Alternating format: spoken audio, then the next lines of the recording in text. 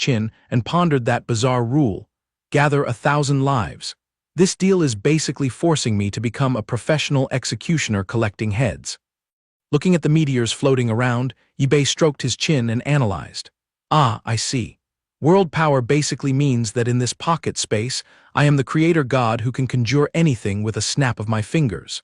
Not only can I change the terrain, but I can also fast forward or rewind time as I please. Ip2 rested his chin in thought. I wonder if I can mold a replica of that Luo girl. Immediately, the system sounded an alarm. Beep beep, warning. The current world version strictly prohibits creating humans. Hearing the alarm, Ip2 clicked his tongue. Yeah, I get it already. He leisurely walked toward the rift of light. Well, time to slip out and check on how that girl is doing. The crowd on the ground discussed animatedly, one complaining. Previously, I slaughtered 2,000 people on the deification list to the point of exhaustion, only to get a cheap gem. The one next to him consoled. That is still lucky. I was unfortunate enough to get a torn book. I wonder what divine weapon Lord Ip2 secured. The entire crowd gasped in admiration as they looked at the dazzling energy orb high above. The crowd went wild, and an excited man roared. The spiritual pressure is too terrifying, long live. As soon as Ip2 stepped out of the barrier, his eyes caught the swirling orb of light next to him, and he praised. Well, looks like this girl struck a gold mine that is just as big. Ip2 elegantly placed 2 fingers on his forehead, thinking to himself, I must take a look to see which level my beloved disciple has upgraded to. He slightly opened one eye, his pupil flashing with a sharp, strange light. Before him was a sphere dyed in deep purple with roaring power, with lightning bolts crisscrossing to completely lock down the mysterious core inside. Peering through the shell, Luo Zushang was sitting in meditation with her eyes closed. Awkwardly, she had not a single stitch of clothing on her body, relying only on faint streams of light to cover her jade-like skin. Ip2 took a critical hit, blood rushing to his brain and turning his face as red as a beet. Standing in the brilliant light, he frantically roared to assert dominance. All you idle onlookers, close your eyes and scram right now. The tempest-like pressure instantly swept away the onlookers, blowing them far and wide. Ip2 grumbled in frustration. This is killing me. Had I known that girl would finish her cultivation like this, I would have slipped into the inner world to keep things quiet. Ip2 stood firmly beside the orb, strictly guarding the door that connected to the other dimension. He sighed silently. It seemed that before the girl woke up, Ip2 would have to root himself here to act as her shield and protector. In the vast square, a selection was taking place around a giant yin-yang symbol. Below, the crowd was packed but extremely orderly. An imposing voice rang out to announce, "The immortal Lord sent me to the lower realm. The first purpose is to revitalize the Tian La sacred land, and the second is to sift through the sand for gold, choosing genius prospects to ascend to the upper realm for cultivation." The crowd below began to whisper excitedly. The upper realm is overflowing with spiritual energy and boundless resources. Whoever gets chosen is basically hitting the jackpot. Another quickly added, "Exactly. Look at that immortal lord, so young yet already reaching the mid-stage emperor realm." Fu Zheng, standing at the highest point, solemnly announced a major event. In 2 days, a breakthrough ceremony will take place here.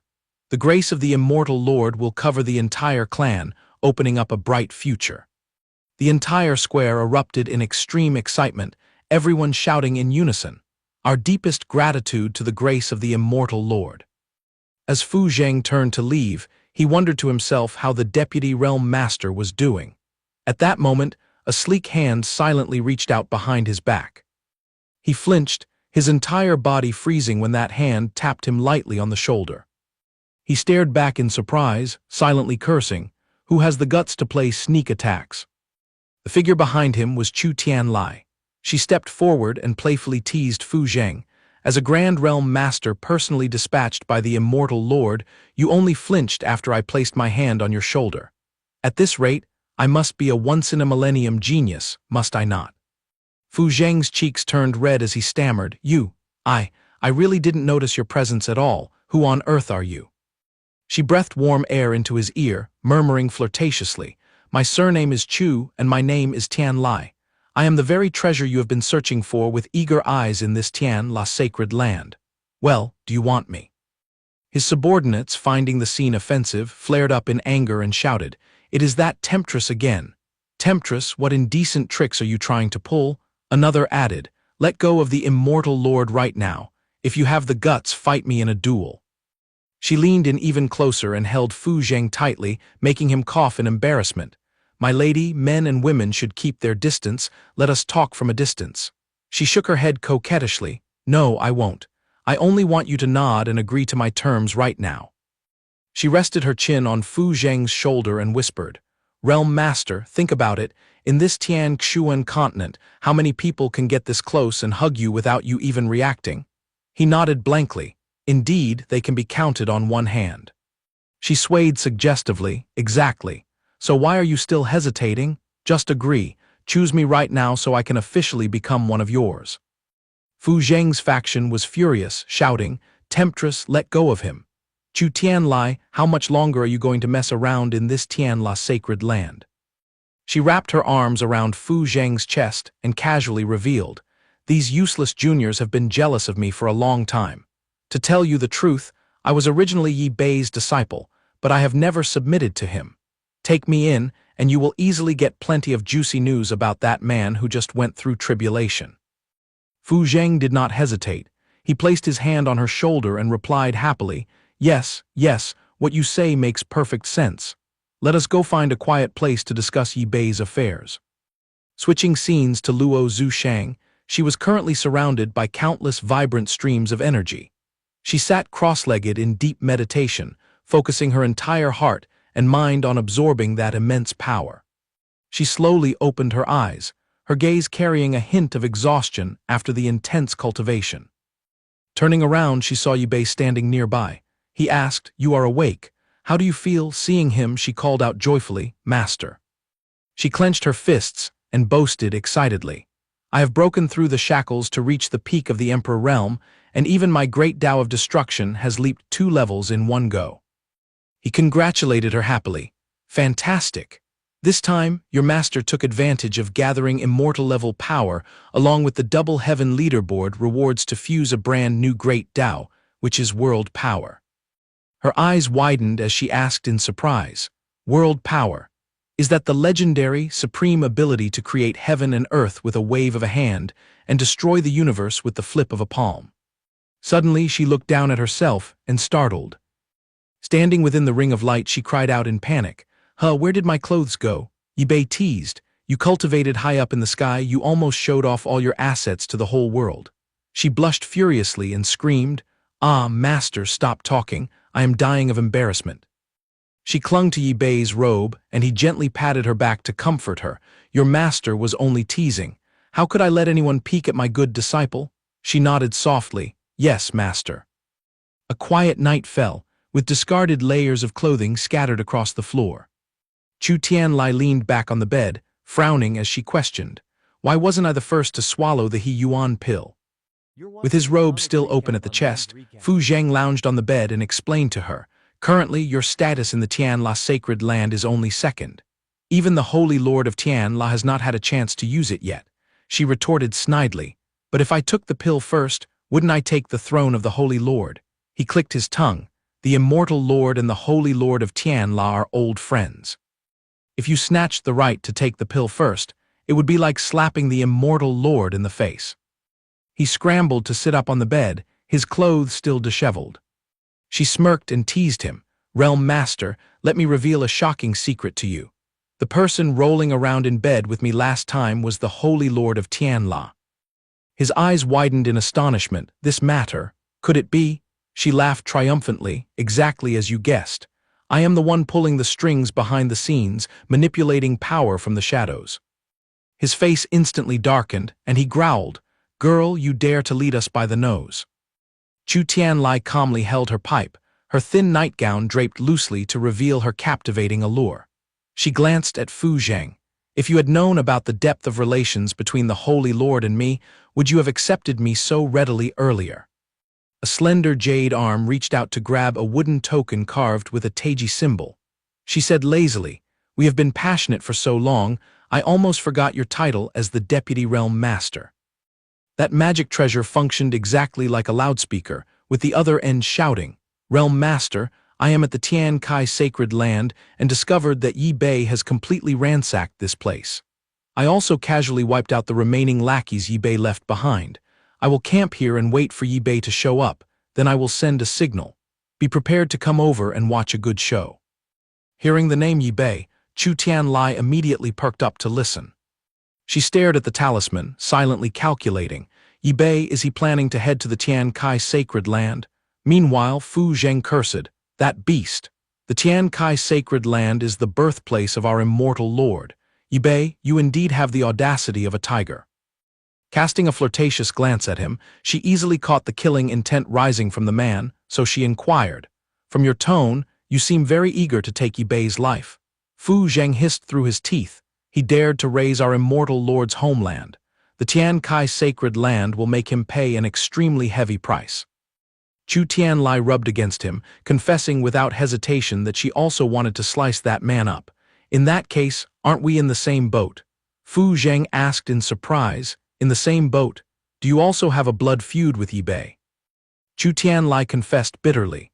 Realm Master, among the 108 disciples under Yi Bei, with the exception of his eldest disciple Luo Zhushang, absolutely no one can surpass me.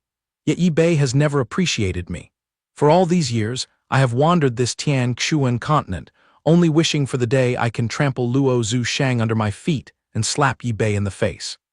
She began to plot. If I can consume that He Yuan pill, it will only take me 2 days to break through and level up. Crushing Yi Bei is also clearing the path for you, killing 2 birds with 1 stone, right? Fu Zheng nodded in agreement.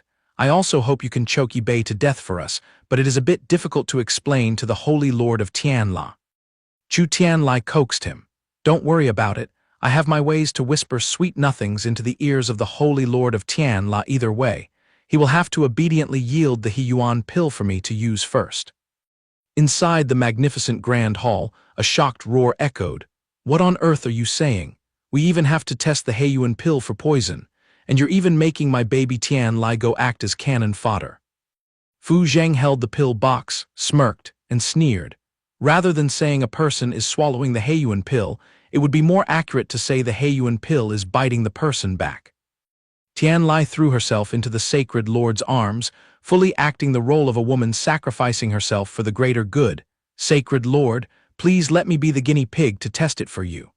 I am willing to be crushed to pieces for our Tianla sacred temple. He looked at Tianlai with tearful eyes, resolutely refusing to let her go to her death, his voice filled with deep affection.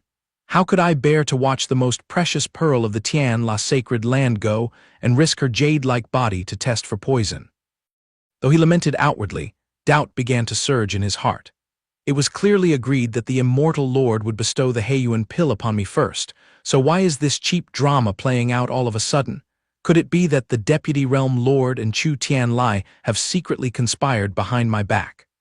Fu Zheng stubbornly continued to persuade the sacred lord.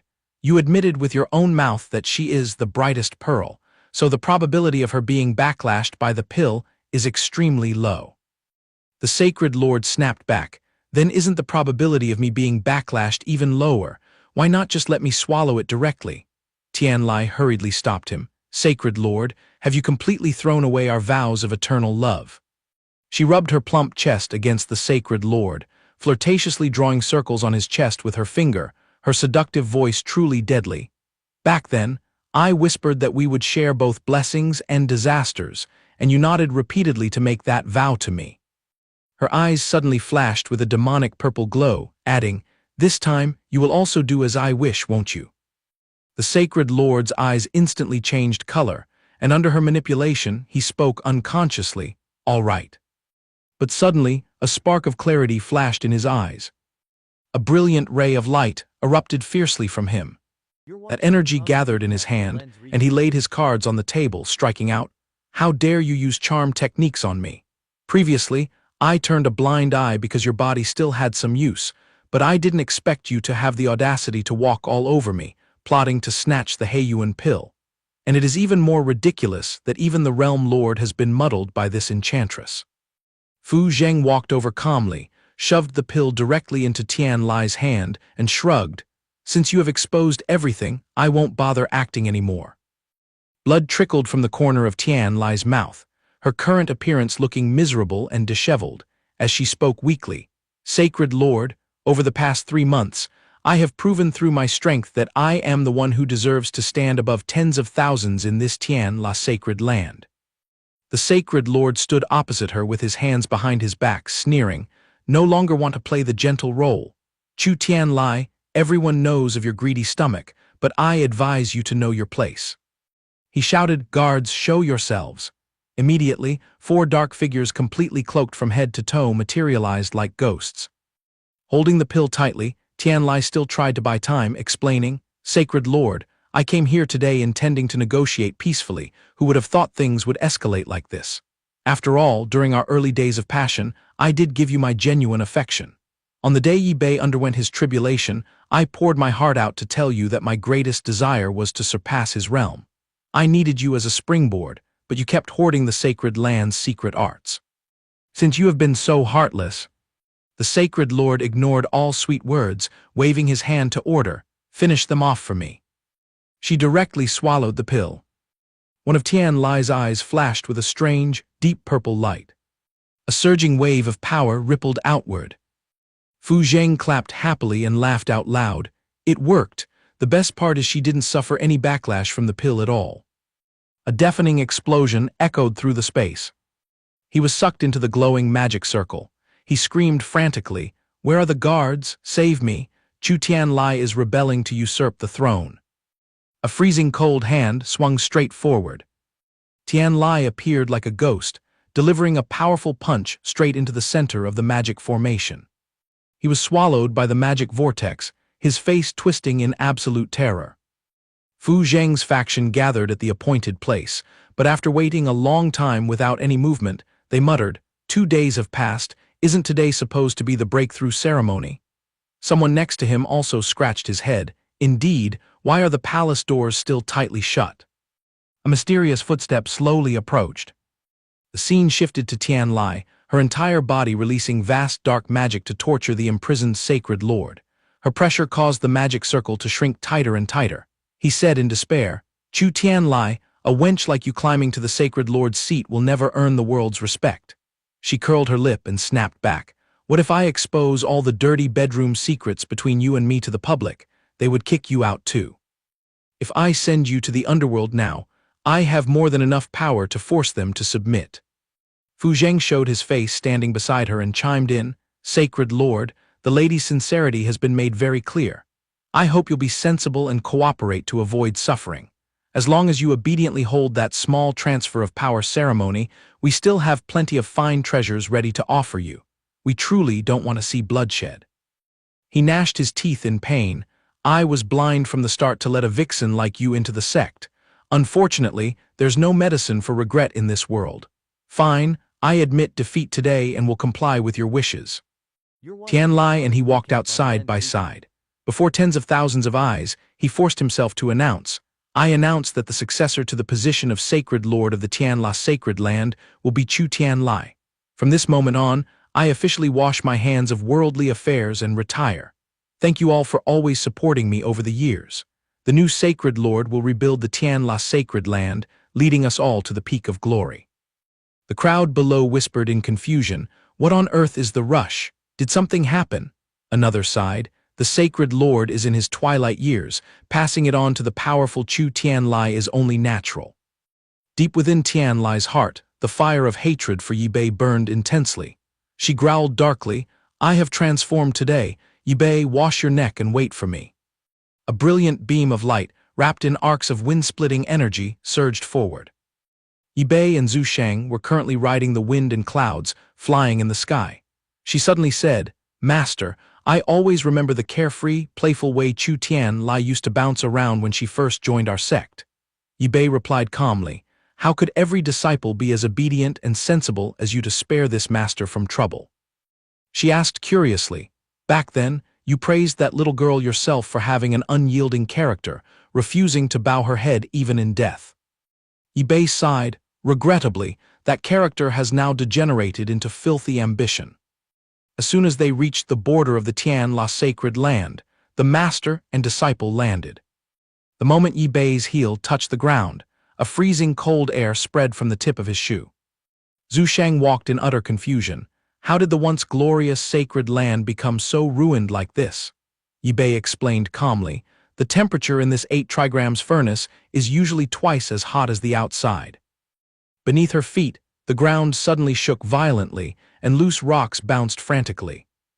Both quickly lowered their stance to stand firm, and she cried out, "Master, watch out for traps." Countless boulders suddenly shot up into the sky from underground. Yi Bei and Zhu Shang lightly leaped up, soaring high to avoid them. The space around them suddenly distorted abnormally. She frowned and asked, "Is it a barrier?" Yi Bei's eyes were as sharp as razors, and he waved his hand to release a band of energy, slashing straight down. An invisible ice glass wall instantly shattered into 100 pieces. He slowly observed, "This toy is no ordinary barrier. If you rush in head first, you will be crushed to pulp by its pressure." Hovering in midair, sandwiched between 2 towering cliffs, she clicked her tongue, "Master, the ambush formation here is set up too tightly."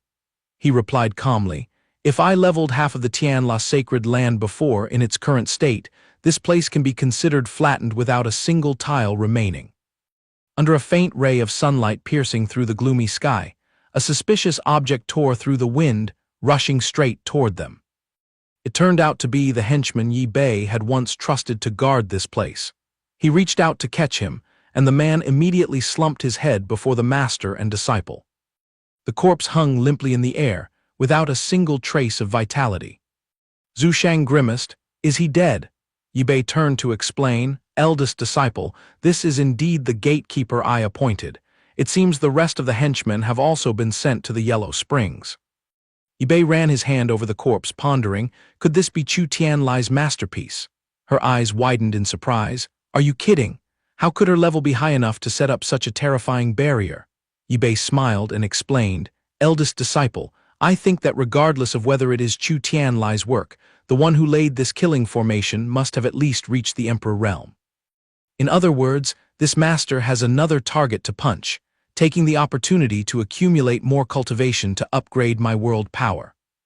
The kneeling corpse was lifted up by Yi Bei using spiritual energy. He smirked. The big shot has delivered himself to offer experience. Zheng Fu stood proudly with hands clasped, hovering high in the air, looking down arrogantly and shouting, "Yi Bei, you have the audacity to level my heavenly pond's sacred land. Do you know how high the price to pay is?" Hearing that arrogant tone, he chuckled and retorted, "Does one need to think about the consequences when stepping on an ant by the roadside?" Zhu Shang chimed in, "Of course we don't have the time to care." Holding a talisman between his fingers, Zheng Fu glared with contempt. "This worthless lower realm cannot produce any real talent, which is why empty vessels like you are allowed to lord over others. Today, this seat will act on behalf of heaven, opening your eyes to what it feels like to poke a hornet's nest." Yi Bei rubbed his chin, pretending to ponder, then shrugged nonchalantly. "Is that all the big talk? You want to teach this master how to behave? Eldest disciple Luo, go show him a few moves. Last time you took all the rewards from the Shuang Tian ranking but couldn't find a decent opponent to stretch your muscles. Now that we have a good opportunity, just use him as a punching bag to practice." Zhu Shang clasped her hands in obedience. "Yes, master." Zheng Fu waved his hand to form hand seals and roared, "Formation, rise." In the blink of an eye, an army of skeletal zombies, their bodies covered in blood, crawled out from the ground. Yi Bei seemed to contemplate, turning to chin gesture toward his disciple. "Disciple Luo, can your vision see through the origin of these freaks?" She frowned and inspected them carefully, then said, "This. At first glance, it looks somewhat similar to junior sister Zhang Li Mo's undead Dao technique." He smiled in approval. "Exactly. Rather than saying they are similar, it's better to conclude they came from the same source. You didn't have a chance to spar with Li Mo before, so having some real combat experience now is a cool opportunity. Fight." Zhu Shang said firmly, "Understood." Zheng Fu cocked his head arrogantly. "Vain arrogance will only make you all fade away faster." Instantly the characters on the talisman glowed garishly, and he roared, "Wraith Talisman, Souls Reborn." As soon as he spoke, the swarm of zombies howled savagely, their pitch-black eye sockets lighting up with a bizarre glow. Zheng Fu waved his hand to command, and the corpses surged with killing intent, frantically rushing forward like a swarm of locusts. Zhu Shang swung her soft whip, producing a sharp, wind-tearing sound as a fierce wave of energy erupted, creating a wall that swept the monsters away. But in the blink of an eye, two zombies with dangling jaws covered in blood rushed forward, bearing their fangs and claws right above her head. She cast a cold gaze, analyzing their every movement. Unfortunately, the army of zombies surged in waves, surrounding her tightly like a vice with thousands of units. Holding victory firmly in his hands, he laughed heartily with delight. Your beloved disciple is probably being chewed to bone fragments by now. Ip2, do you regret your boasting from earlier? If you're smart, kneel down and kowtow to admit your guilt, and maybe this seat will leave you with an intact corpse. Quite the contrary, he wore an indifferent expression and replied sarcastically, You just made an extremely accurate statement. Vain arrogance will only send you to an early grave. If you don't believe me, open your eyes and watch. Suddenly, the writhing pile of corpses began to shake violently. From the center of the deadly encirclement, countless brilliant rays of light erupted, piercing through the dark night. Just a second later, a destructive whirlwind of power swept across, blowing thousands of corpses away in all directions. Zheng Fu stroked his beard, completely unfazed as he rambled with excitement. Oh, it turns out I underestimated you mice. But don't celebrate too soon, this seat only exerted a tenth of my power just now. The main act of the show is only officially beginning. Now he stood proudly on the head of a massive bone spirit.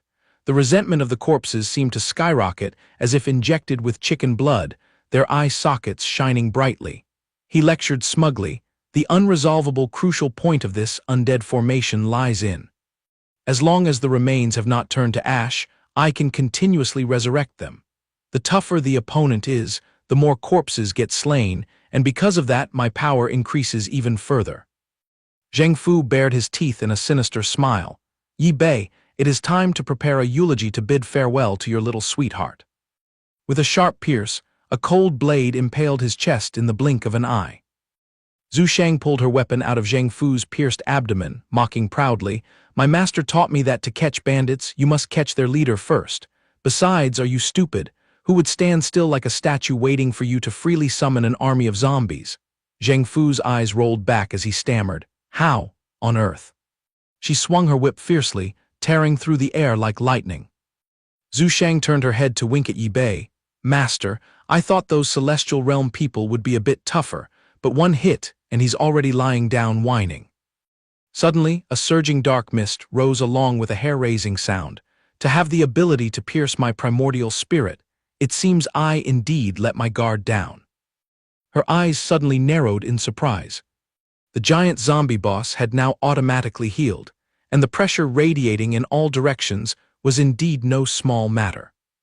Zhu Shang gritted her teeth and cursed, How unlucky. She gathered her strength, swinging her whip to unleash her strongest ultimate move, the Destruction Dao. The giant zombie was also no pushover, furiously launching a strike in response. The collision of the two forces created a blinding flash of light, and the shockwave plowed through the ground. The monster opened its wide maw, spewing a stream of foul, dark energy. Zhu Shang stood tall right in front of it, refusing to yield even half a step. A slender hand slowly extended as Ip2 explained calmly, Disciple Luo, in addition to the lesson of catching the leader first, today I will grant you a bonus tactic, using the opponent's own weapon against them. System activate, Disciple Dao Resonance, Undead Dao. A cold gleam flashed by, and a skeletal hand rose from the ground, grabbing the monster's head. Right at that moment, another zombie summoned by him rushed over, pinning the monster to the ground and chewing on it ravenously. Zhu Shang looked back and saw her master leisurely gesturing to control it, murmuring, Master. Ip2 interrupted calmly, Wait, the best move is still saved for last. The corner of his mouth curved into a sly smile as he uttered every word clearly. This move is called kicking them while they are down. Next move, Dao Resonance, Destruction Dao. While the two bone spirits were entangled and clawing at each other, a massive phantom circle illuminated, revealing the silhouettes of Ip2 and Zhu Shang. The formation continuously expanded, enveloping the entire space. A scorching purple drill of light pierced straight through everything. As the smoke of the battlefield gradually cleared, She apologized dejectedly. This disciple is incompetent and has embarrassed you again, master. Yibei patted her head to comfort her. For a kid to fight evenly with someone from the celestial realm to this extent is already enough to make this master proud. He warned in a serious tone. However, though your strength far surpasses his, you lost points by underestimating the enemy too early, almost allowing them to turn the tables. She bowed her head in regret, admitting her mistake. Right at that moment, a drop of pure immortal chi floated up, hovering and radiating a brilliant golden light. Zhu Shang rubbed her eyes in surprise. What is this bright golden lump? It's rare immortal chi. She turned around and chirped excitedly. Master, we hit the jackpot this time. Yibei nodded in agreement. It must have leaked from Zhang Fu's shattered soul and condensed into a drop. This is no different from premium pills used to nourish immortals. The young girl jumped up excitedly, reaching out to grab the immortal chi drop. Master, just stand there and pick your teeth. Let me bring this tonic straight to your mouth. But reality is often disappointing, just as her fingers brushed past it. The immortal chi drop suddenly veered off in another direction. A random hand swiftly snatched it, stealing the prize. She glared at the uncouth fellow who had just snatched it, shouting, "Who dares to steal our item?" Fu Zheng tilted his face up to the sky, replying with disdain, "Is a treasure of the celestial realm something that you worthless mortals of the lower realm can covet?" Zhu Shang frowned in displeasure. Right then, Tian Lai's graceful figure also suddenly appeared beside Fu Zheng, and she said flirtatiously, Well, dear eldest senior sister, it's been a long time since we ran into each other." Yibei kept an expressionless face, asking coldly, "Oh, so it is you." Her face flushed with anger as she hissed through her teeth, "Chu Tian Lai." She raised her hand, gathering a surging storm of power, her face filled with resentment. "What's the matter, old master? Do you no longer wish to recognize your beloved disciple? Seeing this toy, has your old memory recalled any of the past?" As soon as she finished speaking, the foul maw of a giant serpent opened wide, growling as it unleashed a vicious vortex of energy, rushing straight forward. Yibei only leisurely waved his hand, as if shooing a fly. The power of that wave blew her attack into oblivion. Yibei's face darkened, each word cold as ice. "An ungrateful traitor who betrayed the sect, of course, I remember clearly. Trash like you does not deserve to call me master." Tian Lai argued resentfully, "Ridiculous. Did I betray this pathetic sect first, or was it you all who trampled upon and abandoned me from the very start?" Seeing her completely darkened, Zhu Shang felt a pang of sorrow and tried to stop her. "Tian Lai, why have you degraded into such a monstrous state?" She gritted her teeth and glared. "What do you mean by what state? Isn't me being pushed into a corner like this the result of your coercion? In those years long ago, the old master took out a golden core. He whispered into my ear, promising to give it to me exclusively because I was the most obedient, naturally gifted, and hardworking. With tears in my eyes, I remember that illusory moment when I jumped with joy upon seeing the golden core. Back then, foolish as I was, I believed his sweet words blindly." Tian Lai lamented in despair, only to find out later that you gave everyone that same special treatment. The treasure I desperately yearned for turned out to be nothing but cheap jelly beans they discarded on the road. She frantically waved her hands, creating another massive energy vortex and shrieking, "I have transformed today. The weak Chu Tian Lai of the past is dead. Today, I will force you to pay back every single cent of the blood debt you owe me." The energy ring expanded, releasing suffocating pressure with lethal lethality. Zhu Shang hurriedly explained, "Tian Lai, you've misunderstood. Your greed was too heavy and your foundation was completely unsuitable to consume that golden core." He interrupted with a sigh, "All right, stand back and hide. Her mind has been devoured by the specter of hatred. There is no cure. Since this master brought this trouble upon us in the past, I will clean it up myself today." She looked at him anxiously and whispered, "Master." Yibei looked directly at her and spoke in a deep tone, "Even a single word makes a teacher. If you lay down your weapon today, I can overlook everything and treat you just as before." She shed tears and laughed maniacally, persuading me to back down. "Oh, dear master, at this point, I'm afraid your old life won't even have a chance to show off before me." As soon as she spoke, Tian Lai unleashed a burst of chaotic dark spiritual energy, crashing straight toward where he stood. Ip2 dodged leisurely, redirecting her force, and spoke calmly. The most taboo thing for a practitioner of the greed Tao is overindulging. Haste makes waste, and the more impatient you are, the easier it is to expose your weakness. Instantly, a tiny demonic snake, no larger than 2 fingers, slithered over, tightly wrapping around his wrist and biting hard into his flesh. In less than a blink of an eye, the venomous snakes multiplied, wrapping him in a tangled pile. The painful bites caused cold sweat to break out. Ip2 murmured, recalling, the serpent of greed, a bizarre creature that the disciples previously went to great lengths to cultivate. Anyone bound by it is destined to have their spiritual energy drained until only dry bones remain. Bloody mouths snapped at him one after another in a critical situation. Tian Lai gloated, "You might still have some basic tricks to struggle with, but unfortunately, I have already absorbed the power of the Heiyuan pill. Even if you are in the Emperor realm, there is no escape for you today. Master, this is the last time I use this trashy title for you."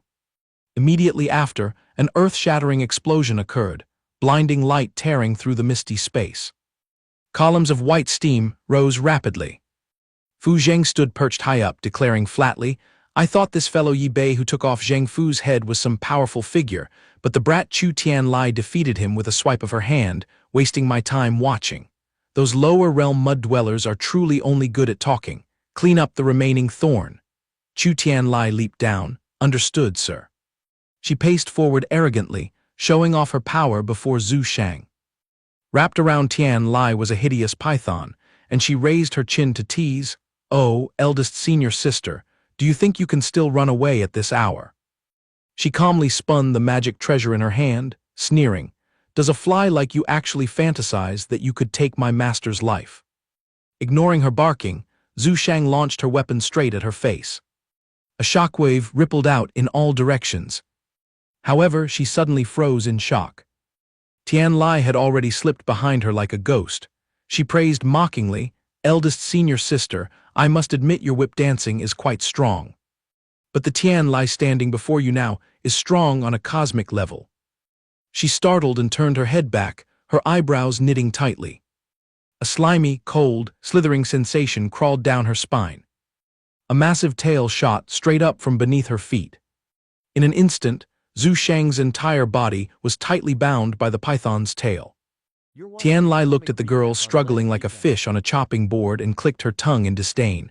"Luo Zhu Shang, oh Luo Zhu Shang, after exhausting all your strength, it turns out you only have this little skill. That loud-mouthed destruction Tao is just cheap trash in actual combat." She turned her palm upward to gather a dark energy sphere, laughing wildly. "Your child's play destruction Tao can't even scratch a single hair of mine now. Perhaps the old master in the underworld is covering his face in regret for taking such a useless disciple like you." Suddenly, a brilliant halo erupted around Zhu Shang as she gritted her teeth and glared, swallowing her suffocating anger. The sky overhead suddenly became clear and quiet to an eerie degree. Her eyes widened in confusion. What on earth is happening? Standing up there, Fu Zheng's eyelids twitched. Why do I suddenly feel an uneasy premonition of bad luck? Right at that moment, a colossal pillar of light pierced through the cloud layers, blasting straight down to the ground. Tian Lai looked up, and upon seeing his face she shrieked in hatred, "Ip2!" The light pillar struck directly, shattering the bonds, freeing Zhu Shang, who was sent flying outward. A steady shoulder and a warm embrace caught her just in time. Zhu Shang snuggled into his chest, calling out joyfully, "Master." Tian Lai felt as if she was seeing a ghost in broad daylight, screaming uncontrollably, "Impossible! How are you still breathing? After falling into my greed serpent trap, you should have been drained of all spiritual energy and dead by now." Ip2 cast a gaze as cold as a 1,000-year-old iceberg toward her. "I mercifully left you so many ways out, hoping you would turn back. But you have repeatedly stepped all over me, trampling on morality, betraying your master, harming your friends, and slaughtering your fellow disciples." The python wrapped around her also hissed threateningly, glaring with malicious eyes. Tian Lai growled viciously, "Stop lecturing me. If you want to fight, then come at me. This time, I guarantee you won't have the luck to survive." Having spoken, the python opened its dark, foul throat, rushing forward as if to devour its prey. He calmly gathered his spiritual energy to form a light shield, blocking the monster's mouth. She suddenly broke into a cold sweat. "Strange, why does the python seem stuck? I've never encountered such a bizarre thing in all these years. Could Yi Bei's level have reached the threshold of a natural counter, completely suppressing my pet snake?" Infuriated, Tian Lai wiped blood on her face to sacrifice for her technique, roaring, "Tear him to pieces for me." The python roared savagely, frantically charging headfirst. Yi Bei slowly closed his eyes and uttered the final verdict calmly. "Thinking you're a dragon or a tiger, it turns out you are nothing but a piece of rag." His entire body erupted with an incomparably domineering pressure, crashing directly onto the python's head. Sword Qi tore through the air, piercing its massive body like paper. Dark, evil energy continuously hissed and evaporated from the holes. His face darkened. "The treasure you are most proud of is your ability to leech and siphon the power of others' greed Dao. And it is this very greed Dao that has led you into the abyss. Today, this master will personally reclaim this toy." Completely unfazed by fear, she brandished the chains from the snake tail, laughing maniacally in challenge. "If you are so capable, come and take it." Yi Bei chanted a spell in a deep voice, "Dao Resonance, activate Greed Dao." The moment he opened his eyes, illusory pinkish-purple formation runes swirled within his pupils. Instantly, a purple glowing python from the void tore through space, pouncing toward her snake. Its long, sharp fangs bit decisively into the other python's neck, causing it to struggle and howl in agony. Tian Lai was drenched in sweat, lamenting in her heart, "It's over, my greed Dao is being devoured in reverse." The massive mouth of the purple snake opened wide, like a black hole wanting to suck everything into its belly. She trembled, stammering, "Are you kidding me?" The moment her beloved python was torn apart by the sharp fangs, Tian Lai screamed in despair, "Absurd! How could I lose so humiliatingly?" The giant snake's jaws snapped shut, completely devouring the fake snake. At that exact moment, a familiar notification popped up. "Greed Dao retrieval task successful, reward received, Great Emperor skill card." Yi Bei looked down arrogantly at the woman kneeling beneath his shoes. Fu Zheng hastily tore open a spiritual energy rift to escape. Seeing her defeat, he spat in disgust, "Useless trash, wasting my premium pill without achieving anything, failing to even touch a single hair of that kid Yi Bei. Count me unlucky, this seat won't play with you guys anymore." Just as he was about to slip away quietly, Zhu Shang blocked his path in an instant. "Trying to use Chu Tian Lai as a shield and run away. You're daydreaming." Fu Zheng gritted his teeth and snarled, "If I can't deal with Yi Bei, you think I can't snap your neck?" His face instantly turned pale, for at that very moment he had appeared behind his back like a ghost. Yi Bei's face was expressionless as he threw him directly into the center of the light ring. "Get in there for me." The space rift also slowly closed up into darkness. Zhu Shang pointed her finger straight at Chu Tian Lai and asked, "Shizun, do we really have to send him to his grave?" He gently stroked his chin, his eyes reflecting deep thought. At that very moment, a black hole cracked open overhead, accompanied by a resounding rumble. "Where on earth is this immortal Lord's beloved disciple hiding?"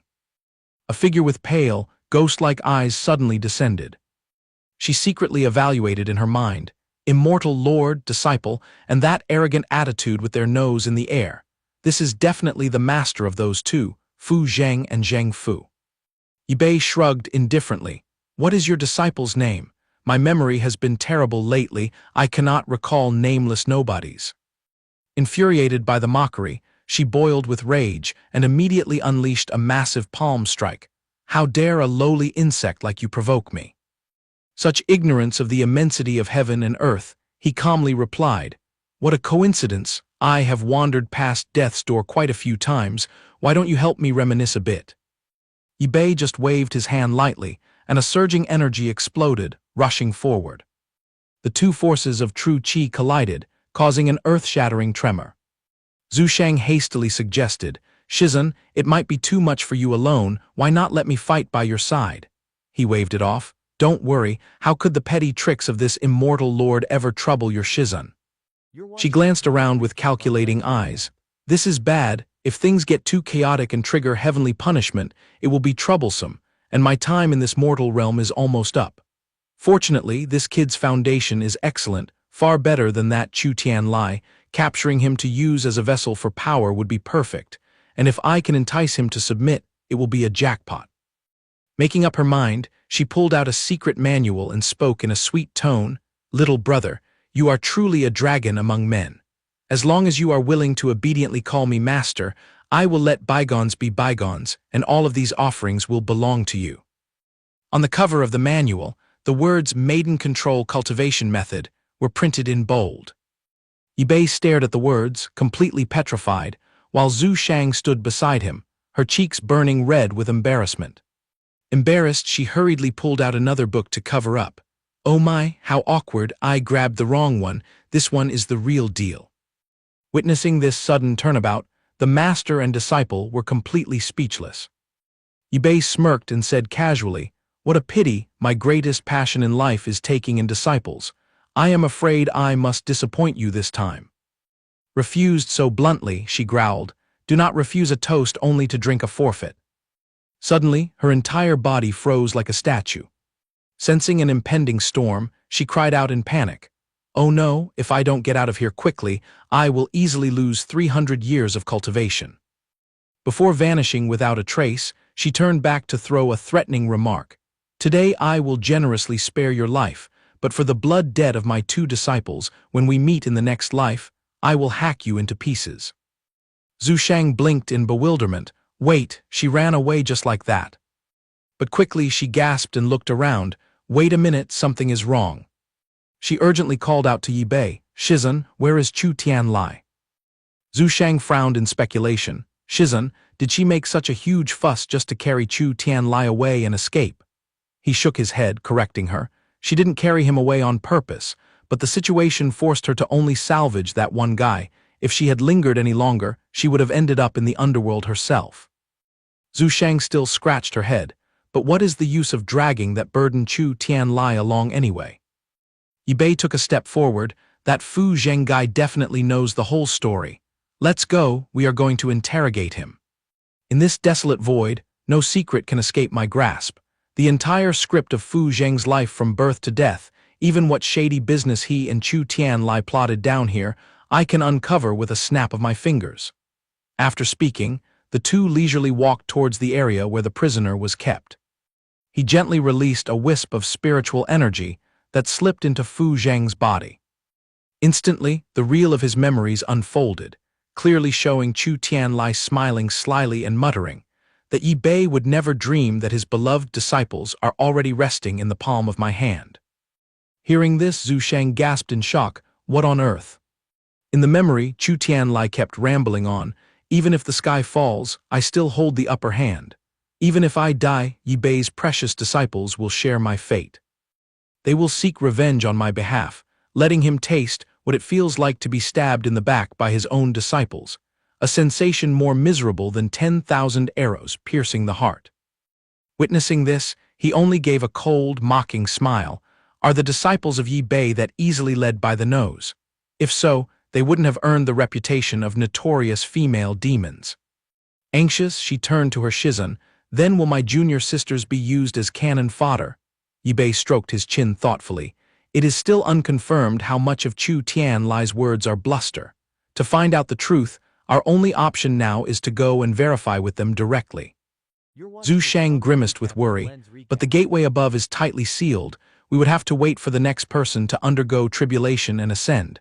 And once someone goes up, it might take 100 years before anyone else reaches that threshold. By then, the safety of my junior sisters would be highly uncertain. I am afraid.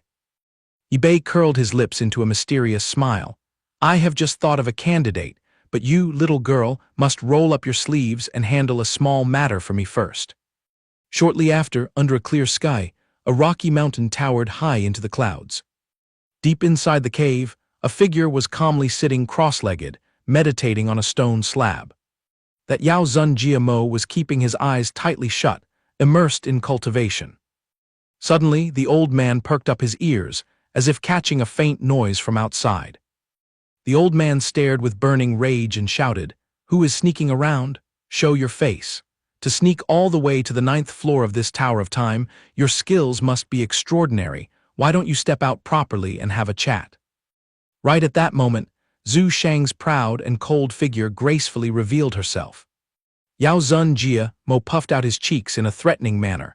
"Since a brat like you does not know how to show respect to this old man, do not blame me for being ruthless." He decisively waved his hand and launched an attack. She also lightly countered the strike, and Jia Mo stared at the incoming force, exclaiming in surprise, "Strange, why does this person's fighting style look so familiar?" The stone platform beneath the old man instantly shattered into dust, forcing Jia Mo to quickly use the momentum to leap into the air. Hovering in midair, he cast an inquiring look. "Who on earth are you? Why do you possess this cultivation method?" She only maintained a cold, terrifying silence. Jia Mo narrowed his eyes like sharp knives and cleared his throat with immense pressure. "Keeping your lips sealed, are we?" He immediately revealed his true form and charged straight at her. "Then take your silence to the Yellow Springs. In this entire world, those who can dodge my sacred turtle rotation strike can be counted on one hand." After speaking, all his true chi surged violently, turning into a terrifying giant tornado. Zhu Shang did not hesitate to activate the destruction Dao. In an instant, the two energies collided, creating an explosion that shook the sky. His true body frantically charged straight towards her. Suddenly, a familiar voice broke the silence. "Please stay your hand, Jia Lao." Ip2 blocked the way in front of his disciple like a ghost, dispersing that powerful force with a gentle wave of his bare hand. Seeing him, Jia Mo froze for 5 seconds. Ip2 chuckled in greeting. "It has been a long time since we chatted. How have you been lately, Jia Lao?" The old man landed on the ground opposite him. "Young friend Yi, so it was you who came to cause trouble." Jia Mo turned a questioning gaze to the side. "Young friend Yi, who is this lady accompanying you?" He happily patted her shoulder and introduced her. "This is my beloved disciple, named Zhu Shang." She also obediently nodded with a bright smile. Ip2 glanced over and casually remarked, "I was actually the one who egged her on to take your old life." The old man's face instantly darkened. "What did you just say?" Ip2 patiently repeated word for word. "I said, I sent her to send you to the afterlife." The old man's rage erupted, and a blinding aura surged forth violently. Jia Mo threw a devastating punch. "It turns out that ever since you kindly detoxified me, everything was a pre-planned conspiracy." He caught the fist effortlessly with his hand. "Yep, spot on." He lamented miserably. "I wasted my trust on you and even praised you as the great benefactor of the demon race. I was truly blind." Jia Mo gritted his teeth, letting out a resounding cold snort. But then he suddenly dropped his hands and muttered in annoyance, "Forget it. Considering that you once pulled me back from the brink of death, I would rather suffer in distress today than fight you." Ip2 laughed out loud to soothe him. "Calm down, Jia Lao, I was just teasing you for fun. This time I came to sponsor you a ticket to the immortal realm." The old man snorted sarcastically. "Help me ascend or send me straight to the western heaven." He scratched his head and chuckled to hide his embarrassment. "Well, only by doing this could I test your current realm." Ip2 quickly defended himself. "Besides, even if I eliminated you, it wouldn't drop a single coin." Seeing the old man's bristling anger, he broke a cold sweat in secret. I joked a bit too much." Jia Mo turned away in a huff. This old man has already reached the peak of the Emperor Venerable realm. The door to the immortal realm is just half a step away. With another 100 years of secluded cultivation, I will ascend automatically. No need for you to interfere. Ip2 had no choice but to lay his cards on the table. "It's like this. Currently I have an urgent matter in the immortal realm, but I need someone undergoing tribulation to act as a catalyst to open the way so I can carve out a passage. Looking around, in this Tiangchuan realm, you are the closest to the ascension limit, so I came to." Hearing this, the old man interrupted. "Then why didn't you just say so from the beginning? Why beat around the bush and waste time?" Jia Mo turned his head and clicked his tongue. but although it is just one step away, breaking through will still cost me a few hundred years of hardship. By then even Ip2 wouldn't be able to help. Ip patted his chest confidently. Don't worry about that minor matter. As long as you nod, I will immediately help you fly straight up into the heavens. Guillermo gasped and widened his eyes. Are you kidding me? He muttered to himself. Does this guy think ascending is as easy as eating candy? Standing in the middle of the Tian Kai Holy Land, Guillermo's figure was surrounded by billowing true qi. Ip asked loudly, Old man, are you mentally prepared? The old man puffed out his chest heroically. Our demon race has not had a single person ascend to the immortal realm in 10,000 years. Today, even if my bones are shattered, this old man will go all out. He nodded in satisfaction, approved. Ip chanted a spell, his hands forming hand seals as he shouted, 4-9 heavenly tribulation origin, open. Countless deep purple rays of light exploded and shot straight into the sky. He waved his hand to signal, it's time, Jialao, go up. Guillermo gazed at the glowing barrier and praised, as expected of high-quality stuff, the lightning tribulation of the immortal realm is indeed extraordinary. After 10,000 years of waiting, this old man finally faces you. The purple pillars of light roared like thunder, tearing through the void. Zhu Shang whimpered, clutching his sleeve, Shizun, are we about to be separated? Ip gently ruffled her hair, silly girl, your master is only going ahead as a pioneer to clear the way. Once the path is cleared, I will come back to get you all. Just wait for me to break these shackles of rules, and our whole family will ascend together. Zhu Shang obediently nodded, yes, master. A trace of pain lingered in her eyes as she gritted her teeth and blamed herself. If only I were stronger, I could have followed and protected Shizun. One day, I will definitely stand by his side as a sturdy pillar of support, not weak like I am now. Before leaving, he did not forget to instruct. Chu Tianlai's lies are hard to verify. Try your best to stay in the lower realm and dig up news about your junior sisters, while I head to the upper realm to hunt for that woman's tracks. You handle the rear, I handle the front, and together we will join forces. She obediently replied, your disciple will keep that in mind. Right then, a miserable shriek echoed from within the tribulation cloud. Young friend Yi, quickly come and save me. This old body is about to give out. He glanced over with a smirk, so the heavenly tribulation can be both gentle and fierce. Ip just lightly flicked his wrist, and a terrifying wave of power immediately shot straight up into the sky. The forces collided powerfully, and a brilliant halo of light exploded resplendently. He smirked disdainfully. HMPH, making such a big deal out of nothing, I think it's quite average. Guillermo, now back in his human form, grumpily stroked his beard and clicked his tongue. Young friend Yi, rumors in the cultivation world say you once shattered the heavenly ladder with a hammer. Seeing it today, this old man must admire you. The younger generation is indeed to be feared. Right at that moment, a massive portal suddenly opened at the peak of the sky. Guillermo shouted in excitement, oh heavens, it is the immortal pavilion. Zhu Shang stared in surprise. Why is this immortal pavilion completely pitch black? He just stood silent without answering, his brows tightly knit. From within the portal, a mysterious glow slowly flowed out. The trio of Ip, Zhu Shang, and Jialao were now floating before a magnificent city gate, with an unusual spot of light still shimmering at the very peak. The old man gasped continuously, by the gods, the pressure here is suffocating. Ip muttered to himself, this immortal pavilion is cast in the same mold as the previous ones, only the color tone is different. Unless, because Jialao carries the bloodline of a demon beast, this ascension passage changed its color accordingly. He opened his palm, condensing a brilliant yin-yang array. Jialao, step aside, let me help you. Since it is a gateway leading upward, the weaknesses must be equally fragile. We will get used to it after a few tries, using the Purgatory Reincarnation Seal combined with the Great Tao of Strength, aiming right at the critical spot of this immortal pavilion to strike repeatedly. Acting on his words, he hurled that deadly Reincarnation Seal straight at the majestic city gate. The old man watched with wide eyes. Honestly, even if I dragged young friend Yi along to climb to the immortal realm, it wouldn't be as satisfying as soaring up proudly by myself. Calculating quickly, his eyes lit up. Here is the jade nectar of the immortal court and an entire mine of rare treasures for immortality. Our demon race finally has a day to hold our heads high. The old man excitedly pumped his fist. Young friend Yi, this old man is coming to reinforce you. Suddenly, Yibei gasped, as if catching an erratic pulsation. The spot of light above the three of them began to expand violently, radiating a frenzied aura. In the blink of an eye, a gaping spatial rift clearly materialized. The vortex pulled so violently that he had to hurriedly hold Zhu Shang tightly.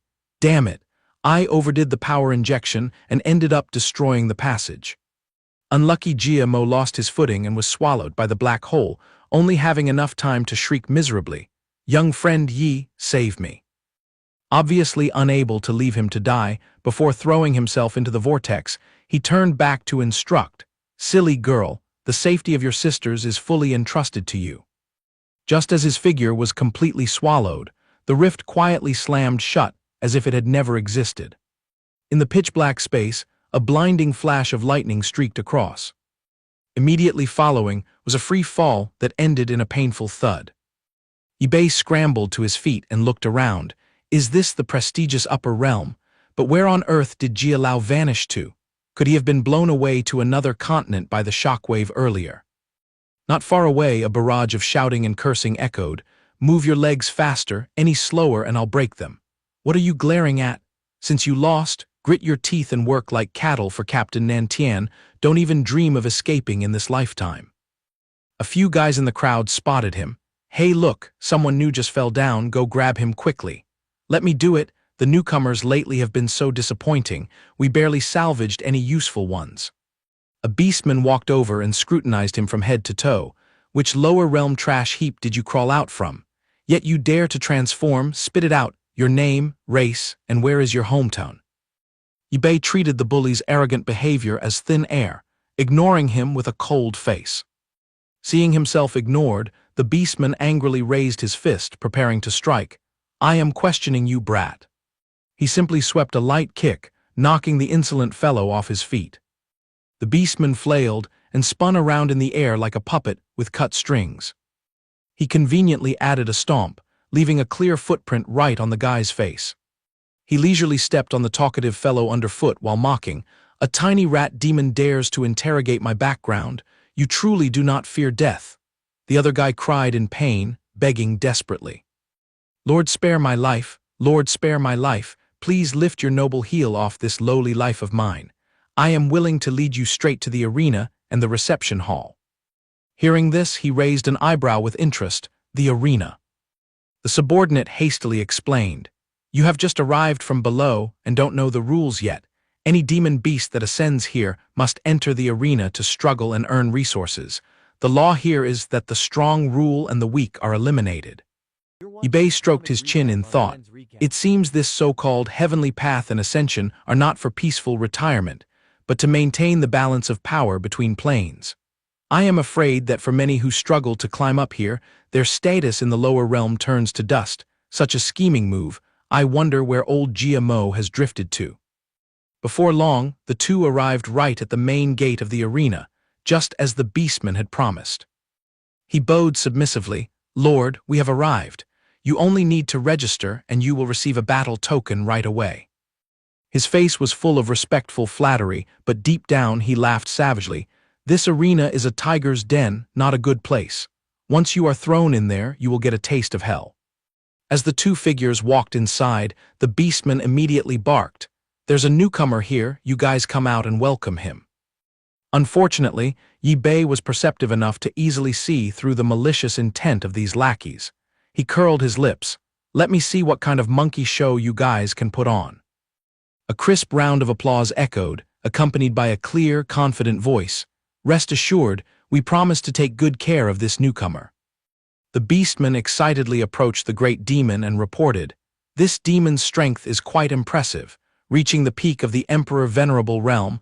If we discipline him and put him up for sale, we will definitely hit the jackpot." In another corner, Ip2 was being closely surrounded by a crowd of demons. The great demon tossed a heavy pouch of money in front of the beastman. "Here is your reward." He squinted with joy as he grabbed it. "Thank you, generous boss. We leave the rest to your discretion." He clicked his tongue, tusk, so the heavenly realm is this corrupt and filthy as well. The demons cracked their knuckles menacingly. "Look at yourself. Catching the eye of the sacred land's noble is a blessing of 3 lifetimes for you. Stop being so stubborn." He sneered disdainfully. "Blessing? Harming and selling your own kin? I doubt any demon in the world would dare accept this kind of blessing." The great demon roared in anger. "Cut the useless chatter charge." Ip2 was too lazy to beat around the bush, unleashing a towering, murderous intent. "Perfect. Let's round them up and finish this quickly." From the void, a vibrant, colorful serpent slithered out, and the moment the Great Tao of Greed technique was activated, it tightly bound the group of demons. They turned pale in panic. "What's happening? We seem to be stuck." "I can't move. He is draining our power completely." He raised his chin mockingly. "Relying on such measly strength, yet daring to be demon traffickers, you truly disgrace the demons of the immortal realm." The great demon took a stance and raised his fist threateningly. "Disgrace? Brat, don't get cocky just because you are young. Let me strip off your mask and see what kind of demon you are." But just a split second later, he frowned as he noticed something unusual. Without him noticing, the floor beneath his feet lit up with an array pattern, and heaps of iron chains grew out, tangling together. He smiled sinisterly, looking at Ip2, who was tightly sealed in the chains. "I haven't used this soul-binding array for a long time. It is currently a bit bloodthirsty, so you better watch out." He sighed. "This is getting troublesome. Why must it be like this?" A stream of purple energy began to gather at his fingertips. "I only wanted to drop by and register, yet you insist on forcing me to stay and dismantle your entire business." Ip2's pupils flashed with a sharp light as he muttered the chant, "Supreme Demon Bone." A brilliant, multicolored flame erupted fiercely, completely burning away the binding iron chains. The great demon collapsed to the ground, his legs turning to jelly. "Impossible. You are clearly only in the Emperor Venerable realm."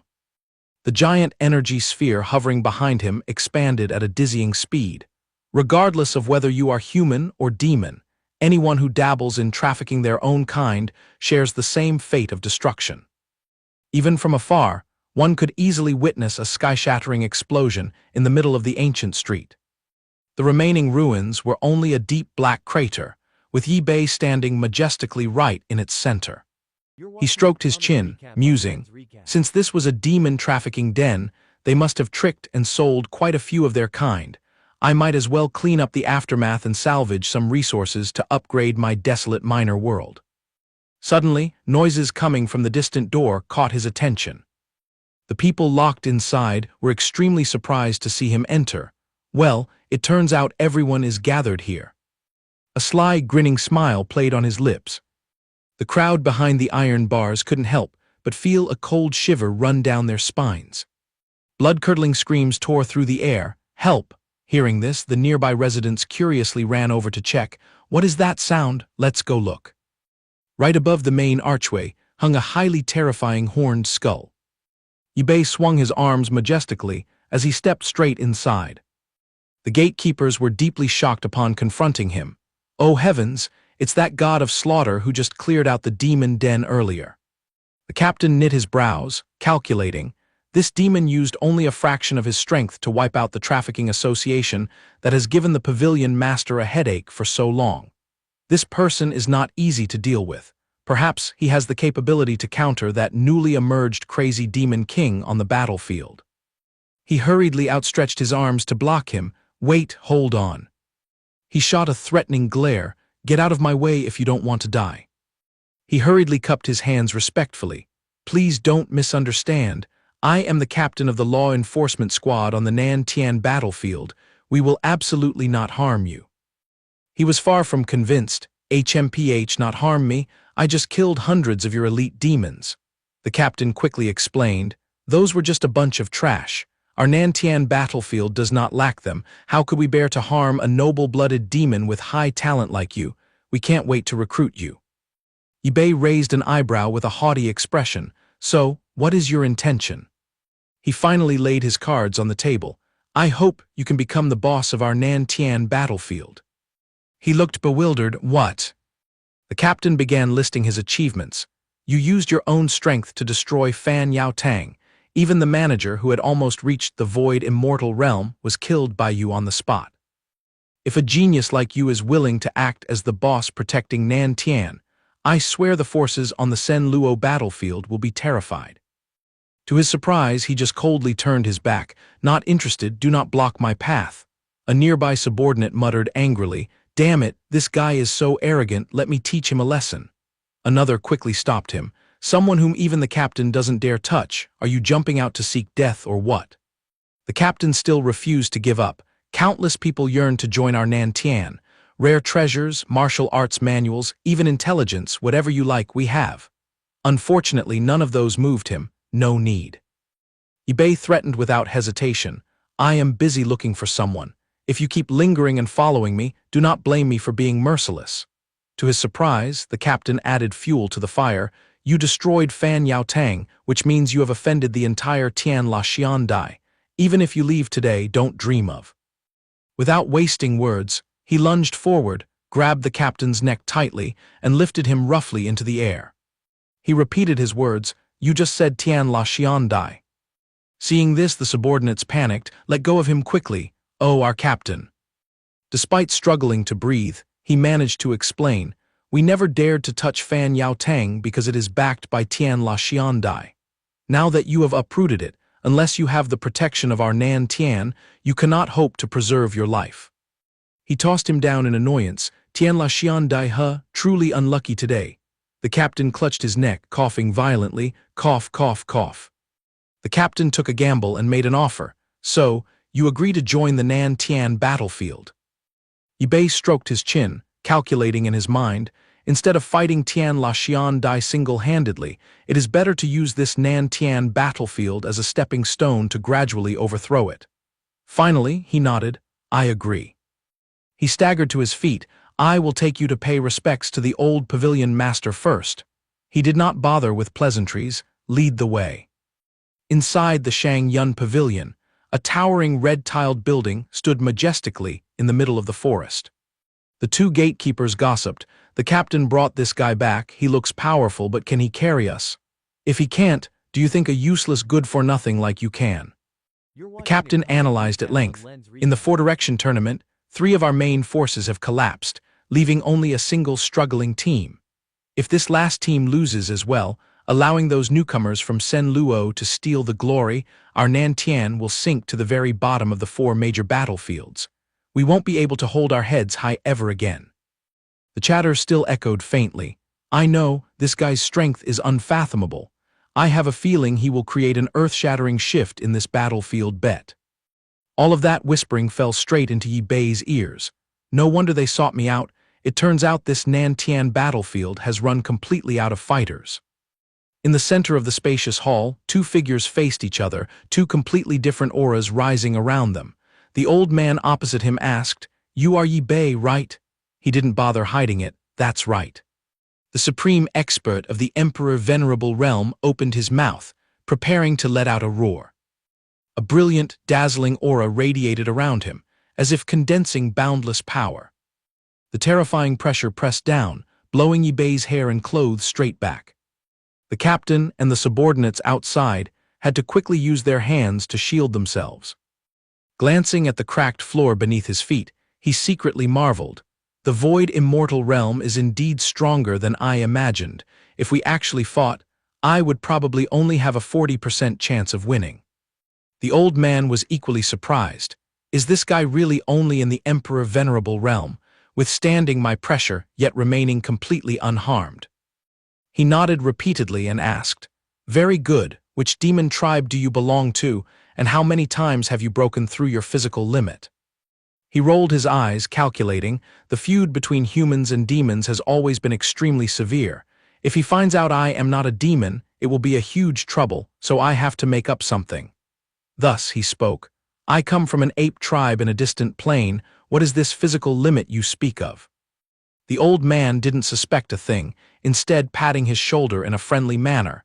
You mean you have never broken through your physical limit? In the emergency, Ip2 suddenly recalled something. He closed his eyes to focus on chanting, Great Tao of Creation, Transformation Secret Art. Instantly, a massive, illusory shadow of a giant ape towered behind him.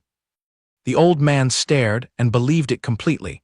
So you really haven't broken through the physical limit. Beads of sweat formed on his forehead. That was close. I was almost exposed by this guy. Fortunately, the great Tao of creation protected my spiritual strength. The old man laughed heartily and praised him. Kid, you are in luck. He immediately adopted a humble tone. Pardon this country bumpkin for never having heard of the physical limit. Would Pavilion Master Shang mind explaining it in more detail? He immediately presented. The body is a treasure trove of infinite potential. The human race mainly cultivates the soul, but our demon race relies more on the physical body. Every demon beast that reaches the Emperor Venerable realm has an opportunity to break through the physical limit. Shaping a small energy ball in his hand, he explained, for the first breakthrough, one must find all 5 elements of metal, wood, water, fire, and earth, spiritual treasures of heaven and earth, borrowing the power of the 5 elements to reach the boundary of the body, then circulating a secret technique to pierce through it. Once the first barrier is successfully pierced, the physical strength will automatically double. Ip2 asked in confusion, then if one can defeat it 5 times, wouldn't they tear the heavenly tribulation to shreds? The old man replied flatly, 5 times my foot, managing to reach the threshold of 4 times is already enough to defy heaven, my boy. He smirked arrogantly, then I will just take my time breaking through the first 4 layers first. Hearing this, the old man jumped in surprise and opened his eyes wide. What? The old emperor added a harsh dose of reality. Little brother, no matter how excellent your talent is, breaking a physical limit takes a lot of time. At least half a year and at most several years. Some people never even touch the 4th step in their entire lives. Ip2 stared blankly and retorted, Are you looking down on me, thinking I can't do it? The old man patiently explained, It is not that I do not believe you, but the final round of the battlefield matches starts in 8 hours. There is simply not enough time. He raised his chin proudly, turned his head and walked away. 8 hours is more than enough. If you don't believe me, I'm leaving. The old man hurriedly held him back. Hey, wait up. A brilliant surge of energy suddenly emanated from the old man's palm. Take it, don't be shy. This handful of toys is enough for you to use, though absorbing them quickly in a short time might be a bit difficult. He conjured a bulging bag and comforted him enthusiastically. Don't be discouraged. Once this match is settled, I will personally guide you. He snatched the bag from the old man's hand without missing a beat. Thanks for the kindness, Pavilion Master Shang. In that case, I will head off to prepare for the match. The old man stood frozen in place, muttering helplessly, This kid really has no respect at all. At this moment, on the 9th floor of the Time Tower, Ip2 was sitting cross-legged in front of a glowing, giant bagua furnace. The 9th floor of this tower possessed a time flow that was 2,000 times faster. 8 hours in the outside world was equivalent to nearly 2,000 years of refining in here. Using this time to refine his body and break through the first limit would definitely make it in time for the match. Let's begin. As he closely flipped through the book, he discovered that a few pages of the manual were torn out. How strange! Does the immortal realm use torn books too? Why is it so incomplete? Whatever, a few scraps of paper won't stop me from refining this pile of treasures. After a long, seemingly endless stretch of time, exactly 9,981 days later, the light bursting from the bagua furnace became increasingly dazzling. Ip2 timed the moment to open his eyes. It is a success. Suddenly, the newcomer king in a female disguise popped out of the illusion, Master. This sudden appearance left him frozen and speechless. He frowned in confusion. Lin Feng, why did you crawl in here? She said in a delicate, feminine voice, It's not just me. The senior and junior sister disciples have all been waiting for you here for a very long time. Behind her, the other 3 disciples rushed out in unison, calling, Master, Master, Master. Being surrounded by a crowd of beauties was too much for him to handle, causing his nose to bleed. The elegant beauties swarmed around Ip2. Master, we were imprisoned by Chu Tian Lai and have been waiting for you here for so long. How could you have the heart to forget us? However, he immediately calmed his mind to keep it pure. Damn it, something is wrong with this crowd. Despite the disciples throwing themselves at him seductively, calling, Master, Master. Suddenly he smirked. I get it now. Those torn pages were the key to the transformation. Breaking through physical limits without refining mental strength is a recipe for disaster. No wonder there is such an illusion. He pressed his palms together and muttered a chant, causing the shapeshifter behind him to instantly reveal their true form, Master my foot. His eyes suddenly flashed with a brilliant golden light. The giant Bagua furnace also crackled and shook violently in response. Finally, his expression relaxed into a satisfied grin. This transformation is definitely going smoothly. The camera panned to the roof of an ancient city, where two figures stood side by side. The captain spoke up anxiously, Pavilion Master, the opening is in less than half a quarter of an hour. The subordinates have searched the entire Nan Tian battlefield and found no trace of that kid. Could he have run off with the secret treasure? The Emperor still kept a calm face. Take it easy, what is there to worry about? The announcement echoed across the stands.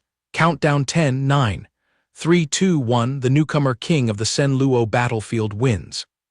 The entire arena erupted in applause and cheers. Newcomer king, the most majestic newcomer king of the Sen Luo battlefield. The captain turned anxiously and asked, Pavilion Master, what do we do now? Although somewhat anxious inside, the old man still firmly replied, I bet he is not someone greedy for fame and fortune. Let us wait patiently. Below the stage, the referee hurried the progress. The first match of Group 4 in the Sifeng Arena is about to begin. Would the representative of the Nan Tian battlefield please step onto the stage? The captain wiped a bead of cold sweat from his forehead. It's all my fault for bringing in a rogue. Who would have thought he would dare to pull a vanishing act right under our noses? The referee's voice continued to urge, would the contestant from the Nan Tian battlefield please enter the arena? Time is running out. The sand in the hourglass was almost gone, signaling that 0 hour had arrived. It was over. The faint glimmer of hope had shattered. The referee decisively prepared to declare the result. I hereby declare that the representative of the Nan Tian battlefield. Before he could finish, a voice bellowed, interrupting him, wait a minute. No one knew when Yi Bei had suddenly appeared on the stage, standing tall right in front of the newcomer king. The king stared wide-eyed, unable to believe the sight before him. Yi Bei frowned slightly as if imagining something, tusk. The newcomer king narrowed his eyes in scrutiny, a strange sense of familiarity rising in his heart. The two passed each other in absolute silence. He immediately gathered his power to cast an eye technique to expose the other's identity. He calmly walked right past him with an extremely composed demeanor. He scratched his head, completely baffled. Just who on earth is this guy? I even used a soul-scanning technique and still couldn't see through him. His appearance on the stage ignited a wave of anger from the stands. Good grief, where did this nobody come from, daring to act so arrogant before the newcomer king? He seems to be a newcomer from the Nan Tian battlefield, probably replacing someone else. Damn it, I knew it. With that attitude, he's definitely some privileged kid. I thought the Nan Tian battlefield had a slight chance, but putting this spoiled brat up there means they're all doomed. Waiting for the crowd to quiet down, the referee cleared his throat and announced loudly, let the match begin. Yao Li cuddling the beauty beside him, chin raised in provocation. I absolutely detest people like that, unlike a self-reliant hero like myself. Hey brothers, go teach this young master a lesson about the real world, so he stops acting so arrogant and making a fool of himself. As soon as those words were spoken, a horde of monsters bearing their fangs and claws rushed straight toward Yi Bei. He merely sneered, laughable. Crossing his arms, he condensed two streams of dense black energy, supreme demonic flame. He roared his incantation, double the power. In the blink of an eye, a surging wave of demonic energy rose up, swallowing the entire arena. By the time Yao Li's servants managed to retreat, the die was cast. A barrage of massive magic swords rained straight down upon their heads.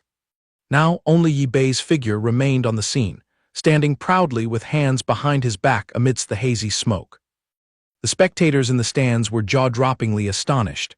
What on earth just happened? Are all those monsters gone, defeated in the blink of an eye like this? It's been hundreds of years since we witnessed such a spectacular sight. Tens of thousands of excited murmurs erupted. Those monsters just now were all at the Emperor realm, yet he wiped them out so quickly. I must get his autograph. He is absolutely the best pure art. The referee waved his hand to signal the end of the round. Just as he opened his mouth to call out, "I hereby declare the results of this battlefield round," was interrupted by the tearful begging of Yao Li, who was currently trembling on the floor. "Big brother, spare my life. Reaching the top 3 is enough to qualify for the next round. You've already won." Yibei raised an eyebrow and retorted, "Then why should I spare you only to fight you again later?" He frantically waved his hands in defense. "It's a misunderstanding. I'm just a rich kid out for a stroll to see the world, who knew you guys fought so brutally, even killing people." The young man's ears drooped like an apologetic puppy. "Please show mercy. I swear I will yield the stage to you in the next round. Besides, my family is extremely wealthy. Whatever gold, silver, or treasure you want, I can provide it all." He stroked his chin with a smug look. Sparing your little life is fine. Let's see how you behave first." Like catching a lifeline, the young man stood up abruptly and declared to the entire arena, "Listen carefully, everyone. From this moment on, this hero is my big brother, and also a great benefactor of the Qing-Qiu clan.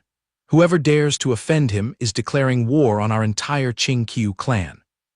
The audience hissed and booed in frustration. "What a spoiled brat, we're furious, but we can't do anything to him."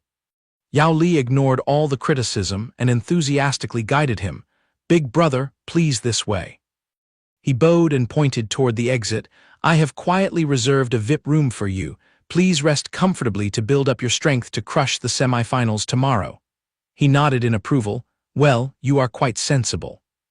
Leaving the newcomer king standing there filled with suspicion. Who on earth is this guy? At this moment, the captain stood in front of Yi Bei and Yao Li, presenting a floating ring glowing with a faint light. "Lord Yi, the pavilion master said he indeed did not misjudge you. This is the item he instructed me to present to you." Yao Li leaned in close to his ear and whispered, "There are probably no more than 5 of these originless rings in the immortal realm. There must be something incredible inside. Pavilion Master Tang is certainly generous." Then he turned and calmly said to the captain, "Then please convey my thanks to Pavilion Master Tang. The secret treasure he gifted me last time was a huge favor." The other respectfully clasped his hands. "Yes, then this junior shall take his leave." The door to the lounge slammed shut instantly. As soon as the person was out of sight, the young man hurriedly warned him, "Big brother Yi, you absolutely must not let that law enforcement captain and that old Pavilion Master Tang lead you by the nose." He raised an eyebrow in confusion. "Lead me by the nose," he explained. "This ring and the items inside are indeed valuable, but compared to the champion's reward of this tournament, it's practically nothing." Yi Bei shot him a sharp look. "Then tell me, what is so great about the first-place reward?" He stammered the secret. "Pavilion Master Tang is playing tricks because it contains a new immortal realm." Hearing this, he just laughed scornfully. "HMPH, a few measly rings are nothing to me." Beneath a clear sky, without a single cloud, the line of contestants stood shoulder to shoulder on the stage facing the referee. "Ah, the opening match is finally my turn to act." Yao Li peered over to steal a glance at the slip of paper Yi Bei was holding. "Big brother, what number did you draw?" He glanced at it and hummed softly, while the young man beside him gasped in surprise. On the white slip of paper, there was only a large number 7 printed. He praised in admiration, "Wow, big brother, you get a bye this round. What incredible luck." The surrounding crowd overhearing this turned red with envy. "This is frustrating. How did he manage to draw a bye? Just pure luck." "So what if he's lucky? Even if he uses the bye to crawl into the finals, if he can't win the championship, it's pointless. Just wait, the newcomer king will crush him." The referee began to explain the rules. "Although we have 12 spots in this advancement round, only the 7 experts present here have entered the final round purely based on practical combat ability. Warmest congratulations to you all." Yao Li leaned in again to whisper to Yi Bei, "This year's competition is brutal, big brother. These guys are all monsters. In the 4 elimination matches of the teams, not a single match had more than 2 survivors advancing. It's chilling to think about, especially that newcomer king who suddenly appeared a year ago, slaying gods wherever he goes, never knowing defeat. In this tournament, everyone is fighting as if they can't survive without winning the championship." The two of them simultaneously looked toward the newcomer king standing quietly in the distance. The young man muttered, "The champion's reward is said to be just decent, not really worth risking one's life for." He also assessed that the other was no pushover. To risk his life to that extent, if he wasn't a battle maniac, then the championship prize must contain something he desperately craved. The referee waved his hand and called out, "Next is the semi-final round. Except for the lucky contestant who drew the bye number 7, the remaining 6 contestants will be paired up. At the end of this round, only 4 will advance." Suddenly, the newcomer king interrupted coldly, "Wait, I have an objection." He arrogantly put forward a wild proposal: 6 eliminating 3, plus the bye makes 4 eliminating 2, and then a 1v1. It is far too tedious. Cut the nonsense, all of you come at me at once. The black-clad group burst out laughing in mockery. 1 against 6. Do you take us for minor players of the Emperor realm? He is considered the most powerful here. If the 6 of us join forces to crush him, we still have a chance to make the top 3. Otherwise, in individual fights, I'm afraid you fools won't even touch a ticket to the finals. One of them calculated inwardly, "It sounds reasonable. If we join forces to eliminate the newcomer king, we might get a share of the championship." The others also laughed gleefully. "If we get rid of the thorn that is the newcomer king, who knows, the championship might fall into my hands." Quickly, the crowd made their decision. "I agree. We agree as well. Let's do it." The referee rearranged in confusion. "Well, if all of you agree, then let's proceed. So the next round will." Just then Yibei spoke up leisurely. "Hold on, I don't agree." He waved the slip of paper pinched between 2 fingers. "I drew the bye. Why should I jump in and fight you all? I do not accept." The contestants behind him cursed inwardly in frustration. What a coward! Those without strength are only good at seeking petty gains. Seeing this, the newcomer king tactfully smoothed things over. If this brother was lucky enough to draw the bye, then let him rest on the sidelines this round, and wait in the finals to fight the winner or the last 2 standing. The referee asked in conclusion, "Does anyone else object?" He was too lazy to cause any more trouble. "Fine, I have no objection. Take your time tearing each other apart," he said, turning on his heel to leave. The referee cleared his throat to re-explain the rules. "Since it is settled, this round will become a free-for-all brawl.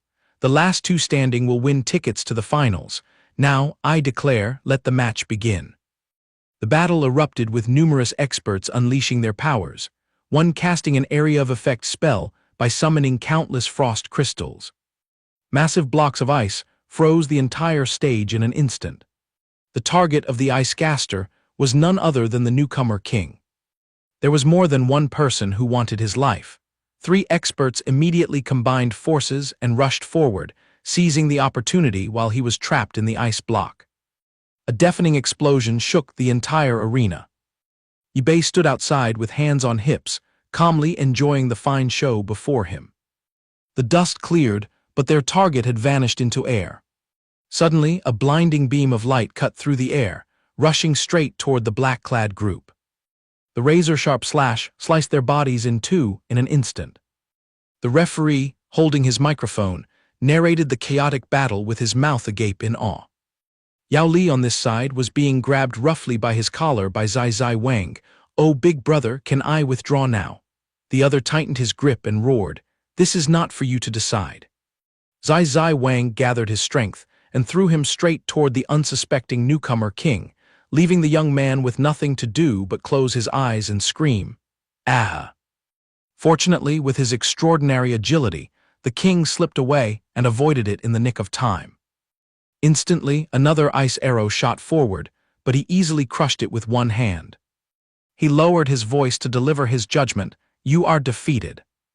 However, the other still seemed to be delusional about his strength, refusing to accept defeat, not so sure about that. The ice block the newcomer king was holding suddenly grew countless sharp spikes, piercing through his flesh and drawing blood. Zai Wang swung his arm, encased in a frost weapon, and rushed forward smugly. "Haha, you fell into my trap." His face darkened, radiating a towering murderous intent. "No one shall block my path to the championship." He surged his energy to shatter the ice block, condensing a green pulse of true chi in the palm of his hand. The newcomer king, used the momentum to unleash a powerful palm strike, completely neutralizing the enemy's attack. Watching from afar, Ip2 raised an eyebrow in surprise. Oh, it is the Void Great Palm Seal. The brutal force kicked up a cloud of debris, and the enemy was nearly incinerated within that brilliant beam of light. He announced the end of the match in a cold voice. The referee, sweat soaking his back, pointed trembling fingers toward the corner of the stage. Wait, there is still one monster left on the stage. The newcomer king immediately cast his gaze toward Yao Li, the one who had been thrown over earlier. The referee ran for his life to find a place to hide as the match continued. Yao Li scrambled backward, crying and pleading, "Thank you, I beg your entire family tree, please don't walk over here." Suddenly, a voice transmission entered his sea of consciousness, startling him. "Spare that kid, otherwise it will be troublesome if everyone on the stage finds out you are pretending to be a monster." He calmly walked right past him. "Consider yourself lucky that you have a benefactor helping you." The referee scratched his head in utter confusion, having no idea what had just transpired. But he still had to fulfill his duty. "I declare the results of the semifinals. The two contestants advancing are Yao Li and the newcomer king, Lin Feng." The young man grinned in pure joy. "Ha ha ha, what a surprise. I made it to the finals without doing a single thing." A short while later, after leaving the arena, the newcomer king walked toward a clump of bushes and said in a cold, low voice, "Come out." He glared at the person in front of him and snapped, "Who are you? How dare you insult me by saying I am not a demon?" Ip2 sharply countered, "If it were just an insult, you wouldn't have bothered following me all the way here." Eager to settle things, he said, "Just state your conditions and I will fulfill them all." He went straight to the point. "To put it simply, I want you to withdraw so that I can take the championship." His gaze darkened with murderous intent. "Fine, very well." He immediately gathered spiritual energy into his two fingers, preparing to strike. "Let's see if you have the life to take it." He merely curled his lips into a half-smile. From inside the bushes, a terrifying force exploded, accompanied by a deafening roar. Thick dust surrounded the newcomer king, and he grit his teeth, admitting the gap between them. "This guy is too overpowered, damn it. With my current strength, I'm afraid I only have a 30% chance of winning." But he wouldn't give up so easily, planning in his head, "A wise man doesn't fight a losing battle. I'll just wait until I recover my true chi to settle the score." Seeing that fighting wouldn't work, he changed his tone to negotiate. "I can let you have the championship, but the ticket to the longevity realm within the prize must belong to me." Ip2 smirked with a cunning grin. "Tusk, yielding so soon. What if I refuse and want to take everything for myself?" His eyes turned icy cold, flashing with a threatening gleam. "If you stubbornly insist on snatching it from me, you'll have to step over my dead body first. Otherwise, I would rather die than let the treasure fall into someone else's hands." Understand the newcomer king's persistence. Let's rewind 3 hours. In a small room, Yao Li was talking endlessly to him. "Big brother, the first place winner will hold the slot to enter the longevity realm. This secret realm is a ruin from the ancient battlefield, hiding countless opportunities, magic treasures, and inheritances. Top-tier divine artifacts and law powers are everywhere, and some even entered at the Emperor realm and emerged having ascended to the void immortal realm." He stroked his chin in deep thought. "No wonder those brats are risking their lives, participating even at the cost of death." The young man added, "You don't know the half of it, big brother. The most incredible thing inside is the legendary Tao of life and death, rumored to contain a resurrection technique. As long as one is below the Emperor realm, even if they die, they can be dragged back from the King of Hell." He frowned, thinking further. Resurrection, to save someone else or to save oneself. The veil of secrecy was slowly lifted. "So it was indeed you, the third disciple, Lin Feng." "Absolutely correct. The newcomer king who was about to face him and the person he met in the illusion were indeed one and the same." The referee's resonant voice drew everyone's attention from the stands. "Ladies and gentlemen, welcome to the grand finale of the Sifeng Arena. After surviving so many life-and-death rounds, we have finally found the 3 golden faces present on the stage. First is the newcomer king standing proudly with folded arms, a king with an undefeated record. Next is Ip2, looking incredibly relaxed, a dark horse who suddenly rose without any clear background. And finally, Yao Li, cheerfully waving to his fans, a mysterious wildcard who loves to play hide-and-seek. The referee warmed up the crowd. Among these three heroes who will lift the championship trophy today, let's give a big round of applause to support your favorites. Suddenly, the young man was the first to speak. Hold on a moment. The crowd below murmured in whispers. What's going on now? Is this kid trying to copy the newcomer king by taking on both of them? Ridiculous. The young man's final statement left the referee dumbfounded. Before the match starts, I would like to announce to the entire arena. Actually, I'm a bit embarrassed, but I yield. He shrugged nonchalantly. I'm telling the truth. Yao Li only relied on my family background to sneak into the finals. I'm just here for the fun. I don't have the strength to fight these two monsters. I may be rich, but I'm not stupid. So I choose to withdraw to save my own skin. After saying that, he winked mischievously at Ip2. Big brother, I'll leave the stage to the two of you. The referee did not want to waste time. Since contestant Yao Li knows his limits and voluntarily withdrew, we will head straight into the championship match between the newcomer king and Ip2, who will ultimately stand on the podium and claim the massive prize. Let's hold our breath and see. The two stood on the stage, casting fiery glances at each other, the atmosphere so tense it felt ready to explode. The newcomer king frowned, calculating. Yesterday's fierce battle with Zai Wang consumed quite a bit of true qi. Although I have recovered somewhat, my current strength is only at 70%. This time, I have to risk my life to eliminate this kid. He clasped his hands together, channeling all the spiritual energy in his body. I must end this quickly. Ip2 arrogantly held up 3 fingers. Newcomer king, I will give you 3 moves. In those 3 moves, if you can knock me down, both the championship and that secret will be yours. Then he muttered to himself, this dummy, he still hasn't realized his master is teasing him. The newcomer king's face crumpled. What on earth? He asked calmly, what, don't dare to take the bet. He chanted an incantation to summon a giant illusory dragon. If you are tired of living, I am happy to send you on your way. He waved his hand, commanding the roaring illusory dragon to charge straight toward Ip2. The surging power slammed straight into the target without meeting any resistance, leaving a deep crater on the stage and a haze of green smoke. Before he could celebrate, he noticed something strange. Where did he go? A relaxed figure slowly walked out of the smoke, making him startle. One move. The newcomer king grit his teeth. It seems I underestimated you. Try blocking this move then. He condensed another massive energy hand, using all his strength to slam it onto the ground. He merely rotated his wrist slightly. Back then, how many times did your master correct you? Every time you strike, you leave your flank exposed. Hundreds of years have passed, yet you still haven't changed. A brilliant halo radiated around him, instantly dissolving the opponent's overwhelming pressure into nothingness. The audience in the stands cheered like rolling thunder. The newcomer king's mind was in a whirl. This is the absolute kill strip technique my master personally passed down to me. How could he dissolve it so easily?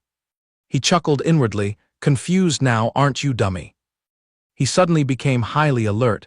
This guy is too strange. Why is he able to read every single one of my ultimate skills? The man's demeanor brought a chilling sense of familiarity, while he still calmly counted. That is 2 moves. After the last move, it is my turn to counterattack. Crackling lightning began to wrap around his fist. I have no choice but to bring out my trump card. Master once warned. He muttered to himself, never use it unless pushed to death's door, but at this moment I must risk it. Then he roared, shouting the name of the ultimate skill, Tao Warrior. A massive array unfolded above his head. The greater your spiritual energy, the stronger I will become. Let's see who is tougher. Ip2 stroked his chin in silent praise. The Tao Warrior is indeed impressive, replicating the enemy's moves exactly with equal form and power. The stronger the enemy, the tougher I get. He uttered a soft, is that so? He naturally did not stand still to take the hit and decided to strike. Then try tasting this blow. The newcomer king stared in horror. This move is. A giant palm rushed out from the deep blue array, sweeping away everything in its path. then slamming directly into the giant palm that the newcomer king had just summoned. Dust swirled up, blanketing the entire area. Ip2 slowly stepped out from the mist and said gently, "Little Feng, still don't recognize your master." Only then did he realize in shock, freezing for a few seconds before calling out tremulously, "Master." Choked tears welled up in his eyes. 300 years, you have truly returned. He spread his arms as his disciples slowly walked forward. Why don't you hurry over and let your master have a look at you? He closed his eyes and waited, this child. The newcomer king burst with emotion, "Master." But in his overwhelming excitement, he accidentally gathered spiritual energy and punched him straight in the stomach. "Take my punch." His reaction made him overjoyed. "It really is Master in the flesh, I'm not dreaming."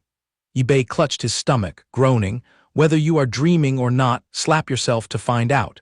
Was it really necessary to use such brutal force on your master?" He helped his disciple up while scolding affectionately, "That hurt like hell. You were blinded by a simple appearance-changing secret technique and couldn't recognize me." He quickly defended, "I just couldn't believe my eyes." He patted his shoulder reassuringly, "Well, stop crying, we're standing on the stage." He then had the idea of quitting. "If you are safe and sound, then this championship has no value to me anymore." The newcomer king raised his arm and announced loudly, "I surrender." The entire stand suddenly erupted like a disturbed beehive. "What the hell? Are you kidding us? Where is the damn referee? This is blatant match fixing, right?" The referee asked in panic, "Are you kidding me? You are the #1 seed of this season." He still asserted calmly, "Absolutely correct, I the newcomer king say what I mean." The referee perspired, trying to persuade him, "But if you forfeit, those gamblers betting on you down there will lose everything." He waved his hand dismissively, "What does that have to do with me? If I say I surrender, you deal with the consequences." Master and disciple strolled away from the stage, leaving tens of thousands of stunned stares behind. "They will present the trophy this afternoon. Master, let's find a place to lie down for a bit." "Yeah, I'm also curious about how a kid like you survived for the past hundreds of years." The wave of public anger rose violently. "Damn it, I went all in and lost all my money. This is definitely a setup. That newcomer king put on a show with Ip2 to cheat us out of our money. Refund us, compensate us."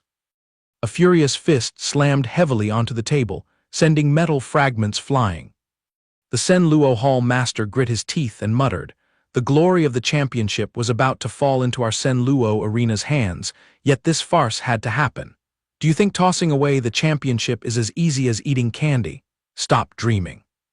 He immediately summoned his trusted aide, and in an instant, a dark figure knelt on the floor. Gritting his teeth, he commanded, daring to pluck the tiger's whiskers, "Go teach them a lesson they will never forget." Inside a closed room, the newcomer king locked the door tightly, turned around, and smiled. "Now no one will dare to disturb us." Ip2 stroked his chin, looking at his disciple with kind eyes, "Planning to hide your true face and not let your master have a look." She nodded obediently, immediately clasping her hands to dispel the spell. "Yes, master." In the blink of an eye, the burly young man transformed into a stunning beauty. He leaned back into a comfortable armchair. "Spill it. How did you climb all the way up here, and what was with that awkward appearance just now?" She happily ran over to sit close beside him. "Well, it was like this." However, because she was out of practice, her feet tripped on the long hem of her dress. Stumbling and flailing, she almost fell face first onto the floor. At the sight of her bouncing bosom so close to the floor, Ip2 couldn't help but have a nosebleed. He quickly covered his face with his hand to hide a slightly mischievous grin. "Well, 300 years of not seeing you, and you've filled out quite nicely." The newcomer king blushed in embarrassment, pulling up the hem of her skirt. "It's because I disguised myself as a man for too long, so I'm a bit clumsy." She began to recount the story. "It is wonderful that you are safe. That day, when Master fell, my martial sisters cried until their tears ran dry. We turned the world upside down and tried 1,000 different ways, yet we still could not find a way to bring you back to life. Gradually, my sisters had no choice but to give up in helplessness, and even I was on the brink of despair, until I crossed paths with a senior." Then she answered her master's question. "Back then, I drifted to some desolate corner and encountered a flood dragon. That senior advised me to show mercy and spare its life, in exchange for fulfilling one of my wishes. I told him about you, Master, and he then refined and fused the flood dragon into my body. Thanks to that, I was able to ascend to the demon immortal realm. Having accepted that overbearing power when I had just arrived here, alone and with a low cultivation level, I tasted enough bitterness and suffering. The new human king continued brightly, but fortunately, once I heard clues about the longevity realm, all my exhaustion vanished. Ip2 gently patted his silly disciple's head with heartache.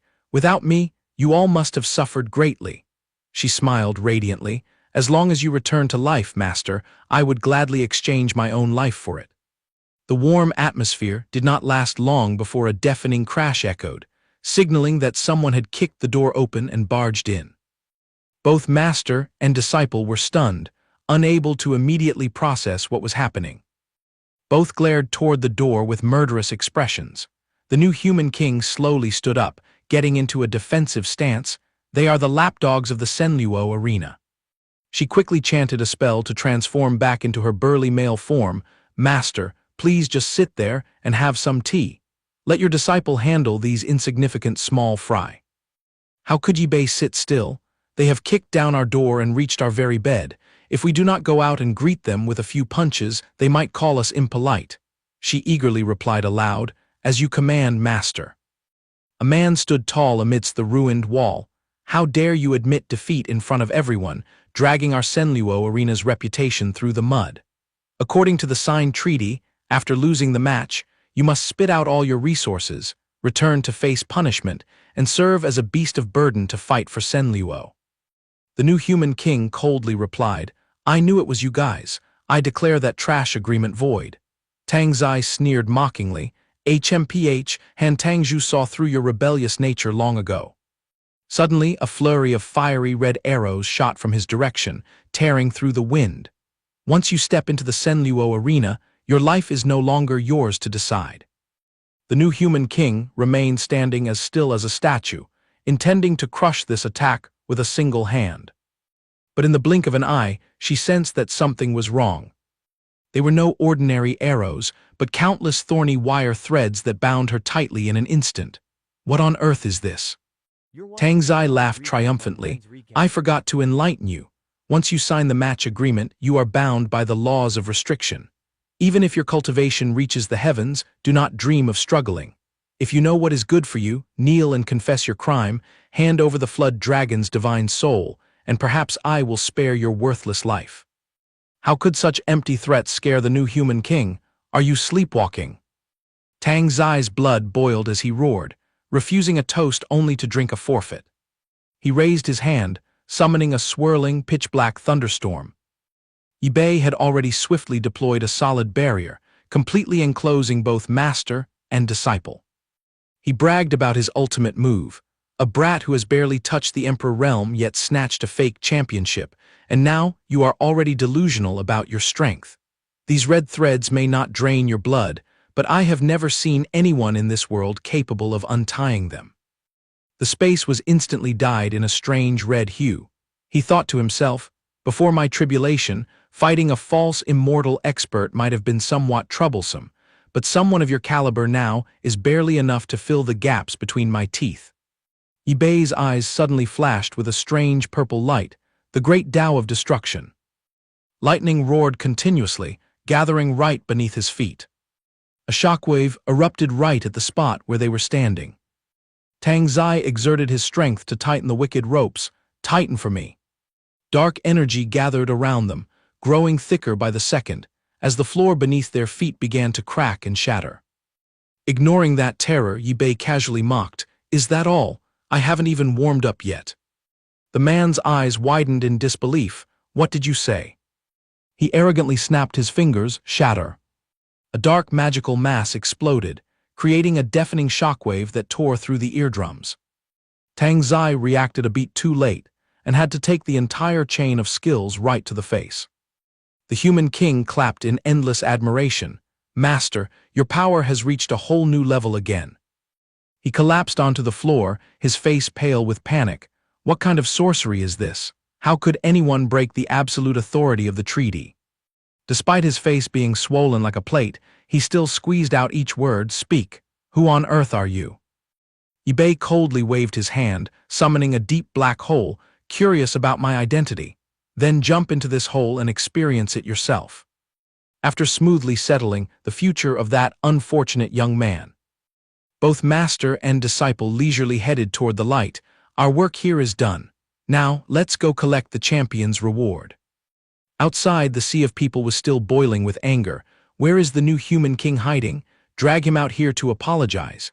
Did your Colosseum master pull the strings behind this to pocket all our bets? Confess the true background of that Ip right now. Otherwise, we would rather die than accept this absurd result. Get out here right now. The referee, surrounded by the crowd, was utterly pale. Heavens, I know nothing. Who would have thought the Ip fellow was so terrifying, beating the new human king until he cried? The audience roared louder. It is a blatant scam. The referee explained with a tearful face. I swear by heaven and earth, I also bet on the new human king, and now I'm broke and living on the streets just like you all. A spectator grabbed the referee's collar and roared, I don't believe you. Just then, as if catching a life-saving straw, the referee frantically pointed at the master and disciple walking out casually. Look there. Ip and the new human king have shown their faces. Go ask them for your money. All eyes, sharp as bullets, instantly locked onto the distant figures of Ip and the human king. The murderous crowd surged forward. There he is. Beat him to a pulp and the champion's spot will be vacant. Destroy him and we can divide the rewards, brothers. The young man did not even bother to speak, only slowly casting a look at them that was as sharp as a razor. The raging wave of people suddenly screeched to a halt. The entire crowd trembled, shifting the blame onto one another like a ball. Good heavens, his murderous intent is terrifying. Brother, you go first? What? We are supposed to gank him together. Why should I go and throw away my life alone? The crowd raised their hands in agreement, and the leader took a deep breath and shouted, I will count to 3, and we will all charge together. Too lazy to waste his breath on the rabble, Ip directly tore open a different dimension. In the blink of an eye, the entire crowd was swept away into the void. Then he leisurely compressed that entire space into a small, neat orb resting in the palm of his hand. The electronic voice of the system buzzed, Upgrade of the desolate minor world is complete. Current level, 1. Checking reward, world level, 1. Newly awakened ability, control of life and death. The host has absolute authority over the life or death of any living being that enters the desolate minor world. Lin Feng stared wide-eyed at the orb, delighted as if she had struck gold. Splendid. Not only can I search the memories of those trapped inside, but I can also make them live or die at will. So, as long as I herd them all in here, I will be an invincible overlord. The system coldly threw cold water on her. Theoretically, yes, but the host's cultivation level must be higher than the opponent's to put them into the minor world. Hearing this, she could only freeze in place, completely speechless. Afterward, both master and disciple walked out leisurely. He waved to her to collect the spoils, and she nodded obediently, Yes, master. Through this incident, he also concluded a simple truth, big fish eat small fish. Human nature has not changed a bit over thousands of years. Elsewhere, the referee was sweating profusely, struggling to squeeze through the crowd. Excuse me, make way, please step aside for this humble monk. It turned out he had rolled up his pants to carry out the honor ceremony. He stood majestically in the center of the arena while the referee strained his voice to announce, the champion of this session's Four Directions Coliseum is none other than Ip, the outstanding talent from our Nanshan Coliseum. Next, he raised a jade token high along with a pile of spirit stones that had appeared out of nowhere. The champion's reward, all of this massive fortune belongs to you. Whispers began to ripple through the audience seats. A whole 100 spirit essences. Just one is enough to feed us for half a year. Oh please, what do a few spirit essences matter? That jade token to enter the longevity realm is the real prize. Ip naturally reached out, intending to take the entire prize.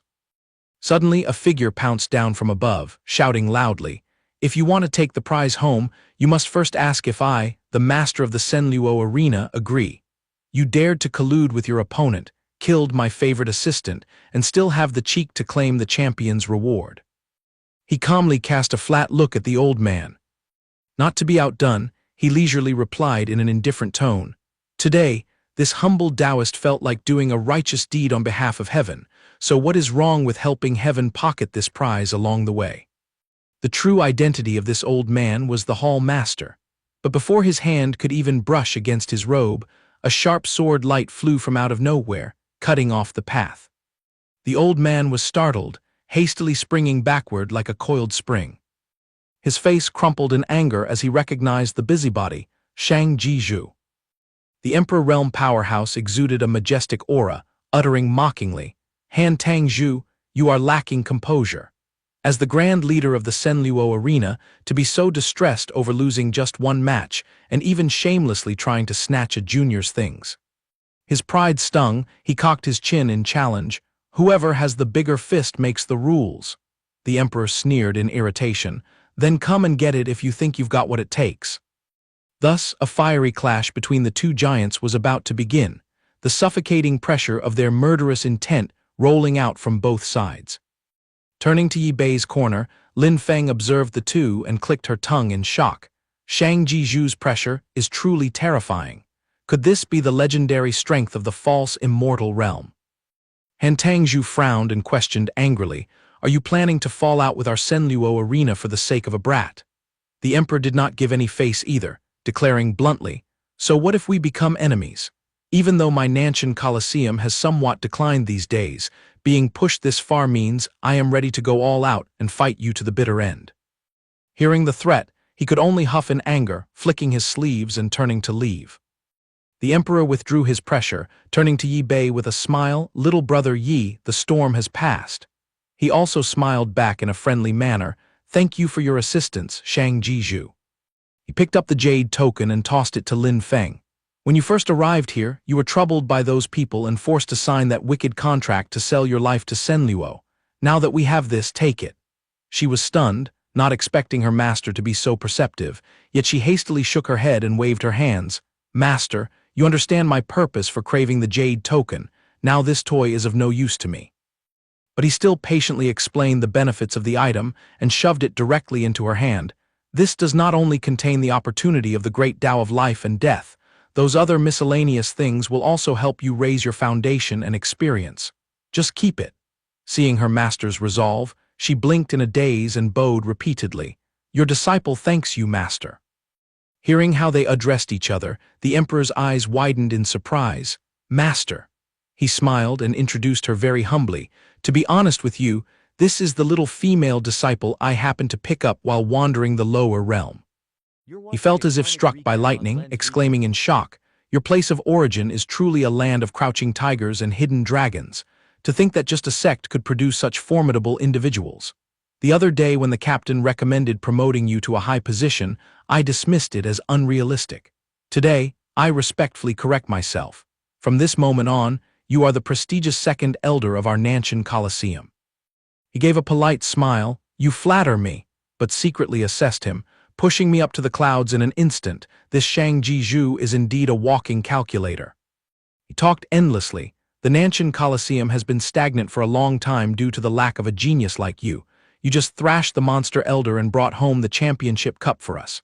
If you agree to take the seat of the second elder, feel free to use all the treasures and resources of this place as you please." Seeing such an alluring offer, he could only click his tongue and nod. "Since you insist, I have no choice but to accept." Afterward, the old man eagerly shared more information about the token with the master and disciple. "Ah, I forgot to mention, though this jade token is excellent, it is not unique. The new human king should not be discouraged either. There are exactly 100 entrance tickets to the longevity realm, though many were lost when dropping into the demon immortal realm. But if you work hard to hunt for them, you will surely find some." He scratched his chin in confusion. "I don't quite understand, could you guide us further?" He then revealed all the secrets. There is a place called Tianjiao City, located right on the border between the demon realm and other races. It is an autonomous region free from the control of any power. Going there to hunt for another jade token is completely within your reach. Not stopping there, he added another piece of intelligence. Furthermore, in that city, there is an area called the Tianjiao carving. If you catch its eye and are bestowed the title of Chosen One, you will pocket an exceptional fortune. Before the gates of the longevity realm open, taking a stroll there will definitely be worth it. Under the clear sky, amidst the shady forest, a leisurely voice echoed. The auction house in Tianjiao City is famous for releasing rare and hard-to-find treasures. Who knows, we might pick up a longevity realm jade token there. Meanwhile, in Tianjiao City in broad daylight, a loud voice warned through a compass. Attention! All living beings setting foot on the soil of Tianjiao City are strictly forbidden from internal fighting, erratic flying, and damaging public property. Violators will be handed a heavy penalty ticket. The master and disciple, Yi and Lin Feng, strolled leisurely through the bustling crowd of the busy marketplace. Lin Feng looked around and commented, "Tianjiao City gathers so many mixed creatures. I thought there would be fierce fighting, but who would have expected the rules to be this tight? It actually looks quite peaceful." But trouble struck immediately with a daylight robbery. "Hey you, stop right there, spit out the ring. Only a brain-dead fool would stop for you to catch." Yao Li roared in fury, channeling his power to execute a flashy skill, refusing a toast only to drink a forfeit. Then don't blame me for being merciless. Suddenly, with a loud crash, a massive bolt of lightning split down from the sky straight to the ground. Instantly, the young man was roasted black as charcoal, lying flat on the ground, foaming at the mouth and muttering, "What kind of law is this? He clearly stole my things." Narrowing his eyes, he recognized his unofficial disciple and called out Yao Li's name. The fellow raised his head and saw him, overjoyed as if his deceased father had returned to life. "Boss." Yao Li pounced on him like grasping a lifebuoy, hugging his master's leg tightly. "Boss, it really is you." Lin Feng, finding it an eyesore, swung her leg and delivered a kick that left a clear shoe print on his face. "Back off 3 steps before you open your mouth." After a brief clamor, things settled down. She cracked her knuckles, her face full of murderous intent. He turned and raised an eyebrow in interrogation. "Why did you drag your feet to this place?" He scratched his head and explained miserably, "After the tournament ended, my old man sent instructions for me to bring items to Tianjiao City for auction. Who knew that as soon as I set foot here, that rascal from earlier would steal my storage ring? Now I'm broke, not a single penny to my name." Hearing the story, he sneered mockingly in his heart, indeed a rich fool. But seeing that they were headed the same way, he nodded to invite him. "We are also heading to the auction house. Tag along with us." He was so moved that tears welled up in his eyes, opening his arms wide to hug him. "Oh boss, I knew that following you in this life would never lead to regret." Before his fingers could touch his robe, Lin Feng sent him flying into the air with another kick. "I told you to keep your distance from my master." After walking for a while, the 3 arrived at the correct address. Yao Li chattered away like a tour guide. "This is the most magnificent auction house in Tianjiao City. Don't look at the ordinary gate. The inside is a realm of luxury. The floor tiles are made of whole pieces of high-grade spirit stones, and even the mounts are carved from rare spiritual wood." Lin Feng asked curiously, "So what are the requirements to pass through the door?"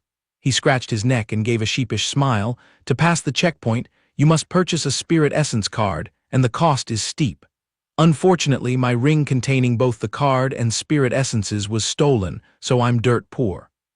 At this, Lin Feng proudly puffed out her chest to report to her master, "Don't worry, master, I have saved up a large amount of spirit essences over the years. Feel free to spend, I've got it covered." He did not care about such small matters, walking ahead calmly. "No need, your master can handle this pocket change. Let's go." A guard standing nearby overheard and curled his lip in contempt. "What sewer did these peasants crawl out of? Hurry up and get your tickets, then beat it out of my sight." The guard immediately quoted a price that made the 2 disciples gape. "The lowest grade red card costs nearly 100 low-grade spirit essences. If you don't have enough money, beat it and clear the air. Don't block my business here." Hearing this, Yao Li lost his temper, slamming his hand onto the table with a loud bang. "How dare you look down on us?" The guard, still relaxing, retorted casually.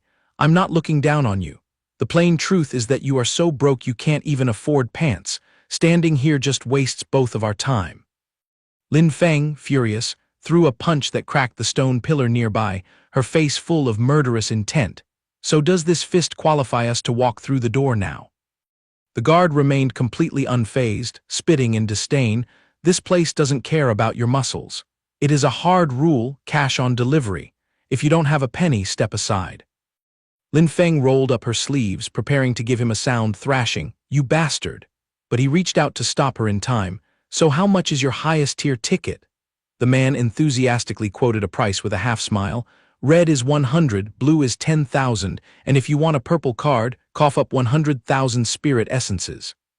Yao Li suddenly remembered something and chimed in, isn't there also a black card? The clerk nodded knowingly. Ah yes, the black card is a limited edition worth a whopping 500,000 spirit essences.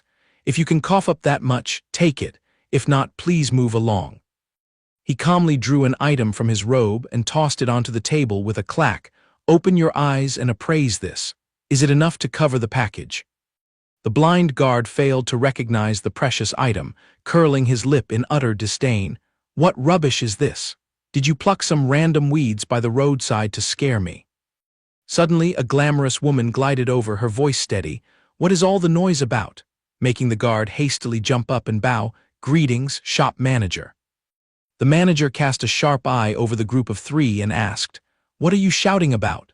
The clerk hurriedly reported, Manager, these country bumpkins dared to throw a common spiritual herb on the table and demand a spirit essence card to pass through.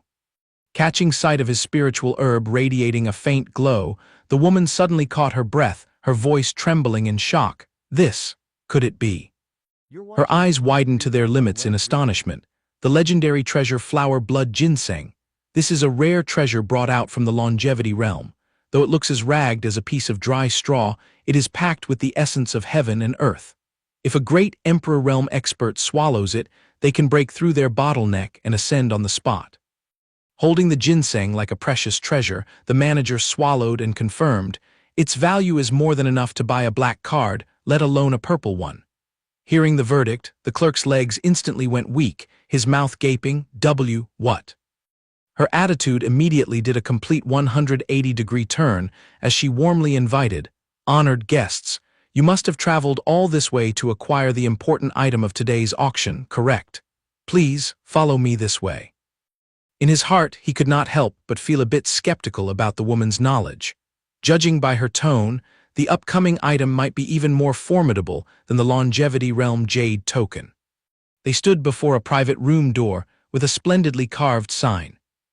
Ip2 leaned back arrogantly into a comfortable chair, and the manager bowed respectfully to introduce, Sir, this is the heaven-class room reserved for honored guests, featuring the best view of the auction floor. We have also thoughtfully assigned 4 Emperor Realm guards to stand by for your security. He waved his hand dismissively. Dismiss the guards, I have no time for them. She smiled and complied, as you wish, sir. Later, if any item catches your eye, you only need to press this small button, and the checkout amount will be automatically deducted from your black card limit. He curled his lips into a faint smile. Understood, thank you.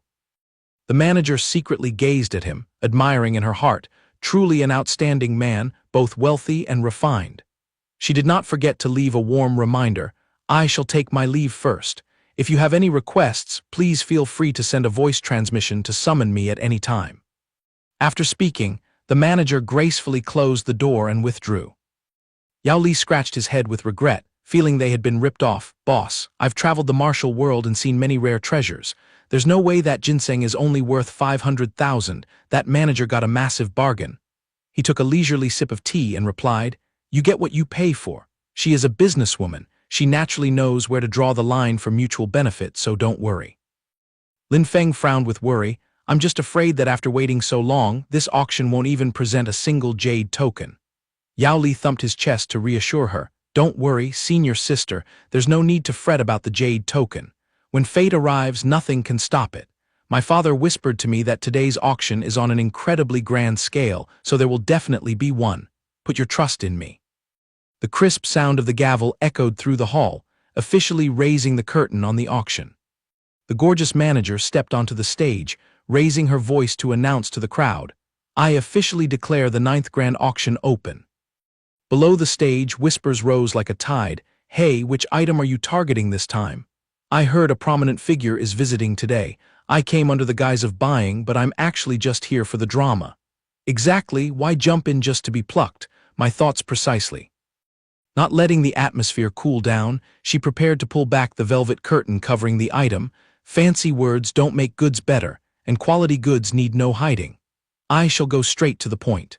Today's starter is highly rated as a rare treasure, hard to find throughout the entire 10 years of our auction house. The moment the velvet curtain slid down, a majestic set of battle armor was revealed. The entire hall gasped in shock, eyes wide with amazement. Damn it, what kind of thing is that? The pressure radiating from it is suffocating me.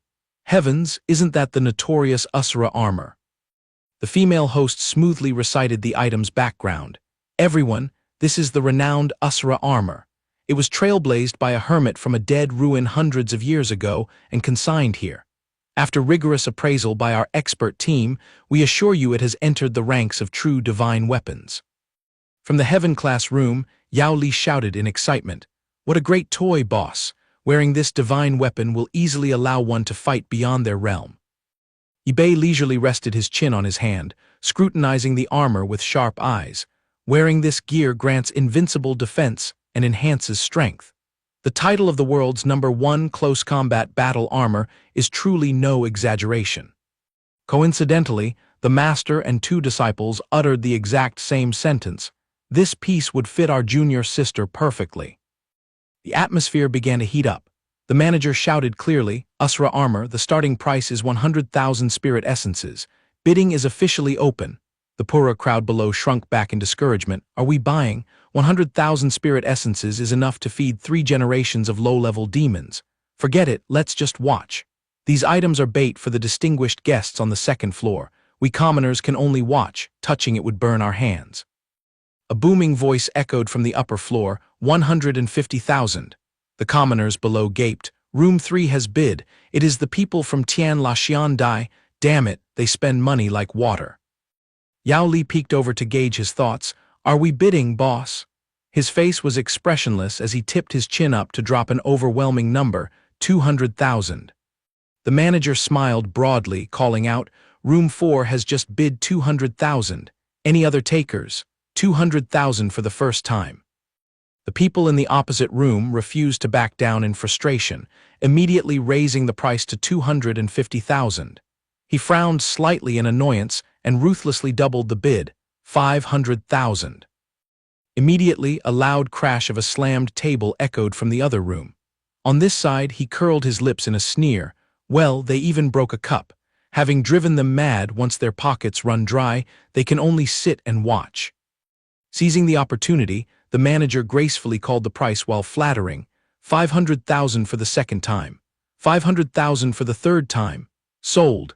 The anonymous guest in room 4 is indeed a generous player, daring to face Tian La Xiandai head-on to take home this armor at an astronomical price. I truly admire such spending power. The crowd below marveled again, eyes wide.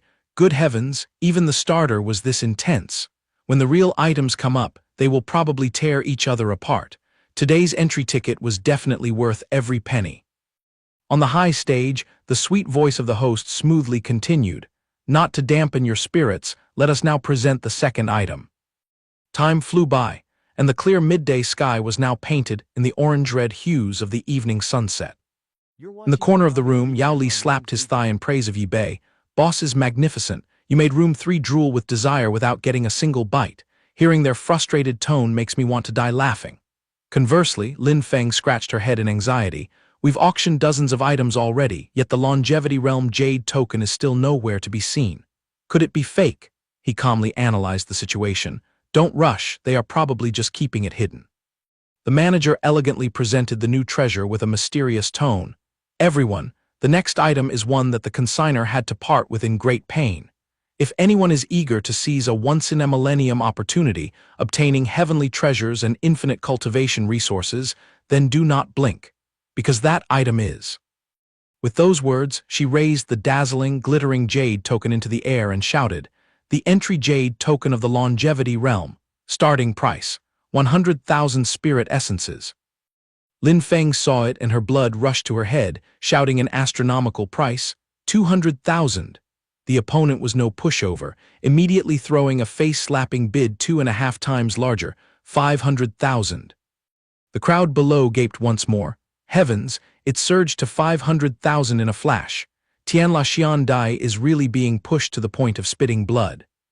Seeing that the opponents were still stubbornly aggressive, he flashed a mischievous smile and calmly called out a terrifying number. Meeting you from Tian Lashian Dai today, I shall not let you have even a sip of broth. 800,000. The scene shifted to Heaven Class Room 3. A frustrated growl echoed. 800,000. Does that lunatic think holding the jade token guarantees he will crawl out of the longevity realm alive? The woman gritted her teeth in irritation and asked, "Who on earth is so bold as to stroke the tiger's whiskers of our Tian Lashian Dai?" The servant beside her bowed low and replied, "Madam, the rules of this auction house protect privacy. Every VIP room is shielded with a soundproofing barrier that distorts voices, so it is impossible to hear their real voices." Tian Lai scratched his head and calculated, "Our budget for this trip is only 2 million. If we insist on going all out against that lunatic, I'm afraid we will lose the final item." Just then, the high-pitched voice of the manager echoed again. "Longevity Realm Jade Token, 800,000 for the first time, 800,000 for the second time." Her eyes flashed with a sinister light. "We yield this time. If we can't get it, we'll just wait until the longevity realm opens, and I will simply snatch it from someone else." The sharp gong of a chime rang out, finalizing the bid. 800,000 for the third time, sold. She raised her hand high in joy. "Our warmest congratulations to the honored guest in room 4 for taking home another treasure." Ren Wang breathed a sigh of relief, her face relaxing completely. "That's wonderful." Yao Li smirked with his eyes closed. "See, I already cast the divination, how could it go wrong?" After the excitement, he suddenly remembered and scratched his head in confusion. "But boss, do you still have money? Counting my item earlier, you've already burned several million spirit crystals." Yibei leisurely crossed his arms and said nonchalantly, "Humph, buying out this entire auction today wouldn't even be a problem." Suddenly, Ren Wang gasped and shouted, "Master, look at that final item." The female shopkeeper pointed at the giant chest beside her and said slowly, "The final item today has a rather unique origin and background, so we have decided to set a random price. The starting bid is 10,000 spirit crystals." Hearing this, the crowd was shocked. "What the hell? A random price? We don't even know what it looks like and they dare put it up for bid. Whoever throws money at this is a complete fool." But some who dreamed of striking it rich sneered in disdain. "Idiots. The less people dare to bid on an item, the more likely it is to turn out to be a real treasure when opened." And so the crowd was riled up again, bidding against each other. "Then I'll go all in with 20,000. I'll follow with 10,000 just for fun. Well, even if I don't win, I can still shout to drive up the price and make those rich guys lose. 50,000, 100,000. Ren Wang turned and whispered to his master, "Do you feel a familiar aura coming from that item?" Yibei frowned in contemplation. "This is clearly the aura of my second disciple." She put her hand on her chin and speculated, "Second senior sister must have something to do with this chest. Besides, I can faintly sense a great opportunity hidden inside." He tapped his fingers on the table and instructed, "Where is the chaos samsara art I taught you the other day? Try circulating it a bit." She obediently clasped her hands. "Yes, master." Ren Wang closed her eyes, focusing her mind to form hand seals. The chest on the stage suddenly shook violently. The vibration was so intense that it startled the female shopkeeper, drawing her attention. The audience below gasped in shock, making a ruckus. "What is going on? That item is vibrating." Ren Wang snapped her eyes open and reported, "That item is reacting strongly to my Chaos Samsara art. They share the same origin." Yibei nodded and stroked his chin. "Your perception is correct. They are responding to each other."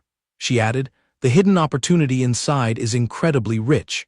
If we get it, our entire sect will reap massive benefits." Yao Li scratched his head with a blank smile. "Strange, I can hear every single word you say clearly, but when put together, I haven't got a clue what you're talking about." Shifting the view to Heaven Room number 3. Tian Lai pressed her face against the window glass, her eyes filled with joy. "It's here." The entire hall craned their necks once more as this crazy woman shouted a staggering price. 1,500,000. The female shopkeeper grinned from ear to ear, chirping happily. The big spender in VIP Room 2 has just set the highest record in history. Today's transaction is truly unprecedented. She fluttered her flirtatious eyes, urging, "Is there anyone else who wants to bid higher than 1,500,000?" But before her words could even land, room number 4 coldly threw out a number that broke all the rules: 3 million. Hundreds of people in the hall gasped in unison. Is this a joke? He's been buying things since the beginning, and he still has 3 million to spare. Don't tell me he's just talking nonsense. One guy stood up and instigated, "Where is the shopkeeper? Go and check how many spirit crystals he actually has in his card. Normally, an entire region's annual income is only around 700 to 800,000 spirit crystals. I don't believe anyone in the world is generous enough to casually throw away millions in a single auction." The man next to him also agreed in suspicion. Who could be so rich as to spend money like water? He has monopolized all the treasures today. If his account really has that money, I'll shut up. But if it's just talk, I suggest the shopkeeper check it immediately. Pressured by the crowd, the female shopkeeper's tension suddenly skyrocketed. She bit her lip and thought, although that youth showed a rare natural treasure earlier, it is worth at most 1 million. Those rare items are extremely hard to find. How could he have 2 or 3 more? I should go verify it just to be safe. The entire crowd erupted like a disturbed beehive, chanting in unison at room 4, "Check him, check him, check him." Scurrying into the heaven room, the shopkeeper forced a polite smile. 10,000 apologies, esteemed guest. Could you please let us verify the 3 million spirit crystals beforehand? Of course I believe you, but the public outside is putting on pressure. To save face for both sides, please bear with this small inconvenience.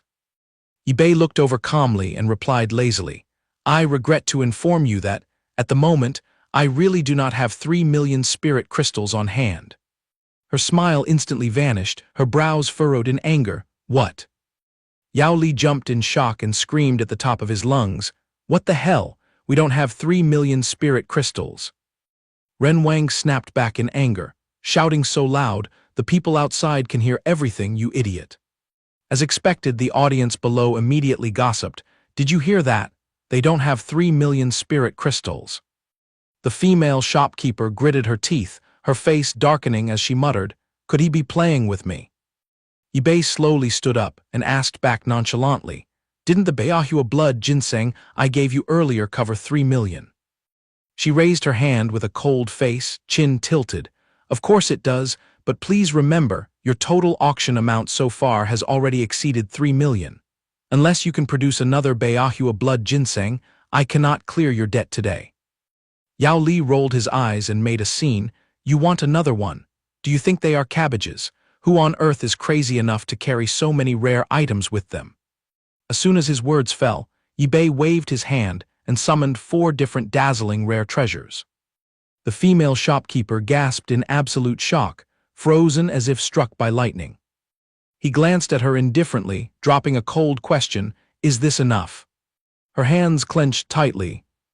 In the blink of an eye, her sour expression transformed into a beaming, cheerful smile.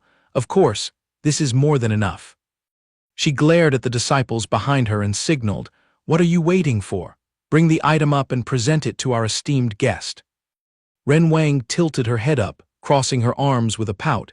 "You had such an attitude with my master, yet you have the nerve to ask for the treasures." Hearing this, the female shopkeeper's eyes widened, and her entire body froze in bewilderment. The next second she immediately bowed 90 degrees, hurriedly explaining, "Esteemed guest, I am truly sorry. I have been in this business for years, and having been deceived too many times today, I was overly cautious and unintentionally offended you." Sweat dripping, she closed her eyes and continued, "To make amends, we will cancel the auction for today's final item and deliver it directly to you at the market cost. Would that be acceptable to you?" Seeing the other party remain silent, the shopkeeper peeked up, crying inwardly, "I have offered such a massive concession, could you at least say something?" Ip2 showed no courtesy, replying coldly, "Is that all?" She looked up to ask, "Then whatever else you need, please tell me. Within reasonable limits, we will definitely satisfy you." He raised his brow and crossed his arms with interest. "Coincidentally, I have a query. Let's see if you can help me." Yao Li stood beside him, raising his eyebrows and snorting in agreement. The shopkeeper looked surprised. "Please speak, sir." Ip2 pointed straight up at the ceiling and asked directly, "Do you have any kind of tool that can help someone rapidly ascend to the immortal realm?" She stood up hurriedly, muttering, "To ascend normally, one must rely on their own cultivation capability. If you want a shortcut, you can only use pills or wait for an opportunity. But speaking of a rapid ascension..." Her mind flashed with a sudden realization. Actually, there is something in the treasury that can do just that. After some hurried searching, the shopkeeper carefully brought out 4 small blue lightning-like sparks. She respectfully presented them and explained, "These are upper realm seals. Whenever an immortal realm expert dies for some reason, their corpse condenses into this seal. This is an important marker for the heavenly Tao to distinguish natives from outsiders. You only need to possess it to avoid the prying eyes of the heavenly Tao." Ip2 reached out to catch the glowing lights, frowning in confusion. "Is the heavenly Tao so lax that it can be easily fooled?" She shook her head and explained, "Don't be hasty, sir. This is only temporary. If you're lucky, it can last for 3 months. At the shortest, the heavenly Tao will detect you in 3 days and cast you back to the lower realm." He clenched his fist to store the items away, smirking, "Thank you." The room door slowly closed after the shopkeeper's parting words. "Then, I will personally bring the final auction item to you shortly." As the news leaked, the crowd downstairs was shocked once again. "What? They canceled the auction? Word has it that the guest in Heaven Room 4 bought out the whole package. I feel like that guy is clearly targeting the Tianla immortal land to suppress them. Now they can't afford to buy anything. Why care so much? That Tianla immortal land has been domineering for too long. It's a blessing that someone is finally punishing them." 2 beast hybrid guards, drenched in sweat, began carrying the giant chest away. From room 3, Tianlai's piercing scream pierced through the door. "Who dares to steal all the items of our Tianla immortal land?" Yi bowed her head and replied humbly, "This is truly inconvenient for me to disclose. I only know it is a stranger who ascended not long ago." The woman stared in disbelief. "Someone who just ascended possesses such terrifying financial power. Are you tricking this lady?" She quickly clasped her hands respectfully. "How would we dare to offend the Tianla immortal land? Everything I said is absolute truth." Tianlai anxiously bit her nails, a sense of unease rising within her. Someone who dares to oppose us openly, with such massive wealth, and giving off this familiar feeling. The image of her nemesis flashed through her mind, and she suddenly gasped in realization. "Ip2, no way, how could that bastard break through so quickly?" Tianlai growled in frustration and asked again, "Who on earth is in the opposite room?" Yi was startled and could only stammer, unable to answer. Her eyes flashed with cruel determination. "If you won't say it, I'll go see for myself," she muttered with hatred. "Ip2, let's see if it's really you. I'll find out in a moment." The guards outside called out in panic to stop her. "Guest, you cannot do this." Tianlai pushed with force, making the door slam open with a loud bang. But the room was completely empty, with not a single soul in sight. She gritted her teeth and frowned in anger, withdrew so quickly. Yi secretly breathed a sigh of relief from behind. Thankfully they left fast. Otherwise, offending both this VIP guest and the Tianla immortal land would make things very difficult to handle. Regaining her composure, she spoke, "You saw it with your own eyes. It is not that I wanted to hide it from you, but this VIP guest comes and goes like a ghost. How could merchants like us keep track of him?" Yi continued to explain, "That guest is wealthy, so he will surely be active frequently. If I obtain any information on him in the future, I will let you know immediately." Though her words were sweet, her eyes narrowed in disdain as she thought, "You people from the Tianla immortal land rely on the 9 Great Immortal Alliance to back you, offending everyone in the immortal realm. Only a fool would leak information to someone like you." Tianlai crossed her arms in thought, a stream of calculations running through her mind. Someone this wealthy definitely cannot be Ip2. I probably suffered a loss at his hands last time, which caused me to have illusions. With the depleted spiritual energy of the Tangshuan plane, that trash wouldn't be able to ascend even in another few hundred years. Suddenly an urgent message reached her ears. "The sky is falling. There's an emergency at the sacred land. Quickly bring the treasures back to save us." Her heart skipped a beat. "It's a transmission from the immortal Lord." She turned to glare at Wu Yi, her tone condescending. "Shopkeeper, our Tianla immortal land got nothing from this auction. For your sake, if we don't take back some items, it would seem rather inappropriate, wouldn't it?" No sooner had the threat left her mouth than a bottle of precious pills on her body was immediately sucked into her hand by an invisible force. Wu Yi's face instantly darkened. The debt for the Heiyuan pill stolen from them last time had not even been settled, and now they wanted to snatch more. Cursing inwardly, she still had to force a stiff smile to entertain her guest. "As long as you are happy, that is all that matters." However, deep down she screamed, "Tianla immortal land, you bastards just wait and see." The quiet night fell. Yao Li skipped joyfully, bragging, "Boss, it is my absolute luck that you stepped in, allowing me to successfully bring the auction treasure back to report to my father." Ren Wang chimed in to urge him, "Now that the goods are in hand, let's slip away quickly." Ignoring the complaints, Yao Li still looked back. "Boss, wait for me to deliver this quickly, and I will be right back to follow you." Ren Wang crossed her arms and teased, "Please, for the love of everything, do not drag your feet back here. Carrying just one item has already burned through tens of thousands of my master's spirit crystals." Yao Li stiffened his neck and argued back, "Just you wait, in the future, I will definitely gather many times more to repay boss's kindness." She blinked in curiosity. "Master, those lackeys from Tianla immortal land were swaggering right in front of us earlier. Why didn't we just deal with them?" Yi Bei shrugged indifferently. "A few half-baked small fries are not worth our sweat here. The urgent matter now is to head straight to the Tianjiao pavilion." Suddenly narrowing her sharp eyes, she whispered, "Master, there's a tail shadowing us from behind." Yi Bei smiled slightly. "I noticed long ago. There are actually 3 packs of rats following us since we left the auction." Ren Wang scratched her head in confusion.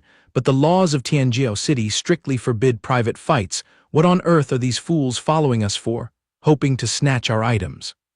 Yi Bei explained leisurely, "Tianjiao City bans open physical conflict, but it doesn't forbid dirty tricks or kidnapping someone in a sack.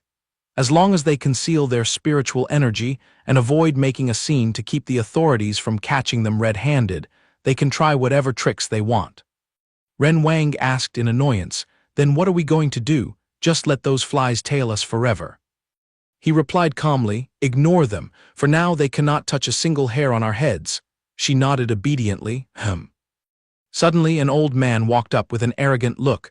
"Greetings, noble guests.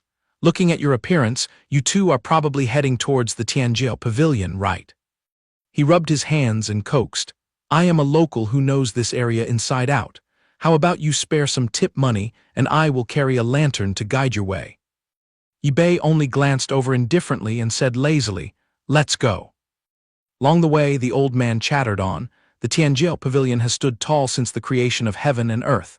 Everyone who sets foot in Tianjiao City wants to visit it once.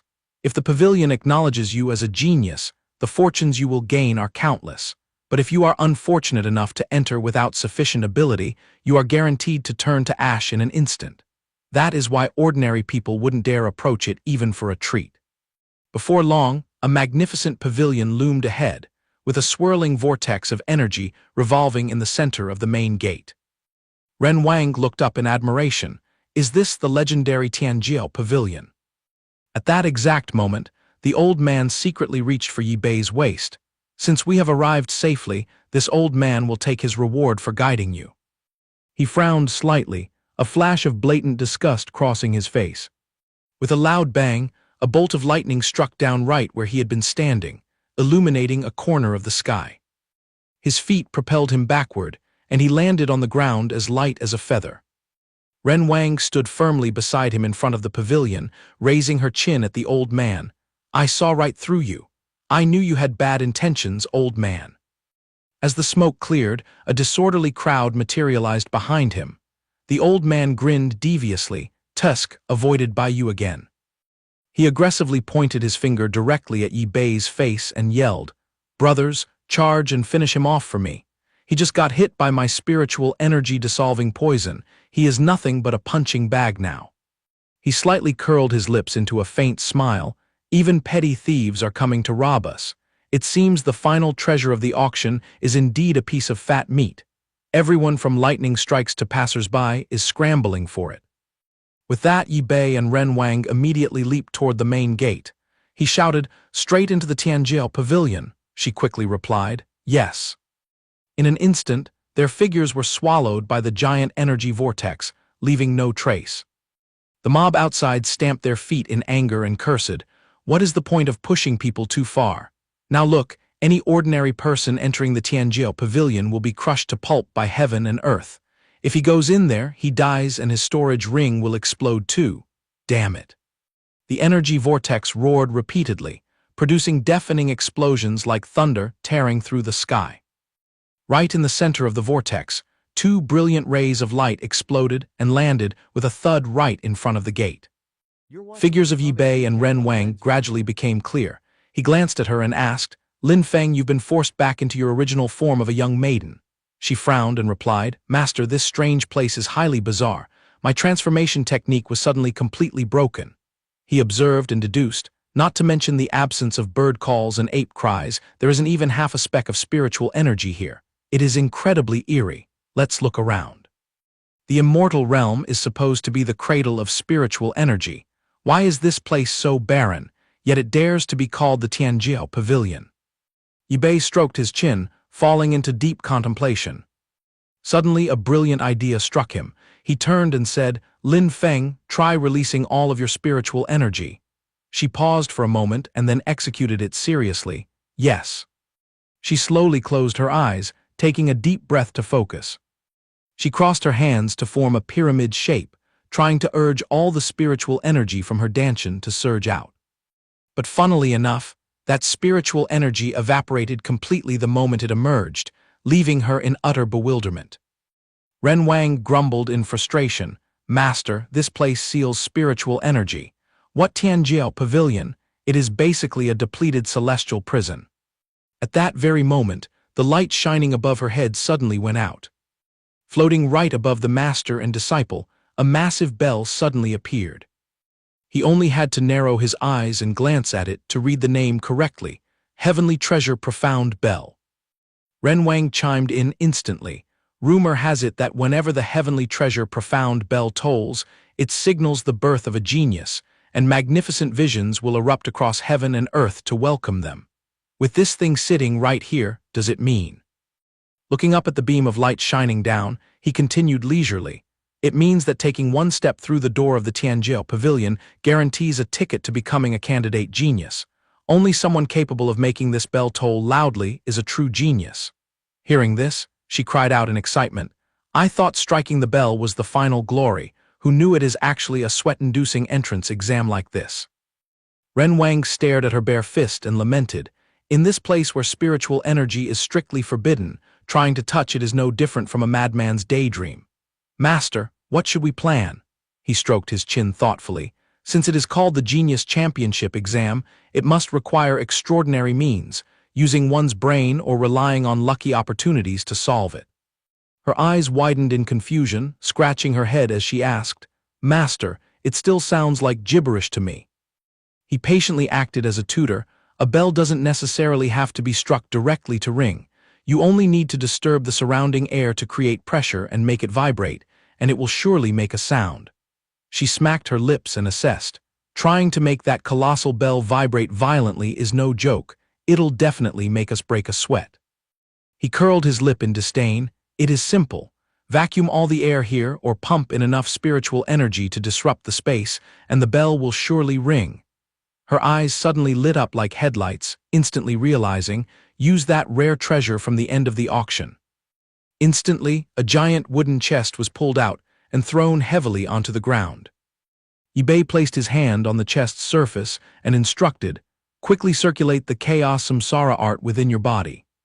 Without hesitating for half a second, she closed her eyes, slammed her hand onto the chest lid, and began exerting her spiritual energy to run it. From her palm, ripples of energy began to diffuse outward into the surroundings. As soon as she felt a slight reaction returning, she shouted in glee, "It works. It's actually effective." He continued to guide her, "Push the speed of the purgatory samsara art in your meridians to the maximum. We are just waiting for this final spark." In the blink of an eye, the surge of power burst out like a broken dam. Dazzling ring-shaped ripples violently struck the surface of the bell, forcing it to shake like a leaf. Ren Wang widened her eyes, her mouth agape as she cheered, "We hit the jackpot, a complete success." Ip2 curled his lips, nodding in self-satisfaction. "I knew this trick would pay off." The bell vibrated with even more violent intensity, releasing sound waves that echoed through heaven and earth, while a brilliant light pierced through the walls of the Tianjia pavilion and shone outside. The rumbling sound exploded, and the sound waves carrying terrifying pressure swept clean the neighboring buildings. The crowd gathered outside the gate clutched their heads and rolled around, crying out, "Ah, what the hell is that sound? My eardrums are tearing, my head is about to explode like a watermelon." On the roof of an adjacent building, two mysterious men were whispering, "Thought that is the sound of the heavenly treasure profound bell. If this great bell roars, it is certain that a genius has descended." The man beside him clicked his tongue in admiration. "It has been nearly several centuries since I last had the pleasure of hearing this melody." At the same time, in a forest filled with the chirping of birds, Luo Zhushang was also startled to hear that resonant sound. She looked up at the vast sky in stun, muttering to herself, "Where on earth is that echo coming from?" The great bell was bathed in a brilliant halo, so bright it was blinding. Ren Wang was dumbstruck. So this is the true form of the heavenly treasure profound bell. Huddling beside Ip2 amidst the roaring vortexes of power, Ren Wang whispered timidly, "Over there, it seems like something is desperately beckoning me." Having said that, she looked back at him, her eyes filled with hesitation, softly calling, "Master." He did not stop her, only smiling warmly as he gave the green light. "If you wish to go, then go. You have suffered enough for me. Now that I have returned safely from the grave, you may roam as you please." Hearing the permission, she was overjoyed, lunging forward to cling onto Ip2's neck. "Thank you 1,000 times, Master." Ren Wang looked up, her eyes brimming with tearful attachment. "Master, you treat me too well. Wait for me, Master. Once I finish my closed-door cultivation and break through my realm, I will immediately run back to find you." He gently stroked her head and smiled comfortingly. "All right, off you go, young lady." Wasting no time, she quickly answered, "Yes," and shot like an arrow into the deep space of the heavenly treasure profound bell. Ip2 smiled to himself in self-satisfaction. "Tusk, I have only been gone for a few centuries, and my disciples have grown quite strong." Right at that moment, the system panel dinged, "Reunited with the 62nd of 108 disciples, reward, 1 Emperor Venerable skill card." He rolled his eyes at the notification, complaining, "So slow, it only gives out the reward now." Then he stroked his chin, calculating, "It seems there are 2 Emperor Venerable skill cards in inventory. I wonder if the shop has any good exchange events today." Immediately, the system thoughtfully displayed the latest event, plane connection with the desolate small world. Ip2 furrowed his brow, analyzing the mechanism. This plane connection, could it mean establishing a direct portal from this plane to that small world? Before his brain could finish processing, the system spammed price notifications. Connecting with Tiangshuan Plane costs 100 half-emperor skill cards. Connecting with Zerg Plane costs 100 half-emperor skill cards. To show off by connecting with the upper realm, offer 1,000 half-emperor skill cards. He threw his head back and laughed in excitement. "It has been a long time since I saw that Luo girl. I should bring her up here to play." With this abundance of opportunities in the Tianjia pavilion, it should be more than enough to propel her to ascension. No sooner said than done, he ordered to tear through the system space, establish the connection with the Tiangshuan plane immediately. The system responded to the command, initiating synchronization process. Against the pitch-black night sky, a faint silhouette of light slowly tore across space. A familiar teasing voice echoed from the sky, making the person below look around in a hurry. "There you are, foolish girl." Straining her eyes but seeing no one, she scratched her head in confusion and muttered, "Strange, or did I miss Master so much that I'm having auditory hallucinations?" Ip2 materialized like a ghost right behind Luo Zhushang, smiling, "Silly girl, I promised I would personally come back to fetch you." She gasped in shock, stammering, Master." He leaned in close to the tip of her nose, teasing on purpose, "Girl, what bad things were you muttering about me just now?" Blushing as red as a tomato, she hurriedly pushed him away. "Ah, master, why did you jump down here?" He opened his eyes wide in a nonchalant manner, dropping a cheesy line, "Well, because I missed my disciple." Her eyes sparkled with undisguised curiosity as she questioned, "Master, you are supposed to be roaming the immortal realm. Why did you suddenly descend to this place?" Ip2 did not bother to hide anything, explaining clearly, "I used the desolate small world as a bridge to establish a direct connection to this Tiangshuan plane. This trip down is personally to drag you up to the immortal realm, but passing through the gate requires a small trick." With that, he casually tapped 2 fingers on her forehead, and a surge of power poured directly into her, leaving Luo Zhu Shang wide-eyed and open-mouthed. "This is..." Having finished, he crossed his arms and concluded, "With this, you can easily evade the prying eyes of the heavenly Tao and sneak into the immortal realm." She rubbed her forehead and nodded repeatedly, "Thank you for your grace, master." He stretched out his hand elegantly, waving, "Let's go, I will take you to broaden your horizons with this nice item." With that, the master and disciple vanished completely into the spatial crack. A moment later, the portal spat the 2 of them outright beneath the heavenly treasure profound bell, which was glowing in the sky. Just stepping out of the portal, she breathed in the air greedily, exclaiming, "Wow, the spiritual energy is so dense.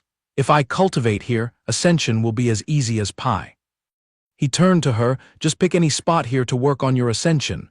She quickly complied without hesitation, "Yes." Luo Zhu Shang immediately sat in meditation, her entire body glowing with a lush green true qi that enveloped her like a perfect eggshell. The sky suddenly turned pitch black, and countless bolts of lightning tore through space, bringing a terrifying pressure. She furrowed her brows, gritting her teeth and holding her breath as she roared with iron will. "For Master's reputation, for both of us, this is a do-or-die battle. I must succeed." The torrential rain of lightning tribulation pelted down upon the ground, with the intent to crush all living beings. Every shockwave that spread made the nearby magnificent buildings vibrate violently, as if they were about to collapse. The mysterious pair standing on the rooftop earlier stared wide-eyed once again. Just a few blinks, and another genius bud has popped up. Ip2 stood with his hands behind his back, looking at Luo Zhu Shang and nodding in self-praise, as expected of the eldest disciple I personally shaped. In a flash, she is ready to ascend, and she even grabbed the shiny title of a genius. Then he curled his lips into a wicked smile. "For the next act, this stage must be left for me to shine." Ip2 waved his hand, pointing straight at the sky to shape a massive, expanding energy sphere, shouting, "Chaos Samsara art, hit it." The sphere rushed frantically like a meteor and crashed into the heavenly treasure profound bell, triggering an earth-shattering explosion. The aftershock of the violent wave swept through so fiercely that it nearly knocked Luo Zhu Shang off her feet. She had to exert her utmost strength to stand firm amidst this terrifying storm. Gritting her teeth, she raised her hand to form a defensive shield, analyzing in a cold sweat. The hidden terrifying pressure of the profound bell has been unleashed. If the one facing it weren't a monster like Master, but an ordinary person instead, they would have been torn to pieces ages ago. A set of bone armor emitting a crystal-like shimmer suddenly burst out, tightly wrapping around Ip2's body. But suddenly, a crack tore open on the bone armor, spreading like a spiderweb at the speed of light. She stared in horror at this sight, crying out in panic, "Master, what is happening to your supreme demonic bone?" His gaze darkened, his brows knitting tightly into a line. Even the supreme demonic bone is unable to suppress it. What kind of sorcery is this? His mind processed rapidly, and he decisively clasped his hands to form hand seals. A mysterious pressure surged from Ip2 as his bones glowed with a demonic purple light. Whispering under his breath, he muttered, "All methods return to the source, refine the supreme demon bone for me." His eyes flashed with a bone-chilling purple light as he roared, "Heaven-burning unification." The moment the words left his mouth, the demon bones melted into a surging wave of spiritual energy, dissolving into his flesh. His spiritual energy flared brilliantly like a torch, and he concluded, "It is done." Luo Zhu Shang rushed over in a panic, her voice trembling with fear, "Master, are you all right?" But the fierce flames of spiritual energy blasted her back, forcing her to retreat far away. Adjusting his breathing, Yi Bei warned her, "You fool, this technique is not as gentle as the supreme demon bone. Heaven-burning unification is designed to devour the enemy's spiritual power and energy, and its destructive force is brutal. When you see it burning, keep your distance." Lowering her head submissively, she mumbled, "Yes."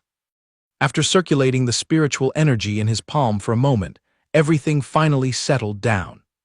He reached out to pull Luo Zhushang's hand closer, smiling, "Luo girl, judging by your state, you must have reached the threshold of the void immortal realm, right?" She nodded quickly. "Yes, master." She felt overjoyed, imagining to herself, "The void immortal realm. The gap between master and me has closed by another centimeter, hee." Wasting no time, he grabbed her hand and pulled her directly toward the teleportation portal. "Very well, master will take you on a tour of the upper realm to see the world." Touched to tears, she said, "Thank you so much, master." As soon as they landed, countless prying eyes and whispers surrounded them. "Are these two the authentic heavenly geniuses? Oh my God, what corner of the world did they come from? Hope they are not some prized disciples of the Tianla immortal territory, or we are in trouble." Nonsense. If they were from the Tianla immortal territory, they would have been beating drums and blowing trumpets about it ages ago. Luo Zhushang looked around curiously and nudged him. "The strength of these immortals up here is slightly better than the lower realm, but why does everyone look so mediocre and amateurish?" Yi Bei glanced sideways and enlightened her. "It is not that they are weak. It is just that you, Luo girl, have not yet realized how overpowered you actually are." Then he pointed his finger upward and stated confidently, "Even in the upper realm, you are still at the very top of the heavenly geniuses. No wonder those mortals stare at you with such envious eyes." Suddenly, an unfamiliar voice called out from behind, making them halt and turn around. "Honored guests, please wait a moment." As Yi Bei turned around, he saw the familiar face of the female shopkeeper. She greeted him warmly, "Congratulations, esteemed guest. My judgment was indeed spot on. Who would have thought that in just 2 days you would have already claimed the title of a heavenly genius?" She then cast her gaze toward Luo Zhushang, and sparks flew as the two women stared at each other, while he shrugged and gave a casual reply. "It was just a stroke of luck." Luo Zhushang knitted her brows, muttering suspiciously, "A shopkeeper." She broke into a cold sweat, cursing inwardly. This playboy master, in the blink of an eye, he has already found a new woman. Sensing the slight jealousy in the air, Yi Bei cleared his throat to break the tension. "Let's get to business. Why did you go to such trouble to find me?" She smiled mysteriously. "I want to offer you a special gift." Elsewhere, a porcelain teacup was slammed violently onto the floor, shattering into 100 pieces. The Tianla immortal lord roared in fury. "Open your eyes and look at the disastrous mission you just reported." Chu Tianlai knelt on the floor, sweating profusely, explaining, "My lord, just as we left the Nam Tian arena, that madman fell from the sky and slaughtered everyone in our Fan Yao Tang. This situation was completely unexpected, and I had no way of predicting it." She knitted her brows and bit her lip, continuing her report. "And regarding the auction, that person's wealth is staggering. His mountain of money seems endless." Hearing this, his blood boiled with rage, and he slammed the table, jumping up to curse, "Useless piece of trash. Our Tian-La immortal territory rules supreme over the world. Do we have to spend money just to take someone's miserable life?" He took a deep breath to suppress his anger, then ordered, "Forget it. I have a new command for you. Return to the Nam Tian arena, capture the man who wiped out our Fan Yao Tang, and bring him here. This lord is in need of talent and wants to utilize him." Chu Tianlai's mind was in turmoil. She panicked, thinking, "Oh no, does the lord intend to discard me and replace me with that man? Absolutely not. I cannot let him return here alive." Keeping her ambition hidden, she quickly complied, "Understood." Lifting a polished wooden plank, a secret trapdoor slowly opened, revealing a flight of rotten wooden stairs descending into the darkness below. The rustling of clothes faded into the dark void of the narrow staircase. Whispers echoed within the closed basement. "This is the masterpiece I have specially prepared for you. I dislike beating around the bush. If you have a scheme, just spit it out." The female shopkeeper bowed and pointed to the cold coffin before them, introducing, "The person lying inside is none other than the master of the Zhu Hun sect, Ip2, a peak true immortal. Unfortunately, centuries ago, because she held onto your sculpture, she was cornered by the dark forces and driven to a tragic death. She glanced at Ip2 with a knowing smile, nudging, but you can entirely use the treasure in your hand to bring her back from the dead. Once successfully revived, you will automatically gain a powerful servant at the true immortal level. He stroked his chin, his voice sharp and mocking, zero credibility. Giving me a true immortal for free to serve me. What kind of game is your auction house playing? She bowed sincerely. To be honest, and I do not mind if you laugh at us. Our auction house is simply too weak to control her, so we must offer her to someone capable of handling her. His face showed deep suspicion as he questioned, "The world is full of masters, why dump this trouble on me?" Taking a deep breath, she said resolutely, "I want to use your strength to destroy the Tian La immortal territory and seek revenge." Luo Zhushang, who had been silent until now, chimed in mockingly, "Tusk, the Tian La immortal territory again." The shopkeeper frowned, hatred burning in her eyes. The Tian La immortal territory has gone too far. Hiding under the alliance of the 9 immortal territories to bully everyone, they have fleeced our small auction house countless times. Swallowing her anger, she regained her usual composure. "That is why I have been hoping to find a savior capable of overthrowing them. As it happens, I heard rumors." He smiled and interrupted. "As it happens, you heard that I am also looking for the Tian La immortal territory to hold them accountable, right?" Her voice turned sweet and enticing once more. "Precisely. So do you agree to this deal? The woman in the coffin is a prized servant coveted by thousands. You only need to bring out your sculpture to make her obey you completely." Suddenly, he said something that startled her and made her heart skip a beat. "Unluckily, I already crushed that sculpture to dust." Her eyes widened in complete shock as she cried out, "What did you just say?"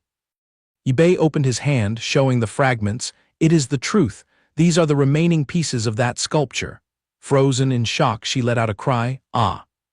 The shopkeeper grabbed the shattered pieces, her hands trembling as she cried, "Damn it, if it is completely ruined, does that mean our plan for revenge has vanished like smoke?"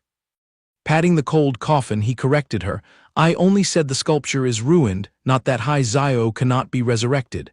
Clutching her chest, she asked, "Are you playing with me?" Lifting his chin with a superior air, he said, "As for raising Ip2, I can easily do it without the sculpture. I accept your deal." With those words, right beneath his hand pressing on the coffin, a purple magic circle erupted brilliantly. The shopkeeper jumped for joy and cupped her hands in respect. "Amazing! With you taking action, the outcome is decided." While she was smiling, Luo Zhushang, and the coffin vanished in an instant, leaving her staring blankly and looking around. Where on earth did they go? The scene shifted to a desolate pocket of space, filled with eerie colors and jagged rocks. Thanks to the teleportation array, the group had jumped from the dark basement to the middle of this desolate place. Luo Zhushang looked around in confusion. "This place is..." Ip2 snapped his fingers, explaining casually, "The power of a Tier 2 desolate minor world is more than enough to warp life and death. If Master wants to summon someone's soul back to life, the Grim Reaper has to step aside." His snap made the stone coffin in front of them suddenly shake violently, screeching and scraping loudly in the empty space. Amid the enveloping darkness, a pair of eyes suddenly glowed like twin wisps of ghost fire, piercing through the dense night. With a loud boom, a bright golden pillar of light shot out from the coffin, piercing the night sky like a sword. The master and disciple stood with their arms crossed, looking up calmly, ignoring the debris raining down around them. A demoness with silver-white hair and a brilliant red dress landed. Surging energy burned fiercely around her. "Well, have I actually returned from the underworld?" Ip2 looked down, frowning in irritation. "The lapdogs of the Tian La immortal territory." Immediately, her expression darkened, and razor-sharp claws grew from her fingers. She lunged forward to tear Ip2 apart. "Go to hell." Without even blinking, he merely curled his lips and barked a single authoritative word, "Kneel." With a bang, her body was locked by invisible shackles, freezing her midair in her pouncing posture. Then her body involuntarily forced her knees to slam onto the ground, bowing down so hard that the stones shattered and scattered everywhere. Zio trembled violently, gritting her teeth to resist, but her muscles completely disobeyed her orders. What kind of devilish magic is this? Why is my body completely paralyzed? Ip approached with his hands in his pockets, asserting his dominance. I am the one who pulled your old bones back from the grave. Your life and death are now in my hands. Choose whether you want to pass on or keep breathing. Will you submit or not? She gritted her teeth, shouting in fury.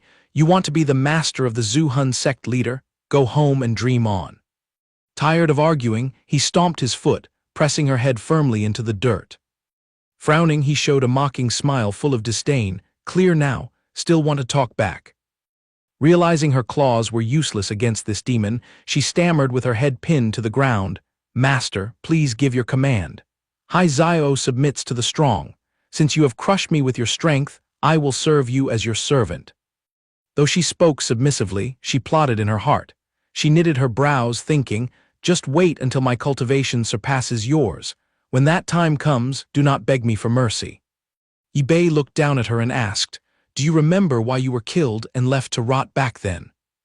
Still pinned to the ground, she recounted bitterly, that bastard Tian La Immortal Lord, desiring that sculpture, joined forces with the 9 immortal territories to gang up on me. Outnumbered, I fell. Yet in the end, that dog failed to touch even a hair of the sculpture. Hearing this, he stroked his chin thoughtfully. So that is how it is. Quite an interesting history. Very well, get up and work for me. Swallowing her anger, she channeled her energy and complied. Understood. A while later, on a bustling street crowded with people, golden sunlight shone down on a massive sign. Tian La Immortal Territory. At the peak of the highest tower, a figure in a red dress stood proudly amidst the clouds. Zio, with a face full of killing intent, cast her cold eyes down at the ants crawling below. She recalled their strategic meeting.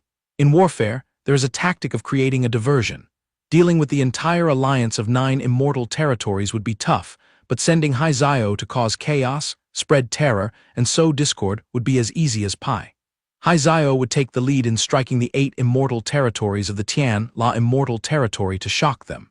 There was no need to fight to the death. Simply wrecking things and escaping was the perfect way to warn the others. Luo Zhushang added her thoughts. While they panic and rush to the east, we can slip past their west side. We will aim straight for the Alliance's Tian La Immortal Territory headquarters and ambush their nest. He nodded in approval. Perfect plan. Indeed, you are my good disciple. Ip confirmed with Zio. So, Zio, your glorious mission now is to storm and sweep through the 8 immortal territories. Along the way, spread some rumors for me. She nodded in agreement. Understood. Pulling her memories back to reality, she raised her hand to gather energy, absorbing a fiery light that shook the dark clouds. Tian Kai Immortal Territory, today I will start by devouring you first. With a highly excited smile, her eyes flashed with killing intent as she threw the energy bomb downward. The mass of energy crashed down, exploding and destroying everything, creating a destructive gale that flattened the ground. The crowd below trampled over each other in chaos, screaming, "Oh my God, what is happening? We are under attack. There is a rebel, the instigator is standing right up there, capture him quickly." In another more peaceful place, someone was relaxing with their legs crossed, casually enjoying tea.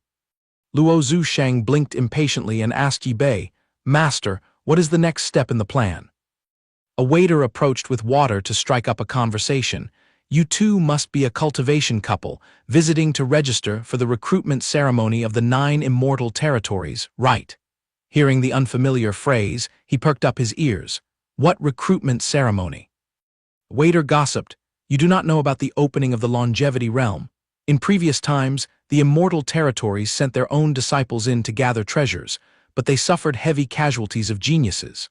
Now, they have cast aside their pride to hold a mercenary recruitment. Anyone with the ability to pass the trial will get a jade token to enter the longevity realm directly, and they will also get plenty of treasures for free cultivation." She tilted her head in skepticism. How can there be such a free lunch in this world? The waiter nodded and clarified. "Well, the treasures gathered in the secret realm must be split 50-50, but because it is such a good deal, people still flock to it. Since you two are such a lovely couple, why not give it a try?" Finding this amusing, he turned and suggested, Luo girl, you just arrived here and your strength is still green, and now we run into this great training ground. Master will take you to stir up some trouble and test it out." She was overjoyed. "Thank you for the opportunity, Master." After walking for a bit, they joined the massive crowd waiting for the evaluation. The announcer's voice rang out indifferently. Late stage Great Emperor, Physical Index 34, Spiritual Index 40, fail. Mid-stage Emperor Respect, Physical Index 45, Spiritual Index 40, fail. Next, the crowd whispered. Gosh, even a late-stage Emperor Respect failed. Entering the longevity realm requires strict standards, of course. Did they think it is as easy as a 2-star ascension? Unfortunately, not a single person has passed today. Not just today, this entire recruitment season, except for Chu Tianlai, everyone else has failed. Hearing the name, Yibei glanced over and saw Luo Zhu Shang's face tighten as she cursed. Chu Tianlai, that fox is indeed a lapdog of the Tianla immortal territory. He gently reached out and held her tightly clenched, angry hand. Then he comforted her gently. Relax, she is just a minor rebel. If she annoys us later, I will just slap her to death. There is no need to get worked up. Our main target is to overturn the Tianla immortal territory. Let's go up and see what you can do. The two walked up together. The gatekeeper attendant pointed to the testing stone, enticing them warmly. Seeing that you two look like dragons and phoenixes among mortals, would you like to try a punch to test the machine? It is completely free. Pretending to be ignorant, he replied. The two of us are just country folks who recently ascended. We just came to watch the show. We do not know how to use these devices. The man eagerly instructed, It is just to measure your index. Strike the stone with all your might and that is it, no need to be nervous. Anyway, everyone else has failed so far. He casually approached, mocking, Is it really that easy? With that, he took a stance and casually formed a fist without even tensing his muscles. He swung his arm and punched directly into the center of the deep purple stone. Within less than a second, the stone tablet flashed and displayed a staggering score, 93. Yibei wiped his hand on his clothes, turned around and asked innocently, Is this enough? The attendant's eyes widened as if they would pop out, stammering, What? What on earth is this? The crowd below erupted in cheers. My God, a strength index of 93. It broke the historical record. What kind of newly ascended amateur is this? Run quickly to inform the Lord that we found a genius. He looked back at the stone with disdain. Or is this cheap stone malfunctioning? I have not even warmed up yet. The attendant, with a frozen face, swallowed hard and muttered, It should not be broken, big brother. Yibei chuckled and nudged Luo Zhu Shang. Luo girl, go up and give it a hit. This stone is tough, it won't break. Not wanting to speak much, she calmly nodded. She gently raised her delicate hand and casually tapped the stone's surface.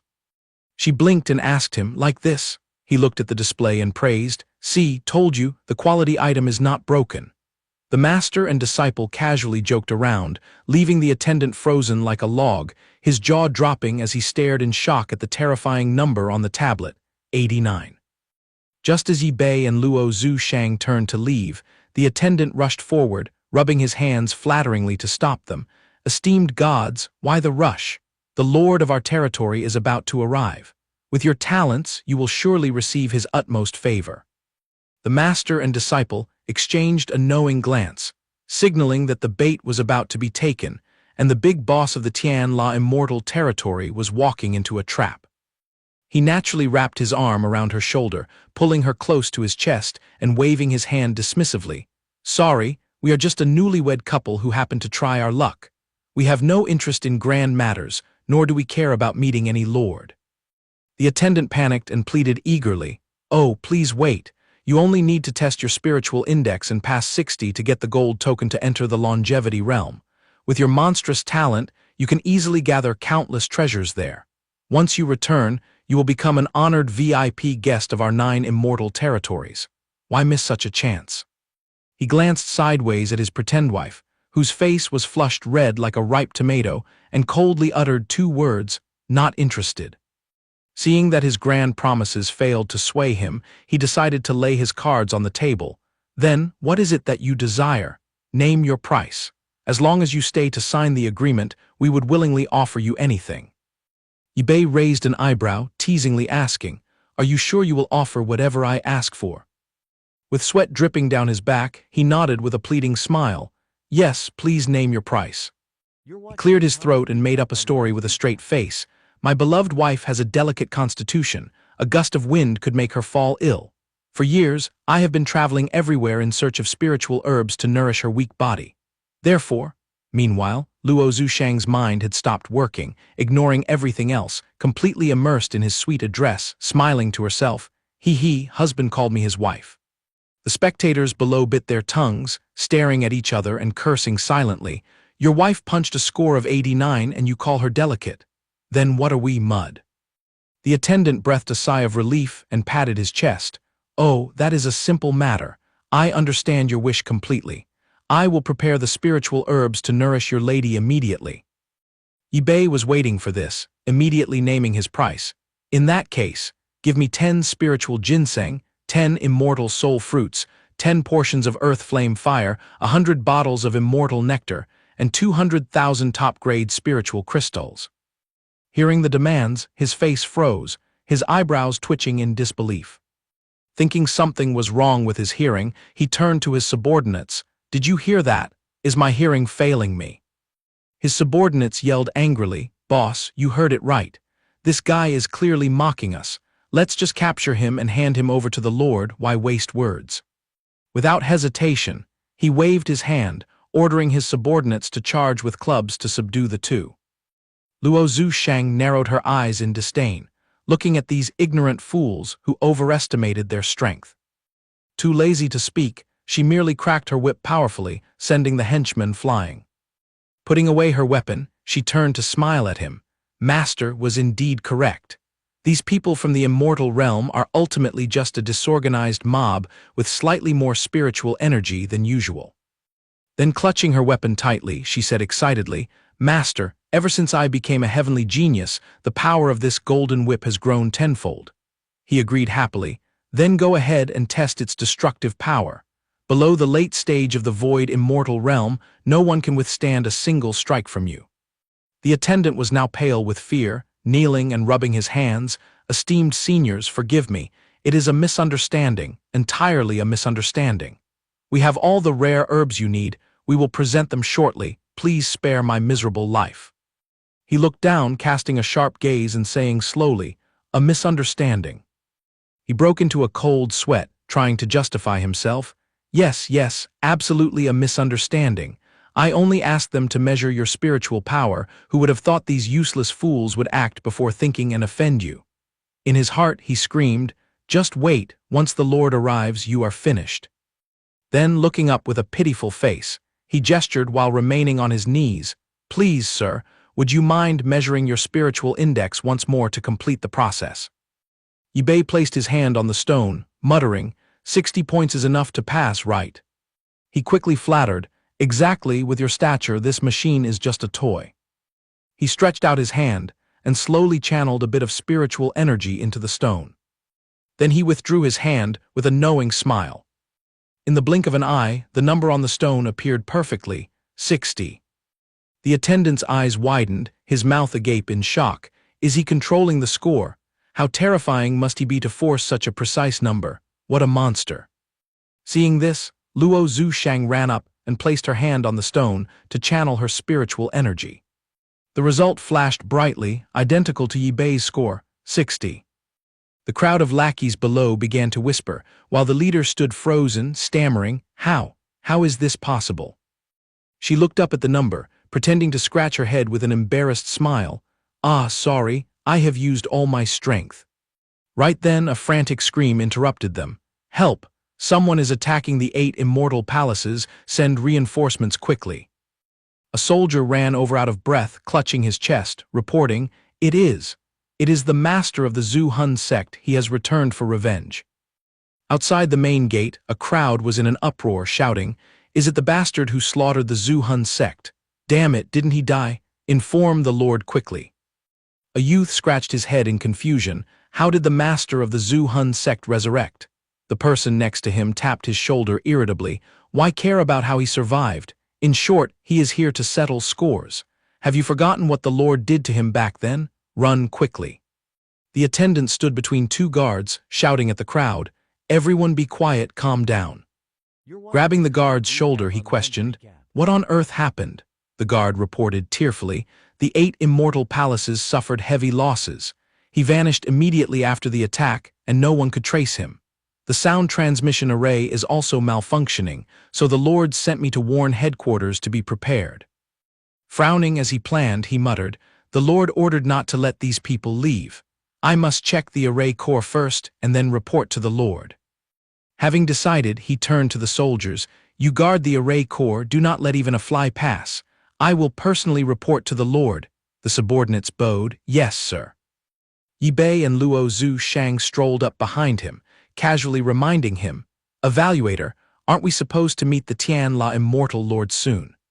The attendant maintained a cold face. "My apologies, the situation is a bit tense. We must report to our superiors first, and we will arrange your meeting afterward." Yibei suddenly approached like a ghost, whispering, "No need for such trouble," startling him into a loud yell, "What?" He slowly added, "There is no need to report to the Lord anymore, because the enemy is already inside." Hearing this, he looked around innocently, asking foolishly, Where is the enemy?" Yibei remained silent, his lips curling as a pale blue spiritual energy began to flow from his body. He pointed, "Right here." Instantly, his hand pressed against the attendant's forehead, gathering a brilliant rainbow of energy. He spread his palm open before the enemy, and a massive burst of energy engulfed his head. With an arrogant tone, he concluded, "I am the thorn in your side." Taking the fatal blow, his body went limp and collapsed to the ground like a pile of mud. Seeing their leader killed, the guards charged with their weapons. Yibei stood there with his hands behind his back, treating them as if they were air. He shrugged, offering a casual, mocking remark, truly like throwing eggs against a stone. He waved his hand, creating a dark black hole crackling with lightning and shimmering purple light. Yibei ordered his disciple, "Luo girl, capture these scumbags and throw them into the desolate minor world for me." The young lady beside him immediately complied, "Yes, master." A cold system announcement echoed in his mind, "Population collection progress, 5,142 out of 5,000 completed. Emperor respect realm count, 20 out of 50. Void immortal realm count, 1 out of 20. The heavy, rusty iron gate was slowly raised.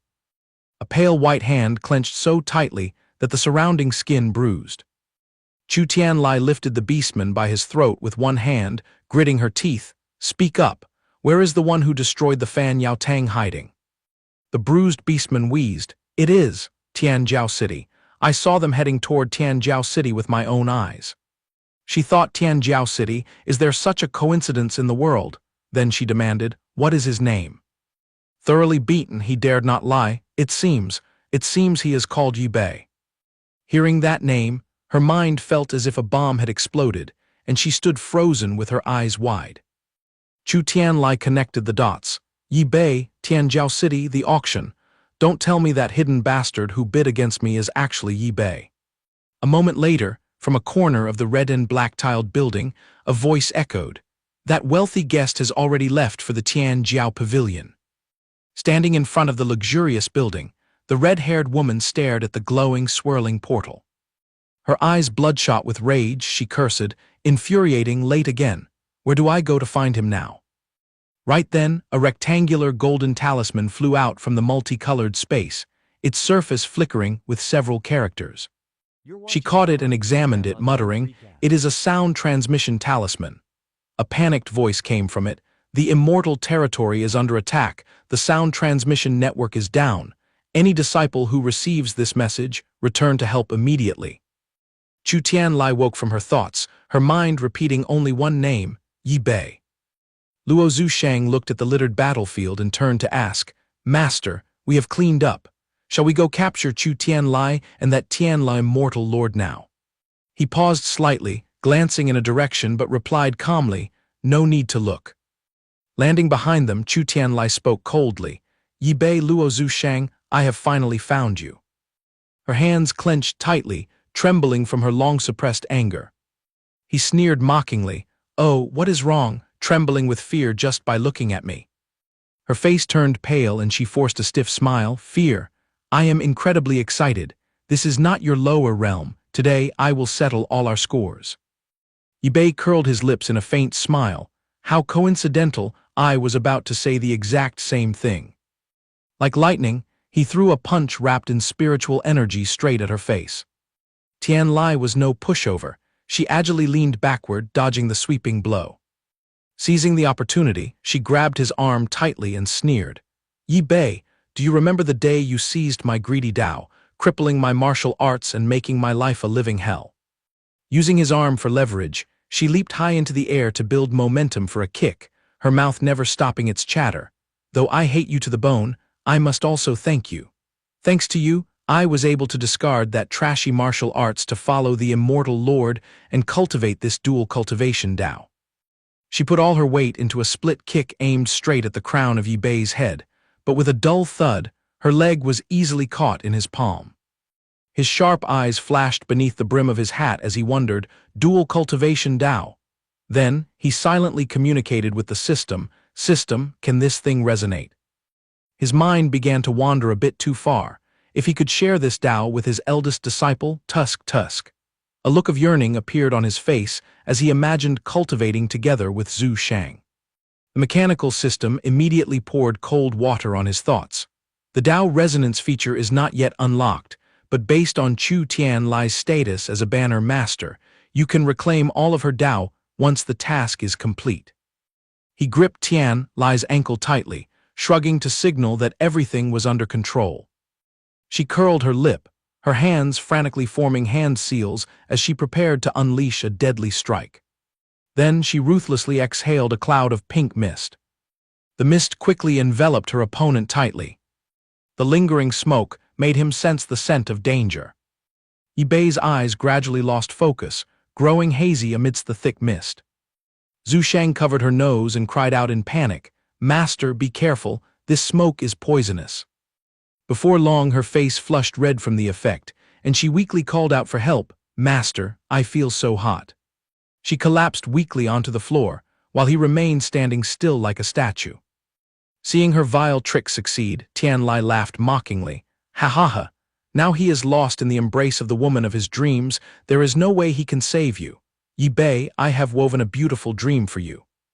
She raised her hand, gathering the pink energy around her fingers, and looked at him with the eyes of the Grim Reaper, saying, "Go to hell and continue your dream."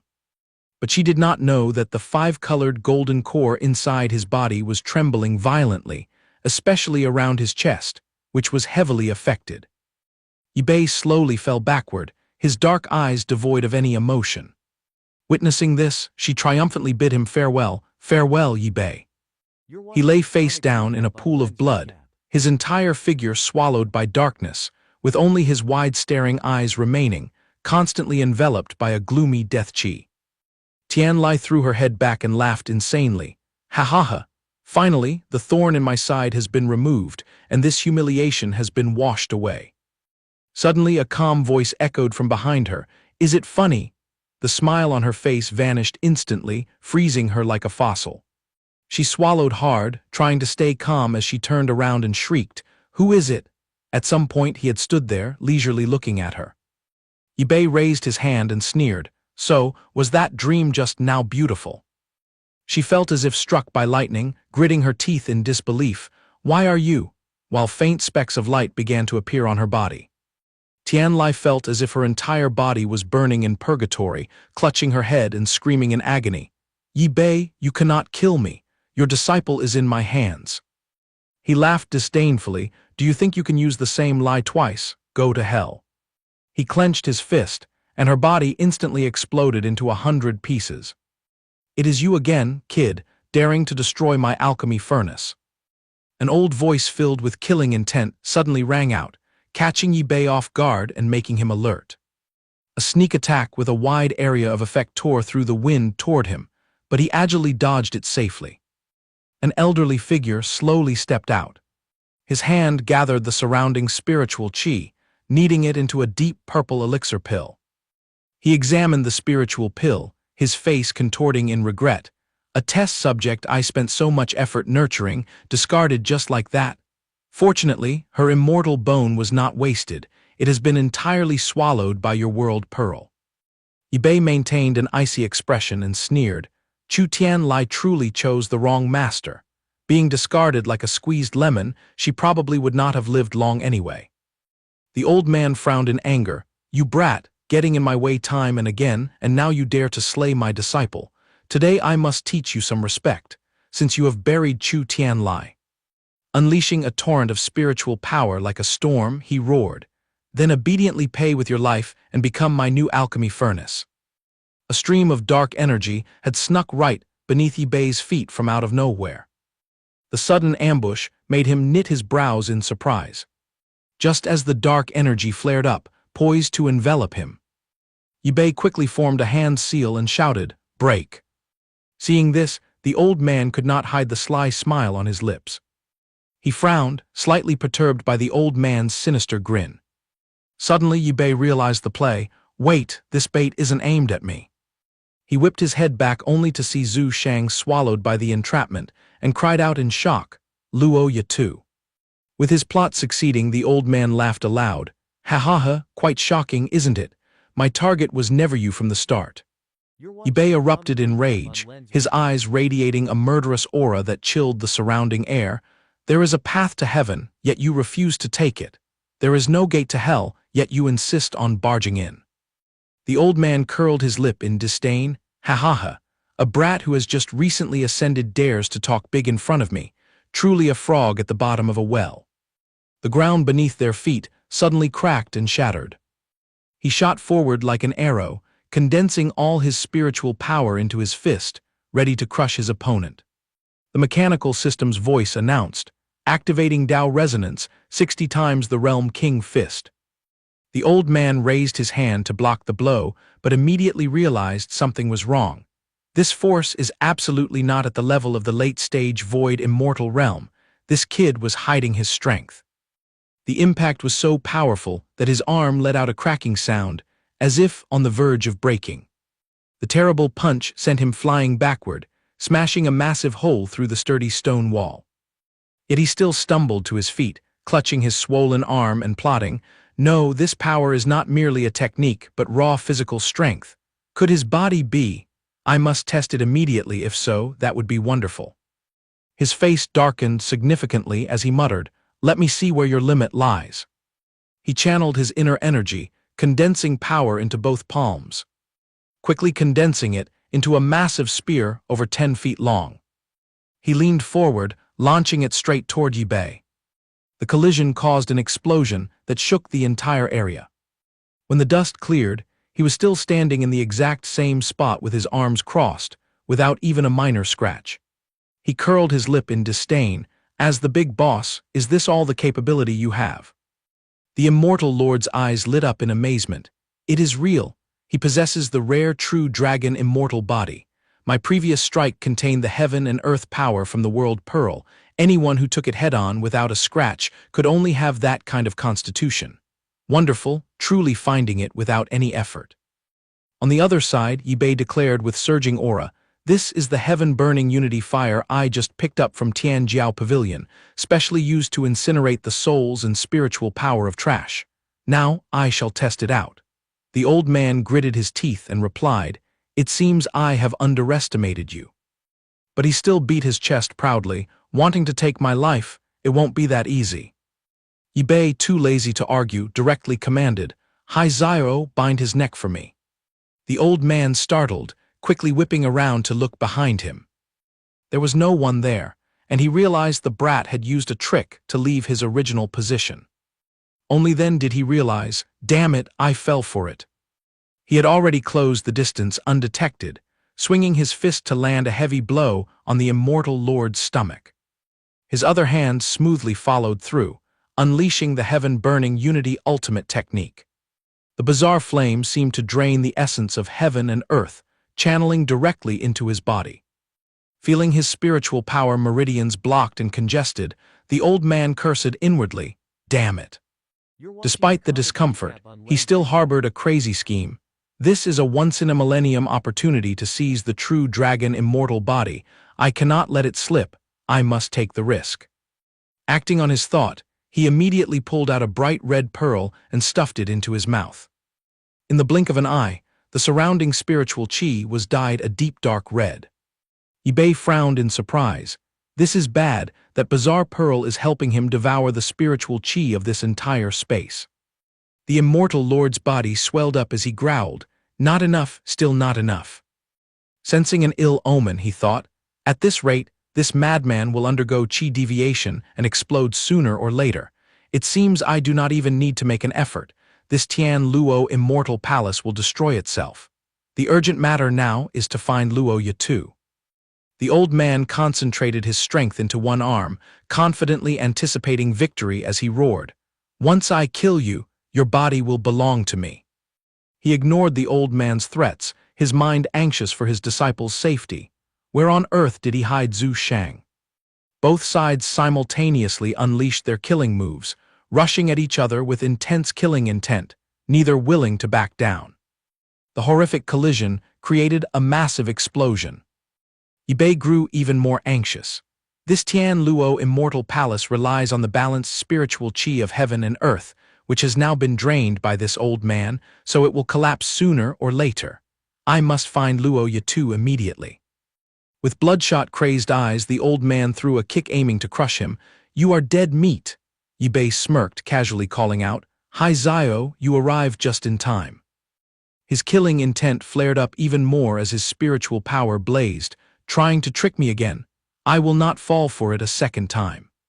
But right at that moment, streaks of green light flew out from the void, surrounding him.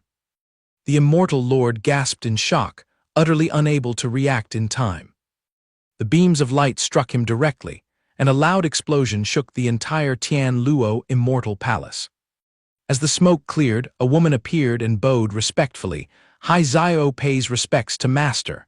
He nodded in approval. "Well done, first restrain this immortal lord for me." Although heavily injured, the immortal lord had not fainted. He roared in absolute rage, the killing intent surrounding him growing thicker by the second. Ip2 and his maid were only slightly surprised, their expressions remaining cold and emotionless. The old man's face darkened and he said resentfully, "Ip2, you have brought me quite a few surprises. First the true dragon immortal body, and now these trashy servants. I have long coveted your immortal divinities, and now the opportunity is here." He began to execute a demonic technique to seize their immortal divinities. A massive black hole suddenly spiraled above, sucking in all the surrounding spiritual chi.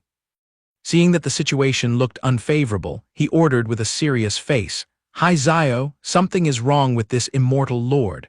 Hold him back for a moment. This venerable one must go find Luo Ip2." She replied decisively, "Yes." He frowned in thought. This old man couldn't have taken Luo Ip2 very far in such a short time. To have a hostage to threaten me, he must have hidden her nearby. Suddenly, a realization flashed in his mind. Could he also be using the spatial Tao, tearing apart and sealing space on the spot? He waved his hand to form a hand seal, muttering, "Let me see." The system announced, "The spatial Tao is shattered." The space above Ip2's head instantly cracked open. Zhu Shang slid and fell out of the spatial rift. Ip2 leaped up to catch her safely. However, the surrounding space began to collapse, shattering into pieces. He held his disciple tightly, sweat breaking out on his forehead. "This is bad. I stepped into that wretched old man's array again. The Tian Luo realm is collapsing in a chain reaction. Staying even a second longer means falling into the chaotic spatial rift, never to escape." With time counting down, he grew more and more anxious. The immortal lord stood outside, roaring inward amidst the sound of crumbling debris. "Ip2, stay in that room forever, immortal and eternal, drowning in endless loneliness." Swaying amidst the shower of debris, he gritted his teeth in worry. Damn it, this old man cursed the array to collapse along with the immortal realm plane. If I cannot find a spatial fragment to enter, I fear I will be trapped in the realm of death, never to return. Suddenly, his eyes caught a glimmer of light from afar. Ip2 exclaimed in surprise, Chu Zin, what on earth are they doing?" He locked onto the coordinates of the earth plane. Thinking it over, the passage to the immortal realm had been destroyed by the old man, meaning the way back was temporarily blocked. In that case, he might as well take the opportunity to return to the Earth plane. If he could find Chu Xing and Chu Xin and claim the system rewards, perhaps he could trace the coordinates of the immortal realm to return. It wouldn't be too late to settle scores with that old man then. Decisively, Yibei plunged straight into that spatial fragment. Earth plane, here I come. His gliding speed was incredibly terrifying from his perspective, leaving only trailing streaks of purple energy behind. The scenery shifted constantly, and soon, the silhouettes of Earth's buildings appeared clearly. He crossed his arms, still wearing his immortal realm attire as he surveyed his surroundings. "Well, we are back on Earth," Zhu Shang asked, her eyes wide with surprise. "Is this the homeland you often mentioned, Master?" She observed the surroundings and exclaimed, "Your hometown is indeed brimming with spiritual qi and has produced many talents. The strength of the passers-by here is at least at the half-emperor realm." Yibei knitted his brows in confusion. Strange, where did Earth get so much spiritual energy? This is completely wrong. What on earth happened here? On a nearby street corner, a crowd was jostling and pushing each other in chaos. One person grumbled, "Do you think pushing will get you the divine relic?" Another snapped, "Exactly, stop pushing. I've been standing until my legs are sore, and yet there is no sign of the inheritance receiver. Our Yan Huang barely gathered 3 treasures. There will definitely be a fierce struggle later. Let's go, brothers." A sigh echoed as an old lady was knocked down, and an unruly young man even cursed at her. "What is an old bag like you doing crawling out here to watch the fuss? You deserve to fall." A kind-hearted person rushed to help the old lady up and scolded the youth. "How can you be so terrible? Do you think reaching the Emperor Venerable realm makes you a big deal? Apologize to her quickly." The youth laughed mockingly. "In this day and age, if you don't cultivate, living this long just means you are meant to be a punching bag for others." Right at that moment, Yibei appeared, his finger gently executing a spell. The youth was instantly sucked into a transparent purple orb, suspended in midair and struggling. Restrained, he roared angrily, "Who the hell are you to sneak attack me? Do you know who my dad is?" His face remained indifferent as he used the youth's own words against him. "In this world, you cultivate but don't bring your dad along on the streets. Then being a punching bag for others is exactly what you deserve." With that, he immediately cast the spell, Soul Search. The youth clutched his head and screamed in agony, "How dare you use dark arts on me? My dad will definitely—" Yibei waved his hand, cutting him off. "Then go to the Yellow Springs and call your dad to join you." With a bang, his body exploded into pieces. Zhu Shang curiously asked about the situation. "Master, what did you just find out?" He replied in a heavy tone, "It turns out that since I left, so many things have happened on Earth." He explained patiently, "Since I left, the spiritual qi on Earth suddenly revived, natural disasters struck, and demonic abysses appeared everywhere. High-rise urban areas were engulfed in flames and ruthlessly devastated. Humanity frantically joined forces to fight off a giant demonic beast, but modern weapons suddenly became useless, leaving humans utterly defeated." In Yibei's mind, a scene appeared of the monster growing increasingly violent and powerful over time. Standing in its path was a woman clutching an axe in her hands. He continued, "Fortunately, heaven did not block all paths. Humanity began to awaken their abilities and receive inheritances. 3 giant divine shrines arose, each bearing its own symbol.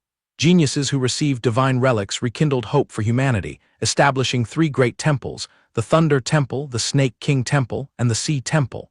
These 3 places barely maintained peace against the demonic beasts, but bitterly, most of these temples are located in the west. The east lagged behind, with only the island nation securing a Snake King pillar, its faintly visible cyclone symbol standing out against the dark background." Yibei's face showed clear annoyance. "Our Yan Huang people are looked down upon by the entire world because we do not have a single inheritance."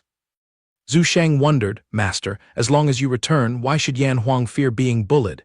He nodded in satisfaction. "You are right. This time, I will not only find Chu Xing and Chu Xin, but I will also sweep clean this mess to seek justice for Yan Huang." She grimaced again, "But Earth is so vast, where are we going to find Chu Xing and Chu Xin?" He smirked with confidence. "I have my ways." Suddenly sensing something unusual, Zhu Shang cried out, "Master, your hand seems to be trembling." She took his hand, turning it over to inspect it carefully. Ibei knit his brows, feeling it, and explained, "Something inside is resonating with my constitution." She suddenly recalled, "Ah, that coincides with the inheritance object the crowd was whispering about earlier." Ibei wore a sly smile. "I heard that the one who receives the divine relic not only awakens their ability, but can also absorb the power of the populace's faith to strengthen their divine soul. It seems we've been presented with a great gift right upon arrival."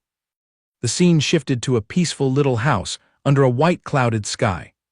Zhu Shang had just changed into a tight-fitting, curve-hugging dress, her face blushing. "Master, is it okay to dress like this?" Ibei replied calmly, "When in Rome, do as the Romans do. Besides, didn't you want to wear it for me to see?" She shyly changed the subject. "Master, we should prioritize the main business. Have you traced the origin of that inheritance orb?" He answered casually. "Earlier, I swept the area with my spiritual power. The spiritual energy inside it is identical to the Tian Bao Xuan Zhang back at the Tian Jiao Pavilion. Both were definitely molded from the primal chaos of heaven and earth." Zhu Shang smiled brightly, her eyes sparkling as she looked at him. "So, if you can devour this divine relic, your cultivation will surely rise by several realms." Suddenly, a guy holding a phone for a live stream barged in. Filming while laughing mockingly, he ranted disdainfully, "Ha ha ha, come watch this clown show, brothers. Yan Huang found a trashy stone to scam people, yet here are two fools actually believing it." He pointed the lens straight at Ibei and Zhu Shang's faces, mocking further, "The Yan Huang higher-ups brought out an old stone to scam people as an inheritance object, yet some actually fell for it. The Yan Huang people are truly hopeless. Ha ha ha." On his screen, comments flashed frantically. "Exactly. How can anyone besides the West hold divine temples? Those Yan Huang people have no inheritance, so they can only use pebbles to comfort themselves. This is hilarious. Where are the brothers? Go to these coordinates and teach those two idiots a lesson. Wait, look closely. What are they doing?" Ibei had raised the protective glass box by now. He formed a seal and barked, "Still refuse to show yourself. Come out and hand over the inheritance." A dazzling blend of red and blue light shot out. From the core of the stone, a female phantom floated up, her body radiating a green glow as she spoke proudly. "Human, defeat me and you shall have the inheritance. Otherwise, hand over your life." Her eyes were sharp, filled with killing intent. Ibei widened his eyes, slightly surprised by her aura. But very quickly, he activated the Tao resonance, creating a sturdy defensive shield. Her thunderous strike was easily blocked by him. She remained arrogant, acting like a superior being. "For a human to block my blow is rare indeed, not bad. But unfortunately, that is still not enough." With that, she glanced downward to locate her target. But the ground was completely empty. Yi Bei's figure had vanished without a trace. Suddenly, he appeared right behind her, grabbing her neck and muttering, "In a hurry to reincarnate. The show hasn't even begun." She panicked completely, unable to believe that someone could approach her without making a sound. He calmly continued, "Since you and Tian Bao Xuan Zhang are of the same cohort molded from heaven and earth, then roasting you with my chaos fire of heaven-burning unity is a simple matter." Ibei activated the flame, and a brilliant purple light erupted. The massive pressure radiating from the small house shook the entire area. When the light dimmed, only Yi Bei was seen floating in midair. The female phantom now bowed obediently in respect. "You have finally arrived, my successor." He observed his hands, feeling the abundant power coursing through his veins after the fusion. On the ground, Zhu Shang rejoiced for him. "Wonderful master, you have subdued it." But no one expected that the phone live streaming from the corner was still diligently recording everything. Swoosh, swoosh, swoosh. 3 sharp streaks of light tore through the city sky. These were the projections of the 3 gods, Lei Shen, Hai Shen, and Sa Shen. They whispered among themselves, "For tens of thousands of years, Yan Huang's inheritance was extinct, yet now a sprout has emerged. We must not let him grow strong and snatch the power of faith. As for Eastern gods, I alone am enough."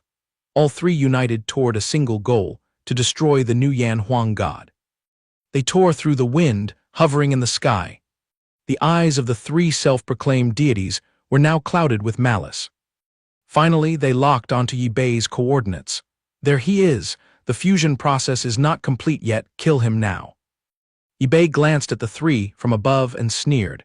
Just a few phantom clones think they can stop this venerable one from fusing. Immediately, he waved his hand to unleash a heaven-shaking, earth-shattering palm strike. The terrifying pressure forced the three fake gods to huddle in defense. Sa Shen broke into a sweat and analyzed. This is bad, he has nearly finished absorbing the energy. Our phantom clones will only suffer if they make contact. Lei Shen, use your move to strike his divine soul. During inheritance, the divine soul is the weakest defense, that might be his only weak point. Lei Shen smirked triumphantly. Understood, leave it to me. She squinted in mockery. Kid, it's a pity you were born in Yan Huang and ran into me. Otherwise, you would have had the chance to serve as our dog and live a few days longer. Ip2 spat in disdain. Has no one taught you that in this world? Only others kneel to serve as my lackeys. Infuriated, Lei Shen immediately channeled her power, purple lightning crackling around her body as she unleashed her ultimate technique, Soul Strike. He casually closed his eyes and muttered, Tisk, bad luck for you. My divine soul has already stepped into the threshold of the true immortal realm. I am invincible. As soon as he spoke, his eyes snapped open, shooting out a dazzling golden light. Lei Shen's eyes rolled back in complete shock. At the same time, her divine soul was rebounded by her own lightning, striking her directly. Sa Shen and Hai Shen rushed out to catch her falling body, Lei Shen. She clutched her chest, sweat pouring down like rain, groaning in pain. This monster. He devoured our attack entirely. On Ip2's fingertip, a golden light flashed. He sneered, now it is this venerable one's turn to perform, the technique Golden Rain Sacred Judgment, destroying heaven and earth, go. Immediately, a sphere of energy exploded, shooting toward the three figures like an arrow. The trio of Lei Shen, Sa Shen, and Hai Shen panicked and hastily tore through space, creating a black hole to escape quickly. Their voices echoed from afar, do not be happy too soon, we hold grudges and will definitely return to beat you to a pulp. Ip2 curled his lip and replied, Yan Huang has a vast population and is more than capable of taking care of itself, so we decline hosting Western gods. Standing to the side, Zhu Shang was thrilled inwardly. Master's power has skyrocketed. I must cultivate harder to hope to catch up with his shadow. Ip2 landed gently on a rocky ledge, turning to ask, Luo Ip2, why the dazed look? She shook her head slightly. It is nothing. I was just wondering why Chu Xing and Chu Xin came all the way to this place. The two walked side by side as Ip2 said calmly, wonder about that in 7 days. She curiously asked back, so by next week you will uncover their news, master. The scene shifted to the Snake Temple in Shidaoguo, where Hai Shen frowned and asked, what corner did that kid crawl out of? In all my years of roaming the world, I have never heard of his name. Lei Shen clicked her tongue and commented, his divine soul and level of divine ability are so high it gives me goosebumps. I also have no idea where he came from. Hai Shen rubbed his chin and deduced, a god suddenly leaping into the world like this must want to snatch the power of faith of the commoners. How should we plan our next move? Sa Shen cleared his throat. Stooping to compete with a brat is ridiculous, however. Hai Shen tilted his head. However what? Sa Shen continued. The trouble is, if we fight 3 against 1 and meet our match with both sides battered, it would be humiliating if a third party stepped in to reap the benefits. Hai Shen nodded. That makes sense. Lei Shen rested her chin on her hand, her eyes closed. Then do you two still remember the name of our archenemy? Hearing her mention the leader of the demonic beasts, both Sa Shen and Hai Shen flinched in surprise. Lei Shen sighed gloomily. 20,000 years ago, when Earth's spiritual chi first surged again, we managed to chain the appearing demonic beasts thanks to holding onto our inheritances. Who could have expected this? Images of high-rises burning intensely about 3 centuries ago came flooding back. Out of nowhere, a boss appeared, breaching the defenses of both sides every few days. Streets were turned into flat ground with chaotic brawls, where few techniques were executed, but plenty of beatings were received. On top of that, going to negotiate only resulted in being flatly kicked out. Now another brat has emerged who is just as powerful. The demon race boss was already a nuisance, and now this kid has become a thorn piercing straight into our retinas. Lei Shen frowned as she recalled Yi Bei's face. Just think about it, comrades. Her voice echoed throughout the hall. Send that kid out to clash with the demon race boss.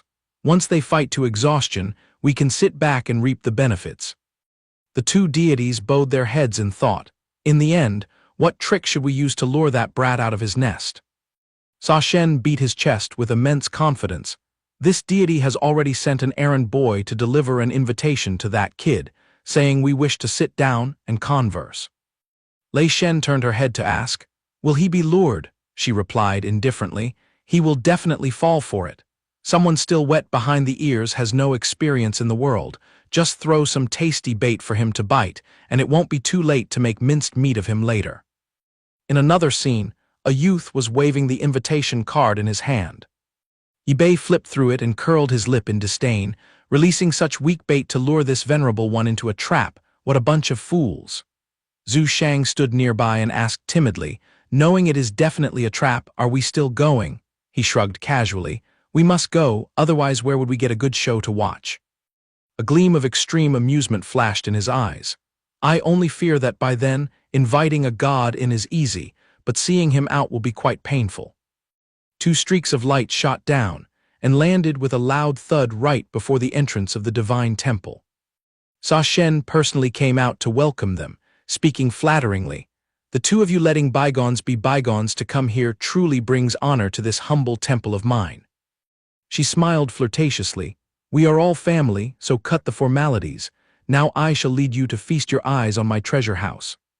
The three stared at the mountain of shining gold, silver, and jewels as Zhu Shang remarked, "It looks like a royal treasure house."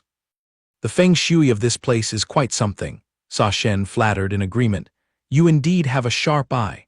The goods here were all carefully selected by me 10,000 times. Just leaving these treasures here allows their spiritual power to automatically multiply rapidly."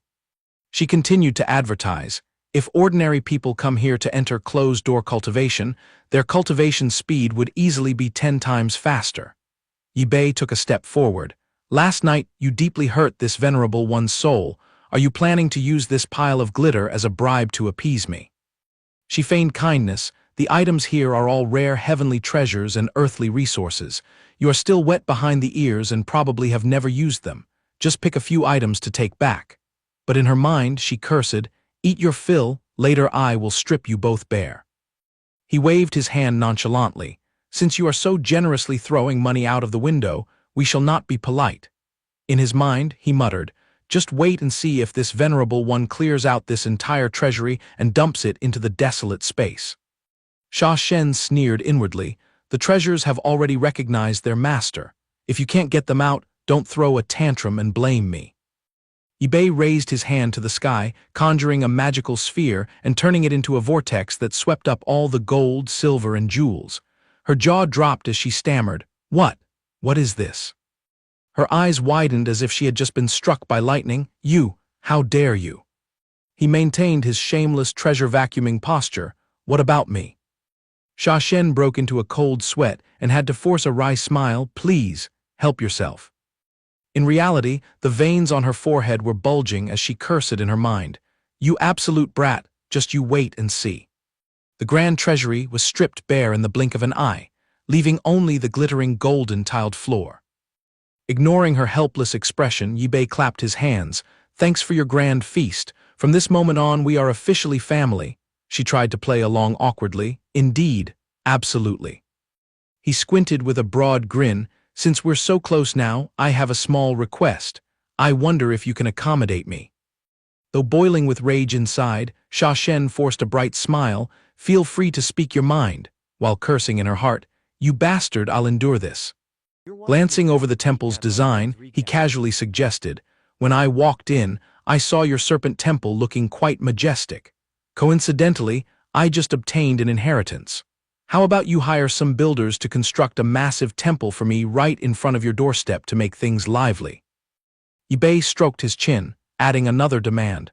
"No need for anything too luxurious. Just build a mansion slightly bigger than yours and I'll be satisfied." Sa Shen's smile vanished. She gritted her teeth in fury. "You two are truly pushing your luck and bullying me too far." In response, He simply reached out and firmly grabbed the shaft of her scepter. No matter how hard she pulled, she couldn't yank it back. His strength today completely outmatched yesterday's, utterly suppressing her. Zhu Shang and Yi Bei grinned, showing off their pearly whites. He asked mischievously, "Oh, did the two of us treat you that badly?" Xia Shen instantly changed her tune, offering an apologetic smile. "You two are wonderful. It is entirely my fault. Let me call the builders to construct a temple for you right away." She suppressed her anger until her face turned dark. "Gloat all you want for now. Later, I will give you a fate worse than death." The three of them gathered before the brand new temple. Yi Bei clapped in approval. "Your efficiency is truly impressive," Xia Shen added. "Of course. And that's not all. I have also gone to the trouble of preparing a grand gift just for you." He rested his hands on his hips, curious. "What kind of gift?" she explained. "You probably haven't heard, but the reason our divine inheritances have maintained their status and spiritual power until now is entirely because we rely on a secret realm." Recalling that ancient structure, she boasted, "That place is full of heavenly treasures and opportunities. The treasury you just cleared out was also stocked with items from there." Yi Bei gave Xia Shen a suspicious, squinted look. "Such a lucrative gold mine, and you are willingly handing it to me on a silver platter." She flattered him smoothly. "With your supreme power, having you join us in the secret realm is a once-in-a-lifetime blessing. Only a fool would refuse." He agreed instantly. "Since it's such a good deal, lead the way right now." Standing before a tower nestled deep in the forest, she reported, "This is the nest of the demonic beasts, and the boss here is extremely short-tempered and crude. Brother Yi, we are counting on you to protect us this time." Zhu Shang scrutinized with a stern face. "You advertised this as a monster nest, yet it is dead silent. Are you trying to play us?" Xia Shen giggled. "How could you accuse a good person like that?" She frowned, scratching her head in confusion. "Strange, usually they would be fighting fiercely by this time. Why is it so quiet today?" Suddenly, a loud boom echoed from deep within the forest, startling the birds into scattering. As a fierce gust of wind blew away the fallen leaves, her eyes widened in excitement. "It's on."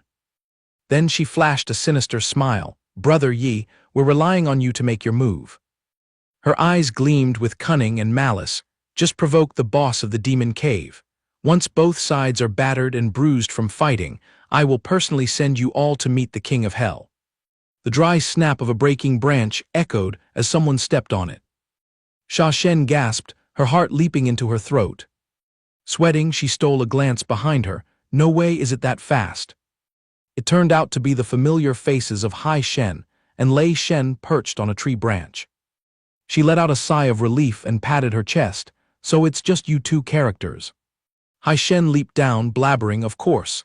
Didn't we agree to ambush him together and take down their entire nest?" Lei Shen chimed in. "Exactly." Xia Shen turned around, muttering, "You two approached so quietly, I thought some wild beast had escaped." But she had no idea that right behind her, a mouth full of sharp teeth was bared in a snarl. "Follow me. We still have a lot of preparing to do." Boom, an earth-shattering explosion shook the entire forest. Luckily for Xia Shen, she reacted in time, deploying a protective barrier to block the blast. Releasing a puff of green smoke, she snapped, "Who on earth are you? How dare you impersonate Hai Shen and Lei Shen?" Standing tall behind the purple mist were Chu Xing and Chu Xin. Chu Xing sneered, "Didn't you work so hard to scheme against the demon beast boss? Well, now that your idol has arrived, are you too blind to recognize them?" Just then Yi Bei strolled over holding a sack, tilting his head as he asked, "Are you looking for these two?" He revealed Hai Shen and Lei Shen, who were tied up and lying completely motionless. Xia Shen was utterly shocked, as if struck by lightning. "Hai Shen, Lei Shen, you too." Chu Xing and Chu Xin knelt before Yi Bei. Chu Xin cried out, "Disciple pays respects to master," and Chu Xing echoed, "Disciple greets master." Xia Shen frowned and gritted her teeth. "So you are in league with the demonic beasts. No wonder I have never heard of your name in Yan Huang." He glanced at her calmly. "We should credit your contribution. Thanks to you, I was able to gather my disciples back together so soon." Her face darkened as she clenched her teeth. "So from the very beginning, I was being manipulated and led into your trap by you all.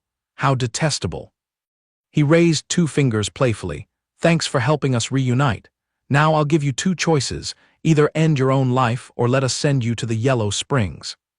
Sha Shen swung her scepter high, summoning a power-boosting array to show off. Stop dreaming that having an inheritance means you can defeat me. I am one of the three who possess the most dominant inheritances on this continent. Suddenly, a beam of purple energy struck her squarely in the waist. As a result, she was sent flying and crashed face-first into the trunk of a nearby ancient tree. The mouth of the spirit lurking behind Chu Xin was still gathering light. She raised an eyebrow in disdain. Talking to you is truly dull. I can't even be bothered to speak. Sha Shen gripped her staff tightly, muttering a prayer. Citizens of Snake Island, entrust your power of faith to your deity, and your deity shall banish all your calamities. Chu Xin stood with her hands clasped, completely unfazed. Beast Tao, charge my children. The crimson gem atop the staff flared with light, serpent spirit petrification. It clashed directly with a massive purple spirit that was baring its sharp claws for battle. A massive wave of energy shot out instantly, wrapping tightly around it. A blue aura pushed back the pressure, binding it so tightly that it froze and couldn't move. The bitter end was that the entire dragon was petrified into solid stone. Chu Xin and Chu Xing leaped forward in a coordinated attack. Chu Xin decided to swoop past and snatch the staff right out of her hand. Sha Shen held her scepter high and shrieked, "Before, you had those beasts to shield you, which made you arrogant and oblivious to the heavens. Now that you have no protection, you still dream of overthrowing me." The ruby flashed once more, as she intentionally unleashed the serpent spirit petrification again. Yibei's expression changed and he called out in panic, "Xing Xin." The two disciples were instantly turned into stone statues in identical poses, giving him a fright. Sha Shen seized the opportunity to strike from behind. "Now it's your turn, you brat." A brilliant blue light exploded, illuminating the entire dense forest.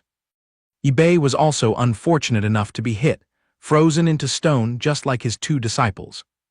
Unluckily, Zhu Shang shared the same fate. Sha Shen touched her and clicked her tongue.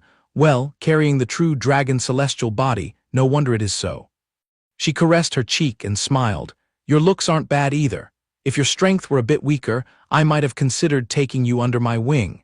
Too bad a stubborn person like you will never submit to anyone and would eventually become a disaster for me. So goodbye, pretty boy."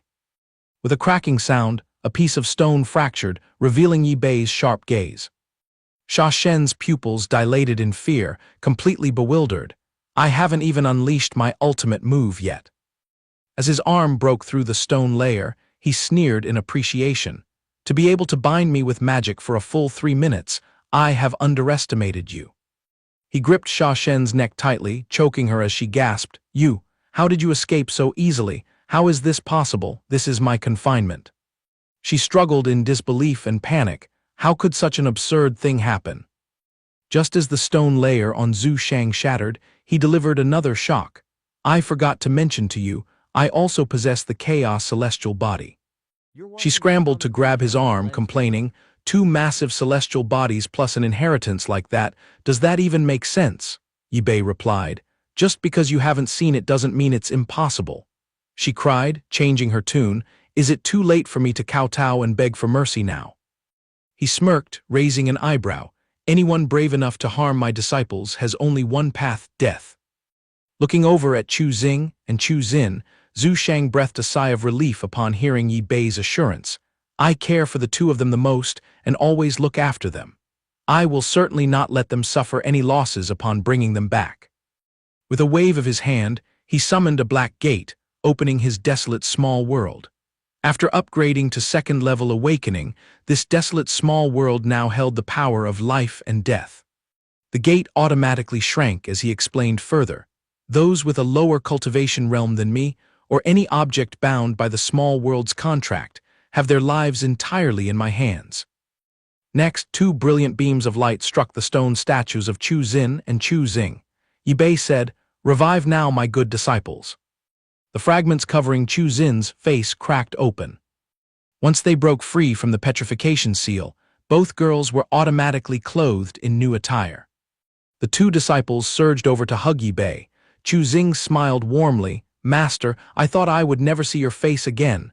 Chu Xin rubbed her cheek against him affectionately. Master, I missed you so much. He was thrilled inside, but outwardly maintained a cautious front. Clinging to me like this doesn't seem very appropriate.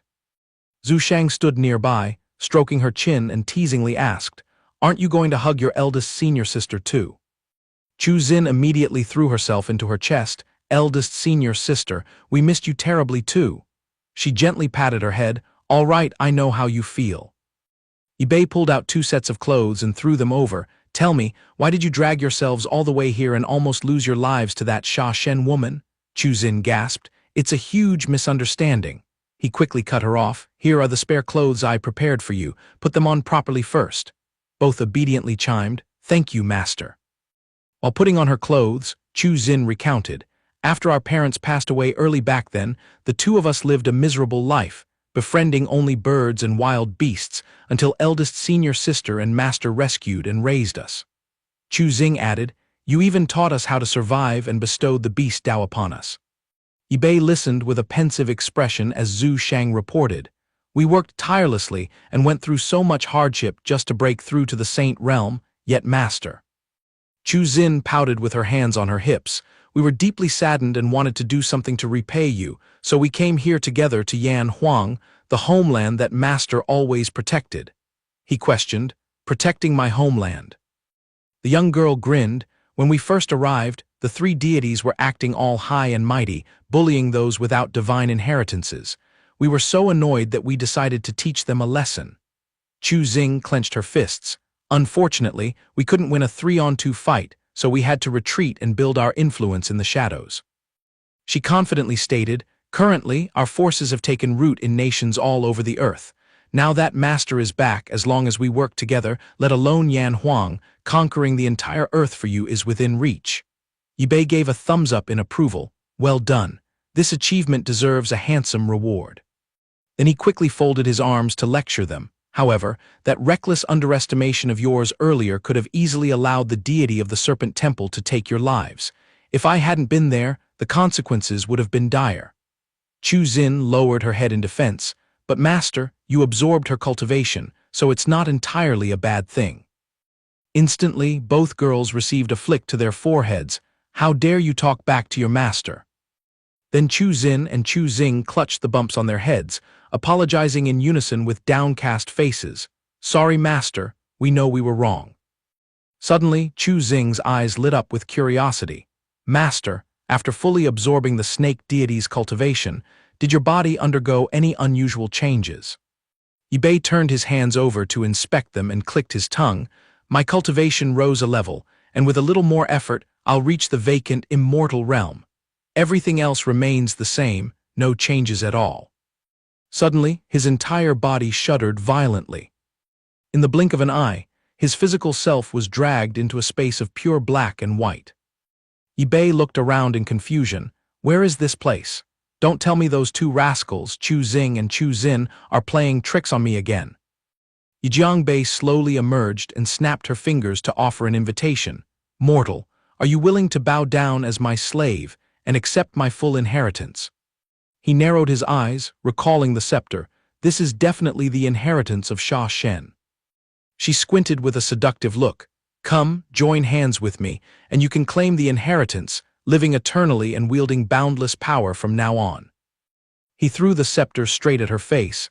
That lousy inheritance almost cost me my life last time, and now you're offering it so easily, I'd be crazy to believe you. She scrambled to dodge, Damn you. Then she shrieked in anger. I offered you a beautiful maiden's hand and you refused, instead throwing things to hit me. Is your head made of wood? Ip2 sighed wearily. There's no such thing as a free lunch in this world. I don't believe you, I'd rather capture it myself. Saying that, he smirked and threw a powerful punch. Stop acting like a clown and talking so much. Take this. Yijiangbei waved her hands frantically to block him. Wait, hold on. She forced an awkward smile. All right, fine. What if I swallow my pride and beg you, please, have some mercy and take this inheritance for me? His gaze was sharp as a razor. What is your true origin?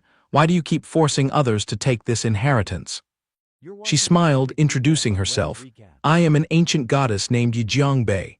Back then, I caused some trouble and was imprisoned in this staff by fate for thousands of years. Now that I'm finally free, I just want to find a high-quality host body to rely on.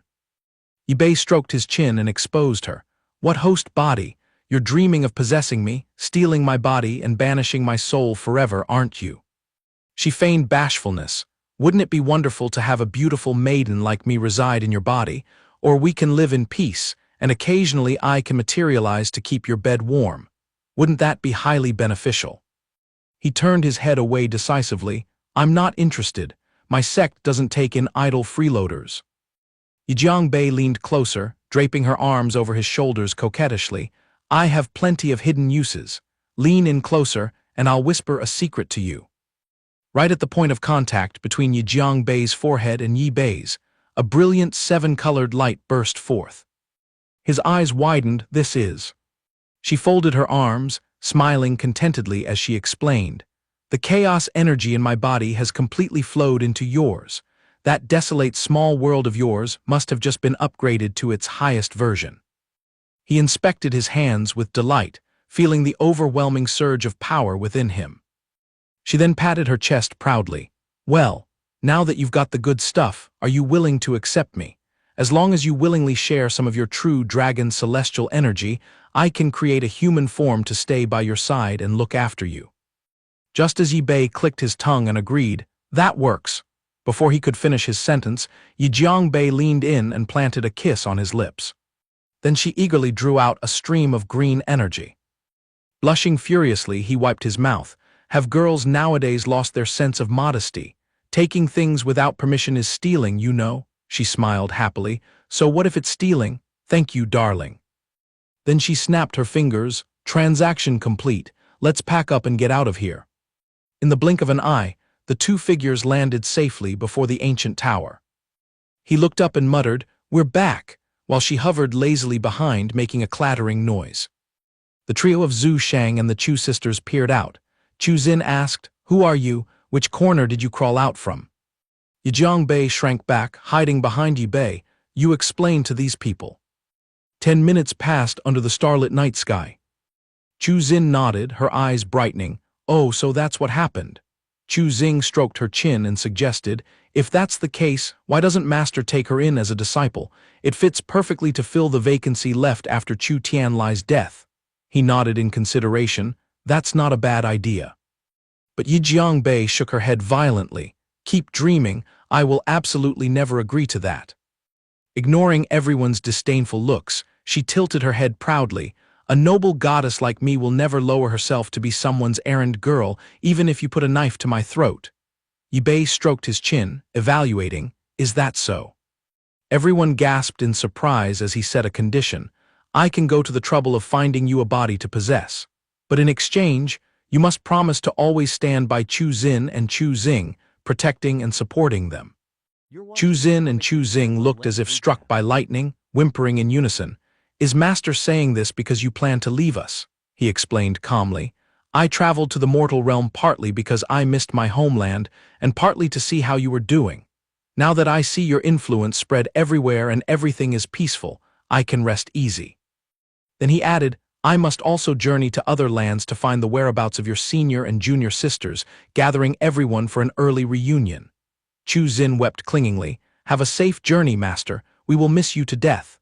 Chu Xing tugged at his sleeve, saying, Master, whenever you find any of our sisters, you must send word to let us know.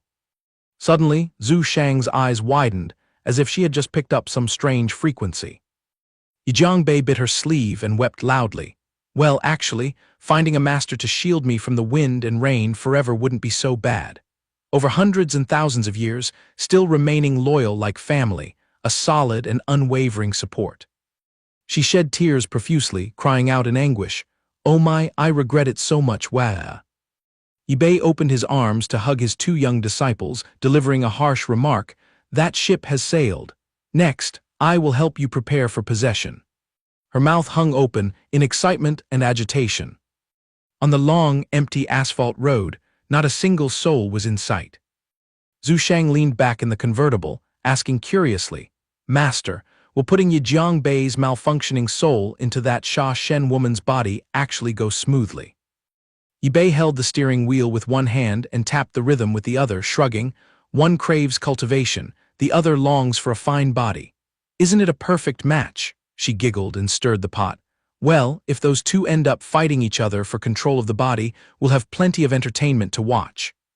Steering the car to a halt in front of a luxury hotel with a swimming pool, he gestured, "Forget about them. It's a rare chance to visit Earth after 100 years. We haven't even let loose yet. Today we must party like true high rollers." Onlookers stood around whispering, "Wow, a beautiful woman in a fancy car, truly admirable." A guy nearby scratched his head, wondering, "I wonder how much a room in this hotel costs per night. Oh my, 9,000 spirit stones." While Zhu Shang stared in surprise, Yi Bei winked smugly. "The desolate small world is now fully upgraded.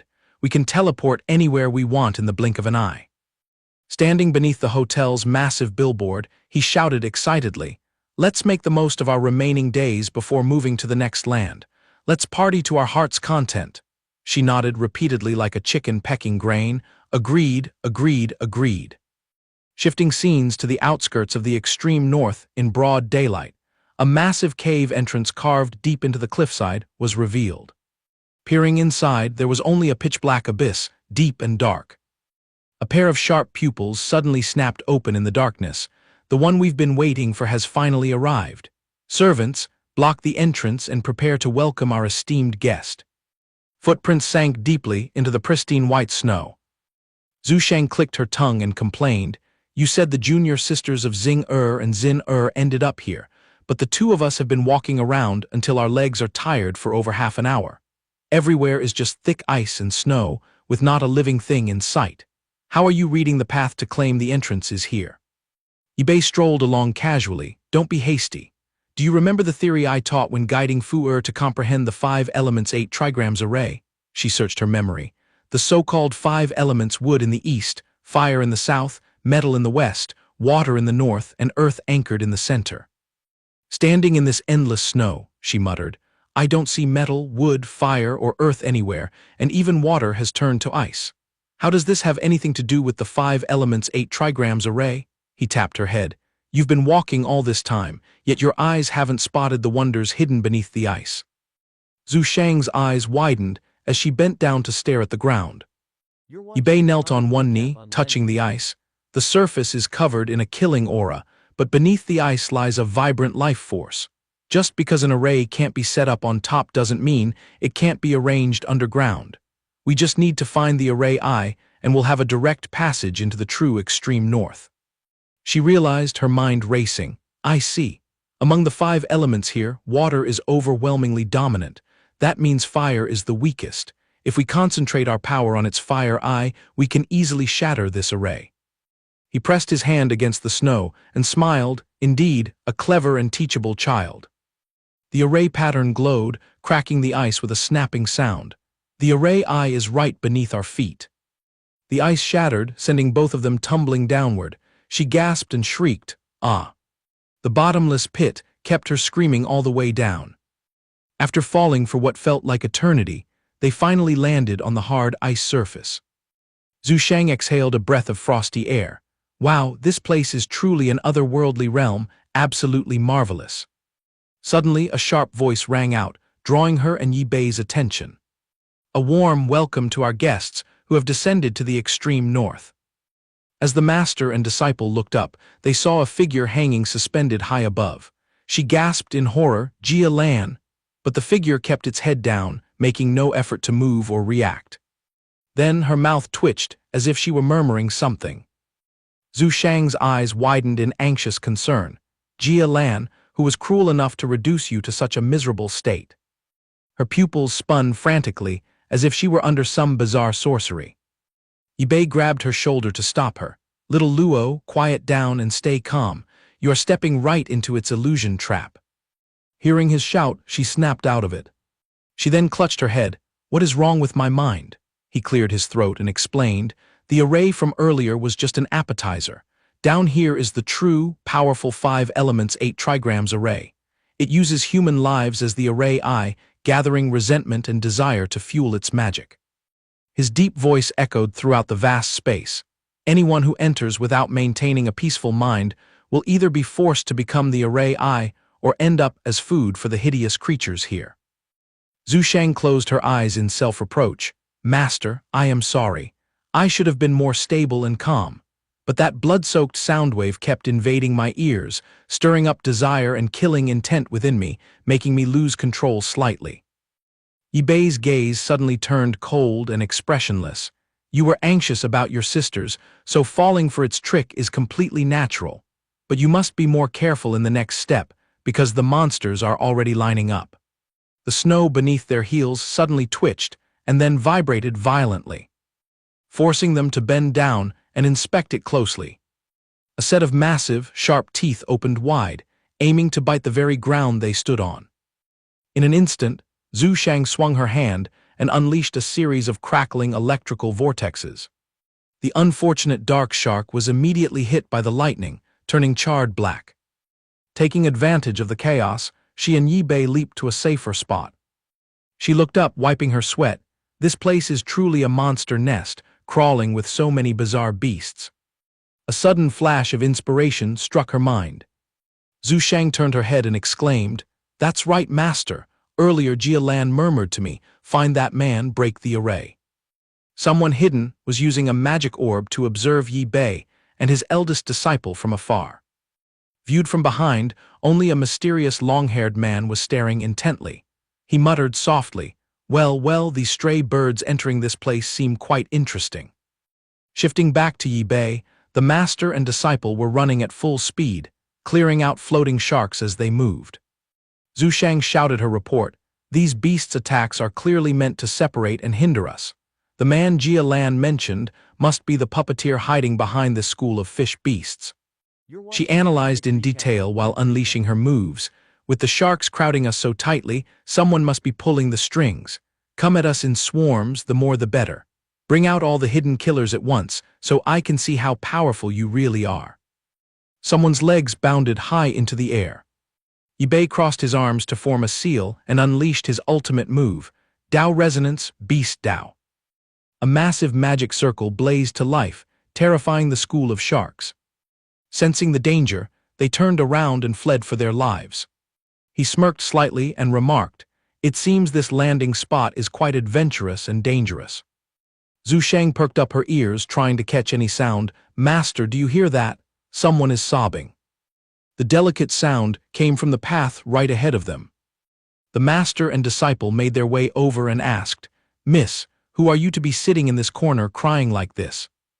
A woman with long, vibrant red hair sat hugging her knees on a rock, wailing loudly, "Boo-hoo, someone's master has passed away."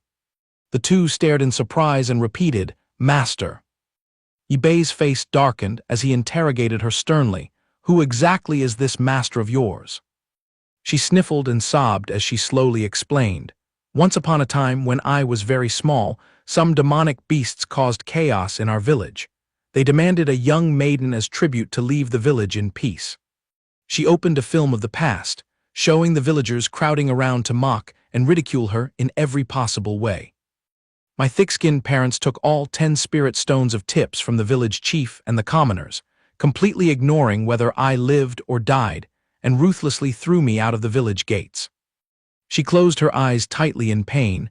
"As a fragile girl who couldn't even tie up a chicken, how could I escape? So I was forced onto a raft and sent straight into the claws of the ravenous beast." Bloody scenes of tearing flesh flashed through her mind, and at that very moment, her master descended from the sky, chopped off the monster's head, and rescued her from the dangerous whirlpool. Her eyes showed a look of utter terror. A poetic memory of master and disciple standing romantically under a cherry blossom tree appeared. "He only taught me how to cultivate martial arts, how to take revenge, and gave me lessons about deep family affection. Yet 300 years ago, I could only stand frozen, watching Master log out of this world right in front of me, unable to save him in the slightest, like a useless piece of trash." She knelt down, burying her face beside the coffin and weeping loudly. Closing her eyes in melancholy, she slowly spoke. "I screamed and cried out all my tears for 300 years, crying until both my eyes went blind for all those years. Yet I still couldn't change the outcome at all. Luo Zushang tilted her face up suspiciously and asked, "Jia Lan, is that really you?" Her face suddenly turned dark and gloomy as she softly called, "Senior sister." She hugged her legs again, weeping and begging, "Senior sister, please save this worthless life of mine." Luo Zushang felt a pang of sympathy and pity. "Jia Lan, how did you end up in such a miserable state? Be good and let senior sister help you back." Yibei was startled and yelled to stop her. "Hit the brakes and wait," she asked with a blank look. "What's wrong, master?" He quickly laid his cards on the table, explaining, "Did you lose your memory? The real Jia Lan is still stuck dangling in the 5 elements Bagua formation outside, waiting for us to show our faces and pick her up." Her figure suddenly flickered and became blurry like a glitching hologram. She was startled and suddenly realized. She grimaced and questioned him. "Master, tell me, is this Jia Lan a fake illusion or the real deal?" Suspicion began to flicker in her eyes. "Or damn it, ever since I set foot in this extreme north realm, have I been bewitched and fallen straight into an illusion matrix?" Yibei's facial muscles twitched weirdly as he yelled, "Girl Luo, what on earth are you babbling about? Hurry up and run over here to hide." She held her head, grimacing as she screamed, "No way, you all are just a bunch of fake desires conjured up in my mind. Walking into your trap would only cause a chi deviation and bury my body here. There is no way out." Luo Zushang closed her eyes tightly, her determination surging. "Master, please wait. I swear I will shatter this devilish illusion to get out." Ringing in her ears was Yibei's voice screaming until his throat went hoarse. Girl Luo, where did you run off to?" Stroking his chin thoughtfully, he muttered, "Ever since we escaped that troublesome 5 elements Bagua, that girl Luo has vanished. There is clearly someone plotting to separate us and take a sneaky bite." His eyes narrowed dangerously. "Bad luck for you guys, today you have messed with a real hornet's nest." Yibei crossed his arms, standing majestically between the 2 doors, and spoke mockingly. "If you have any tricks, bring them all on. Why are you delaying, or are you trembling with fear?" In front of him was a door with a blank white sign, while on the other side was a bright red door. He smacked his lips and calculated. One side is the door of life, the other is definitely the door of death. Showing a sly smile, he smirked. Well, quite confident, aren't you? Do you think being the lord of this corner means you can sentence anyone to death as you please? Do you think everyone will obediently follow your script? Since you are so confident you can wring my neck, I will just plunge straight into the door of death to blow your mind." With that, Yibei stepped majestically right into the door of death, thinking to himself, "Let's see if heaven or anyone else can control this fragile life of mine." The crimson door slammed shut with a loud bang. Suddenly, a deep voice spoke. My eye for judging people is indeed spot on." From the depths of the cave came a mournful wailing, "Boo-hoo-hoo." He tiptoed forward, suddenly startled when he heard a young girl sobbing, "Boo-hoo, our master has kicked the bucket." Yibei approached, gently patted her head and called out, "Jia Lan," but she kept crying hysterically, "Boo-hoo-hoo." The young girl turned her tear-streaked face around. "Oh, master, has your spirit returned?" He was dumbfounded, as if he had just realized a shocking truth. Some invisible force sent him tumbling backward and flying out. Yibei propped himself up, scrambled to his feet, and cursed through gritted teeth. What on earth is this? A looming magic beast in the form of an illusion suddenly materialized right in front of his nose. Yibei wiped the smirk off his face, looking deadpan. "Oh, an ancient beast from the extreme north realm, quite a rare find. This place really knows how to give guests a thrill." He swung a lightning fist, striking straight at the monster's skull. Yibei showed no mercy, delivering a thunderous blow right onto the crown of the beast's head. The sound of a cracking jawbone echoed with a loud snap. He casually followed up with a dozen consecutive punches right to the face of the unlucky beast. The beast roared, channeling its inner energy and blasting out a shockwave that sent him flying far away. Using the momentum, he leaped out of the cave entrance, keeping a safe distance from the crazed beast. Yibei examined his fist, murmuring in calculation, "This place is truly surreal. After just a few rounds of clashing with that Killin, my muscles, speed, and hand strength have already reached a whole new level." A sharp glint flashed in his eyes as he realized, well, this is indeed a premium crucible. The weak leave their corpses, while the strong rule supreme. The beast's eyes suddenly lit up brilliantly like two headlights. Green veins bulged on his arm as he gathered all his strength. He landed a devastating punch straight into the beast's face. The beast fell flat on its back at Yi Bei's feet. He said smugly, "Last time I broke through my bodily limits, I couldn't find a way to make the fifth breakthrough, but who would have thought I'd level up instantly in this middle-of-nowhere place? It is truly a godsend." Glancing inside from the cave entrance, he clicked his tongue. "Oh, shedding crocodile tears are we, or are you begging me to spare your life?" From afar, the sound of clattering footsteps approached the cave entrance. A pair of eerie, blood-red eyes gleamed in the gloomy, spine-chilling darkness. Sensing someone lurking behind him, Yi Bei quickly turned his head and shouted, "Who's lurking over there?" A burly, shirtless old man showing off his muscles stepped out from the rock face, whimpering, "Little friend Yi, you have finally decided to show your face." It turned out to be a gray-haired old man. He scratched his head. "Strange, this voice sounds awfully familiar." His eyes widened in surprise. "Jia Lao, what ill wind blew you into this corner?" Before Yi Bei could even react, the old man rushed forward and tightly hugged his thigh, wailing, "Little friend Yi, my life here is miserable. I want to go back to Tianxuan. I miss the demon clan so much." He froze completely. What kind of nonsense is this? Waiting for the old man to stop crying hysterically, he cleared his throat to ask for the details. The old man sniffled and recounted his woes. "The truth is, ever since I tagged along with you to ascend, I've been stuck in this godforsaken place." Jia Lao looked into the distance, recalling the past. "Back when you dragged me to destroy the immortal pavilion, I was sure I was soaring to the immortal realm, but who knew the passage to heaven would suddenly shatter to pieces. A massive black hole appeared and swallowed me whole. Just as my toe touched the threshold of the immortal realm, I was dragged down by spatial chaos. I only had time to scream, 'Oh my God.'" Hearing this, Yi Bei broke into a cold sweat. Damn, back then he accidentally broke the immortal realm tunnel, causing this old man to fall into the pit. The old man, completely oblivious, kept complaining, "Little friend Yi, I've been holding out here for almost 5 years. Seeing you now is like seeing a savior. Can the two of us sneak out of here?" Sensing something was off, he questioned him. "Jia Lao, your level is at least the void immortal realm. How could you be stuck here for half a decade without breaking the door open?" The old man waved his hand and sighed. "Oh, it's a long story. Little friend Yi, you don't know yet. The most terrifying thing here isn't those random beasts, but that sinister array formation.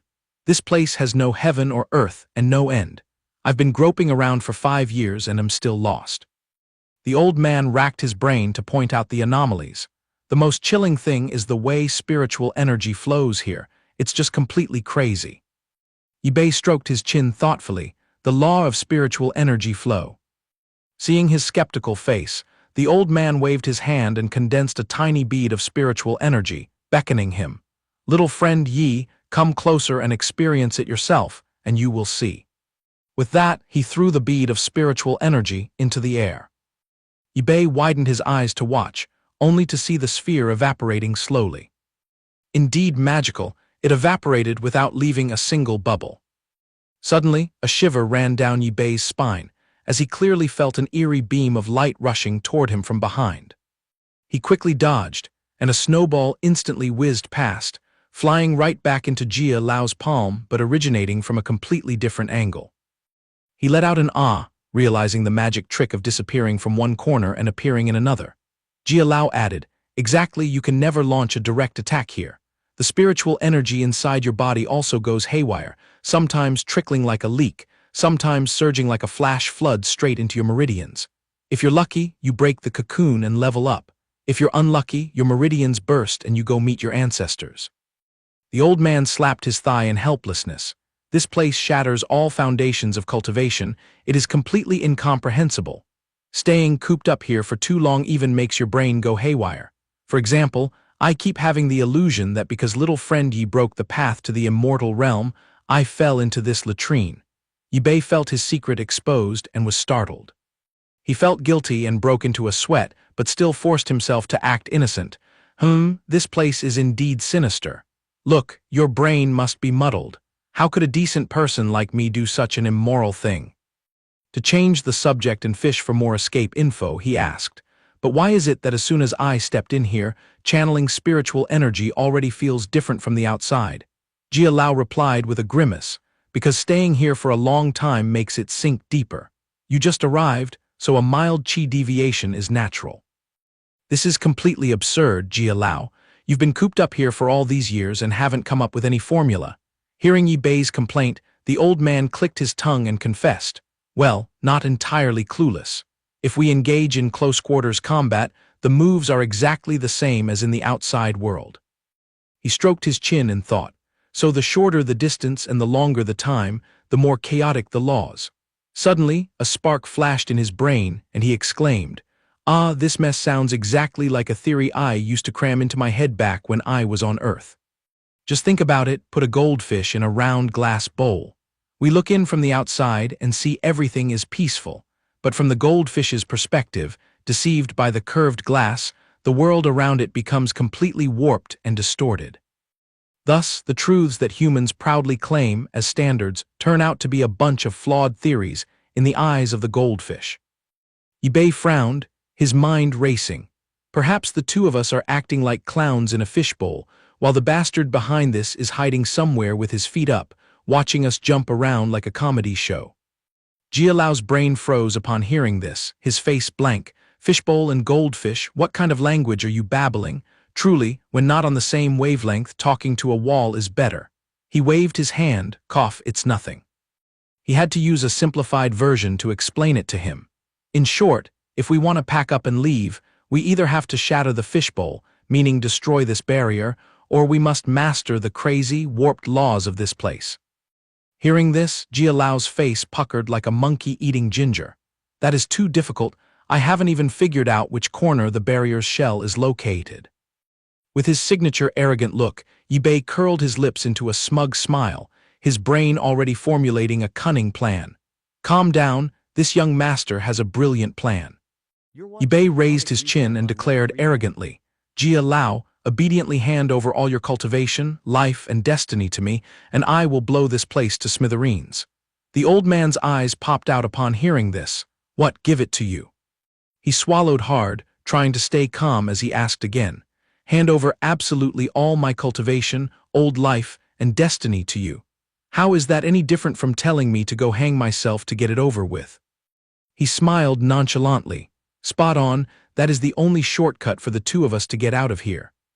The old man gritted his teeth and retorted, if you're so brave, why don't you offer all your cultivation to me and let me see if I can tear this place down? Yi Bei gave a sly smile and shook his head instantly. What a fool, no way. The moment the words left his mouth, he instantly erupted with inner energy. Swinging his hand, he landed a thunderous blow that sent Jia Lao flying into the distance like a torn sack. He chuckled mockingly. Jia Lao, your body still reeks of the spiritual energy of a complete stranger. How could I risk my life trusting you? The old man's face darkened as he snorted, Tusk, so you sniffed it out. Yi Bei's eyes were filled with murderous intent. Since throwing stones from the shadows didn't work, let's engage in close combat and fight it out. A deafening explosion echoed, and Jia Lao was blasted back 100 meters, kicking up a cloud of dust and shattering rocks all around. He casually dusted off his robe, stepping out of the door with an effortlessly cool demeanor. Right in front of the door, a voice suddenly rang out, preempting him, we finally meet face to face. Yi Bei couldn't help but be startled. Looking up at the towering steps, he saw someone standing with crossed arms, looking down loftily. He asked warily, you must be the puppeteer who put words in Jia Lao's mouth and the final boss behind this whole mess, right? Standing high above was an old elder with snow-white hair and beard, wearing a bizarre cloak, with several halos of dazzling light radiating from his back. Indeed, this seat is the overlord of the extreme North Palace, Ming Xuan Chen. Yi Bei raised his voice to negotiate. Out of respect for the fact that you have no intention of taking my life, I'm also too lazy to get physical. Just release my disciples fairly, and we will go our separate ways. The old man leisurely stepped down the stairs. Before you arrived, I cast a divination that a rare genius would visit, but your debut truly caught me off guard." He stroked his beard and praised him highly. "Exquisite talent, peerless comprehension, and even equipped with a premium true dragon immortal body. Most importantly, you are the first to crack this king's brain-melting array formation. What do you think? Would you like to be my beloved disciple and take over this entire extreme North Palace?" Ip2 grimaced and shot back instantly without any respect. "Stop dreaming, old man. If you know what's good for you, release my disciples quickly." Chen calmly plucked a pearl from the bead necklace around his neck. It seemed each of these pearls condensed a corner of the universe inside. "Your disciples and that old man are still alive and well, so don't worry needlessly. Do you really reject this sweet deal?" Ip2 shoved his hands into his pockets, puffed out his chest, and looked arrogant. "Young men should go watch the stars. Why on earth would I stay cooped up in this rotten trash heap of yours? I don't have the time." The old man burst into laughter. "Ha ha ha, indeed, I have chosen the right person." Chen flatly forced him. "Regardless of whether you agree today, this king is determined to stuff this ancient technique into your head. Only you are qualified to be its successor." Ip2 scratched his head in doubt. "You plotted and schemed to torment me in every way, just to force this outdated technique into my hands." He began to channel his power, and a faint, glittering galaxy appeared around him. "It's not that this king targeted you or was bored enough to test you. The fact that you managed to crawl all the way here is due to the word karma, but let me remind you, the greater the fortune, the heavier the retribution. Once the arrow is shot, there's no turning back." Ip2 knitted his brows. "Retribution? Is this old man trying to scare me?" Playing with the pearl in his hand, Chen slowly explained.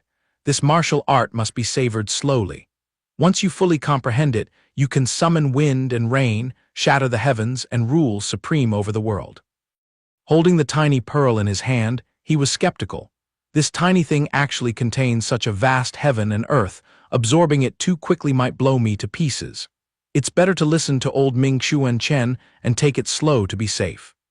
Before he could recover his wits, Chen vanished without a trace. Only the spatial rift high up on the steps was shaking violently.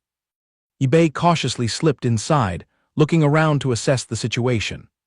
Suddenly he froze, completely petrified by the sight before his eyes. A crisp voice rang in his ears. Master, you went out for a spin and came back so quickly."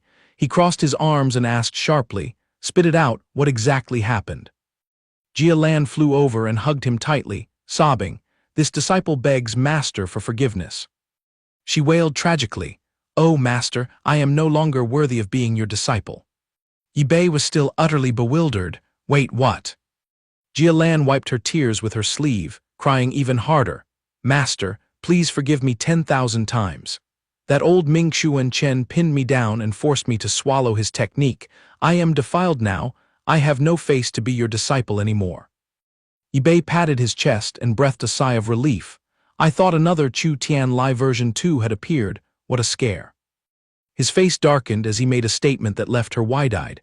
"I've known about this for a long time. Chen's power is terrifying. Even if I rolled up my sleeves to fight to the death, I might not win. I completely understand why you were forced by him. Not just you, even I had his technique stuffed down my throat just now." Lan stopped crying and quickly wiped her tears. "Oh, Master, so I can still stick with you as your disciple? That's awesome." Ip2 chuckled, gently ruffling her hair. "It's fine now. If you keep whimpering, I will kick you out." She sniffled. All right, I will stop immediately." After coaxing her, he asked with a serious face, "When I came in here, I ran into those 7 brats. Hurry up and tell me what drama is going on." She stammered, giving a forced laugh to dodge the question, sweating profusely. "Well, about this. Let them bring themselves out here and confess to you directly." After finding the 7 disciples tied up like rice dumplings, he busied himself untying them. Immediately, a chorus of whining arose. "Oh my butt, ouch my head, my fat roll." In the middle of the room, the 7 disciples scrambled to kowtow. "We disciples pay respects to Master." A girl with long, flowing purple hair sobbed. "Master, the 8 of us sisters used to have meager talent and struggled for so long just to crawl to the saint realm, so we could only watch blankly as you went to meet the king of hell, completely powerless." She lowered her head dejectedly, her voice mournful. Since the day you passed away, we swore to search the entire 3,000 worlds for forbidden techniques to summon your soul back. Who knew that as soon as we set foot in the extreme North Realm, we got stuck in this corner, with the path back home completely blocked? Suddenly she beamed. It was that old man who tipped us off, telling us that if we meditated here for 300 years, we would definitely find you. He wasn't blabbing, indeed we found you in the flesh. Ip2 stroked his chin in deep thought. Well, to prophesy events 3 centuries later and even design such a horrific array formation in the extreme North Realm, his level is definitely monstrous. It's truly chilling. Lan, standing nearby, chimed in smoothly. Master, although he carries the aura of a final boss, his soul is actually very kind. Blushing, she confessed. Earlier, he tied us up to punish us for stealthily picking spiritual fruits and to use us as bait to mislead you. But I knew Master is extremely clever, so how could you fall into his trap? Annoyed, Ip2 pinched Lan's cheek hard. Quite a smooth talker, aren't you? Pinched to the point of tears, she quickly explained, but it's the plain truth. Since I was a child, Master fought to save me from the claws of beasts and villains. In my heart, Master is #1 in the world. How could you die so easily? He shrugged it off. All right, I will temporarily swallow your flattery. Now that I have made my way here, you guys don't have to serve a life sentence anymore. You can pack up and leave anytime. Lan widened her eyes, her hands still cupping her cheeks swollen from the pinch, stammering, "Oh, are we not allowed to follow Master around anymore?" He smiled faintly and waved his hand. "No tagging along, each of you has your own sky, why do you have to cling to me? Your future is yours to decide." She muttered grumpily and enviously under her breath. Obvious favoritism, then why does eldest senior sister always get to stick to Master like glue? Ip2 showed no mercy, giving her a painful rap on the head that left a massive bump on her forehead. Where are you looking? She doesn't just carry the title of eldest senior sister now. Who knows, she might upgrade to become your master's wife in the future. The rest of the disciples scratched their heads, pondered for a moment, and then said in unison, "Master, we have held out here for nearly 3 centuries, eating and sleeping quite comfortably. The key is that this cave is so mysterious, we are fascinated and want to set up camp here to explore it to the end, right, Master?" Ip2 nodded generously. "Since you like this place so much, I will grant your wish." The 8 girls rushed forward and hugged him tightly, the warmth of the master-disciple bond surging as they babbled. "Thank you, Master." Crushed to the point of suffocation, he could only gasp, "Let go, you're suffocating me." Right at this moment, the system pinged with a notification. Reunited with the 73rd disciple out of 108. Claim all rewards, 24 Emperor Venerable skill cards, 200 Great Emperor skill cards. Ip2's eyes widened in surprise. Oh my, the system is exceptionally generous today, clearing the warehouse with a bunch of Emperor Venerable skill cards. This is more than enough to buy a one-way ticket straight back to the immortal realm. All good things must come to an end. I must pack up and get out of here. Oh wait, has anyone caught wind of where your eldest senior sister has drifted off to? A disciple quickly replied, "Eldest senior sister has profound inner energy, and her stubbornness is cast from the same mold as Master's, so she's definitely crushing it. There's only one exit. As soon as Master steps outside, you will run straight into her." Before setting sail, Ip2 made a final query. "Let me ask carefully, did any of you spot any other senior or junior sisters passing through here?" She shook her head instantly. No, not a soul. The sisters behind her also shook their heads in agreement. No, didn't see anyone. Suddenly, one of them raised her hand high, her eyes shining. "Oh wait, I think I bumped into someone once." She looked thoughtful, digging through her distant memories. "A while ago, when I traveled the martial world with my sword, I accidentally passed by the demon cave area and caught a glimpse of a figure resembling second senior sister. But she also looked a bit like senior sister Hong Yue. It was too fleeting, so I didn't dare to be certain." Ip2 frowned and calculated. The demon cave? Rumors in the martial world say that place is a slaughterhouse where stepping in means death calling. If any disciple is foolishly stuck in there, it wouldn't be surprising. His brain immediately set the destination for the next stop. Then let's head straight to the demon cave. Maybe we will stumble upon some good fortune. Once we charge old Ming Xiu and Chen's pearl to fly back to the immortal realm, Nobody will be able to stand against me. In the Sa Cheng area, echoing on the mountainside was the whispering of master and disciple. Master, look, according to the map Jia Lan gave us, we have crawled right next to the demon cave. Yibei smacked his lips and patted his stomach. Let's camp and rest for a bit. Luo Zhushang squinted into the distance. Hey, there seems to be a tea shop over there, master. Want to go have a sip to wet our throats? Without thinking for even half a second, he nodded repeatedly. Approved, approved, hurry over. Suddenly, a horrific shriek ripped through the air. Oh my God, help. Chasing behind two kids was an incredibly ugly magic beast, its tongue sticking out along with jagged teeth.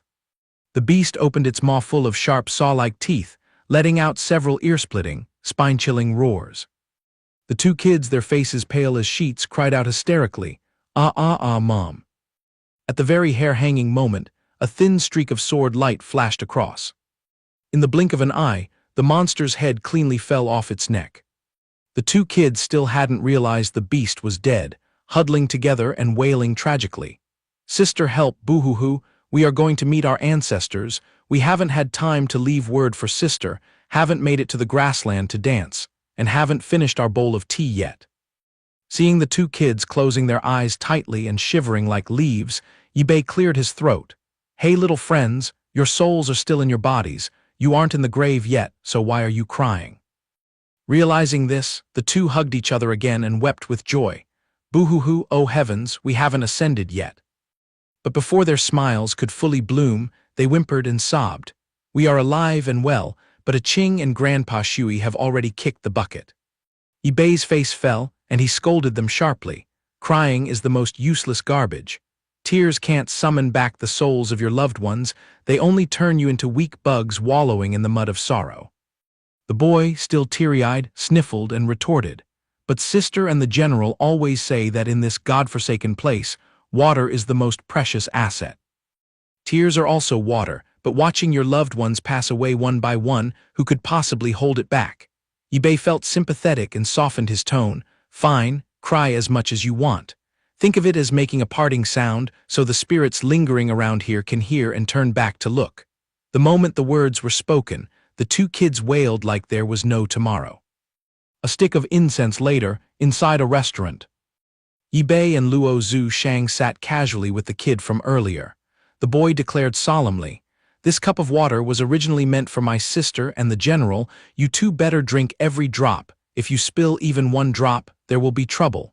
He nodded. Got it, got it. Waiting for the boy to calm down, Yibei asked curiously, You've been babbling about sister and the general, so who on earth are they? The kid assessed him from head to toe. Looking at your appearance, are you two immortals traveling here from another place? He shrugged. Well, let's say so. Zhao Liang opened his eyes wide and rambled. In truth, immortals come here to check in droves, because crossing this land leads straight to the demon cave. Rumors in the martial world say that it conceals a bunch of good stuff that helps you level up rapidly, but I only know one thing. Those who crawl in that direction are just a bunch of demons who love to chew on human heads. The boy grabbed a bright red apple to illustrate vividly. Those demons treat us commoners like caged pigs, coming with knives to harvest our lives, drain our blood, and strip our flesh to suck dry our spiritual energy to fatten up their cultivation. Yibei listened intently and casually asked, Then why don't you guys pack up and run away from this place? Zhao Liang lowered his eyes in sadness. Oh, it's not that we don't want to flee, but the path is completely blocked, big brother.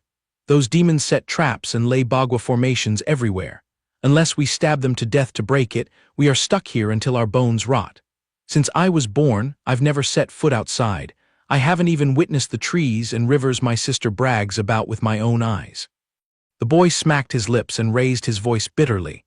Our relatives keep dropping dead one by one, and even newborn babies are snatched and slaughtered.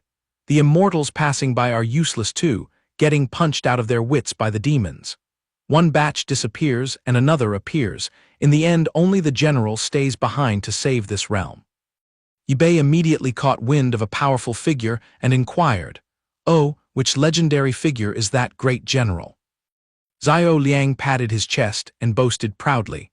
The general is the coolest female warrior in the world, carrying just a single bow to dominate the whole map, protecting us in this corner so we don't get slaughtered by the demons. Luo Zushang perked up her ears to listen and blurted out, "Could it be Hong Yue?" The boy continued his speech with a devout look, clasping his hands. "The general is the #1 idol of the people of Sa Cheng. She enlightened us with martial arts for self-defense and resilience. Today, I showed my face here to look out for her and sister, but who knew a massive beast would slip through the net to ambush us, which is why you witnessed that screaming scene earlier." Zhao Liang waved his hand to dismiss them.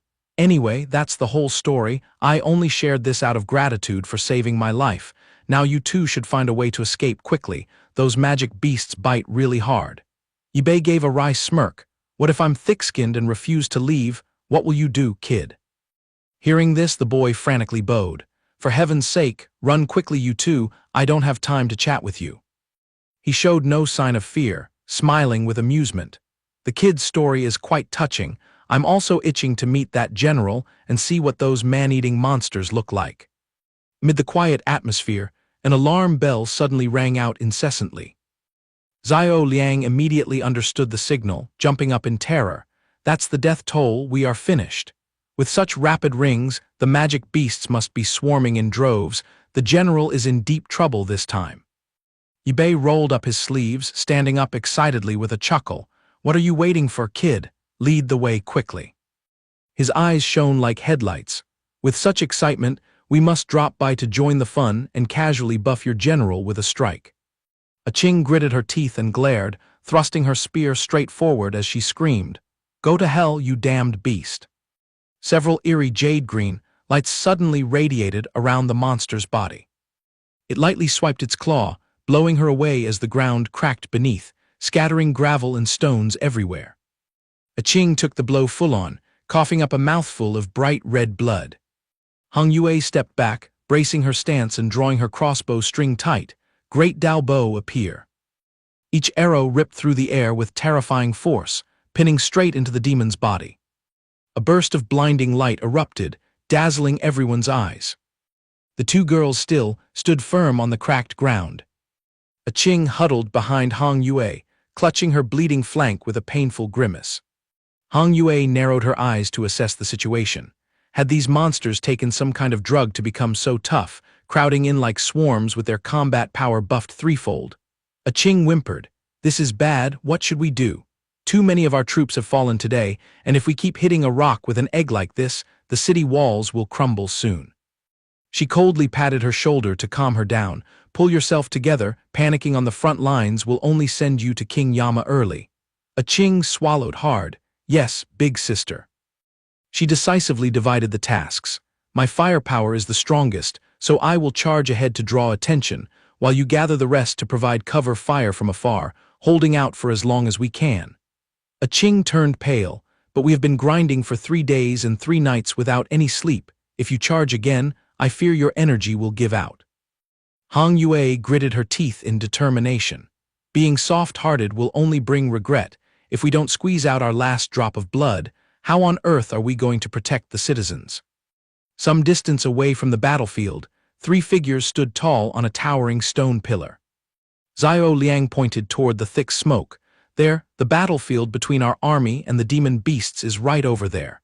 Yibei and Zhu Shang strained their eyes to watch. He grinned cheerfully. Well, Hong Yue, oh Hong Yue, you really are still a kid."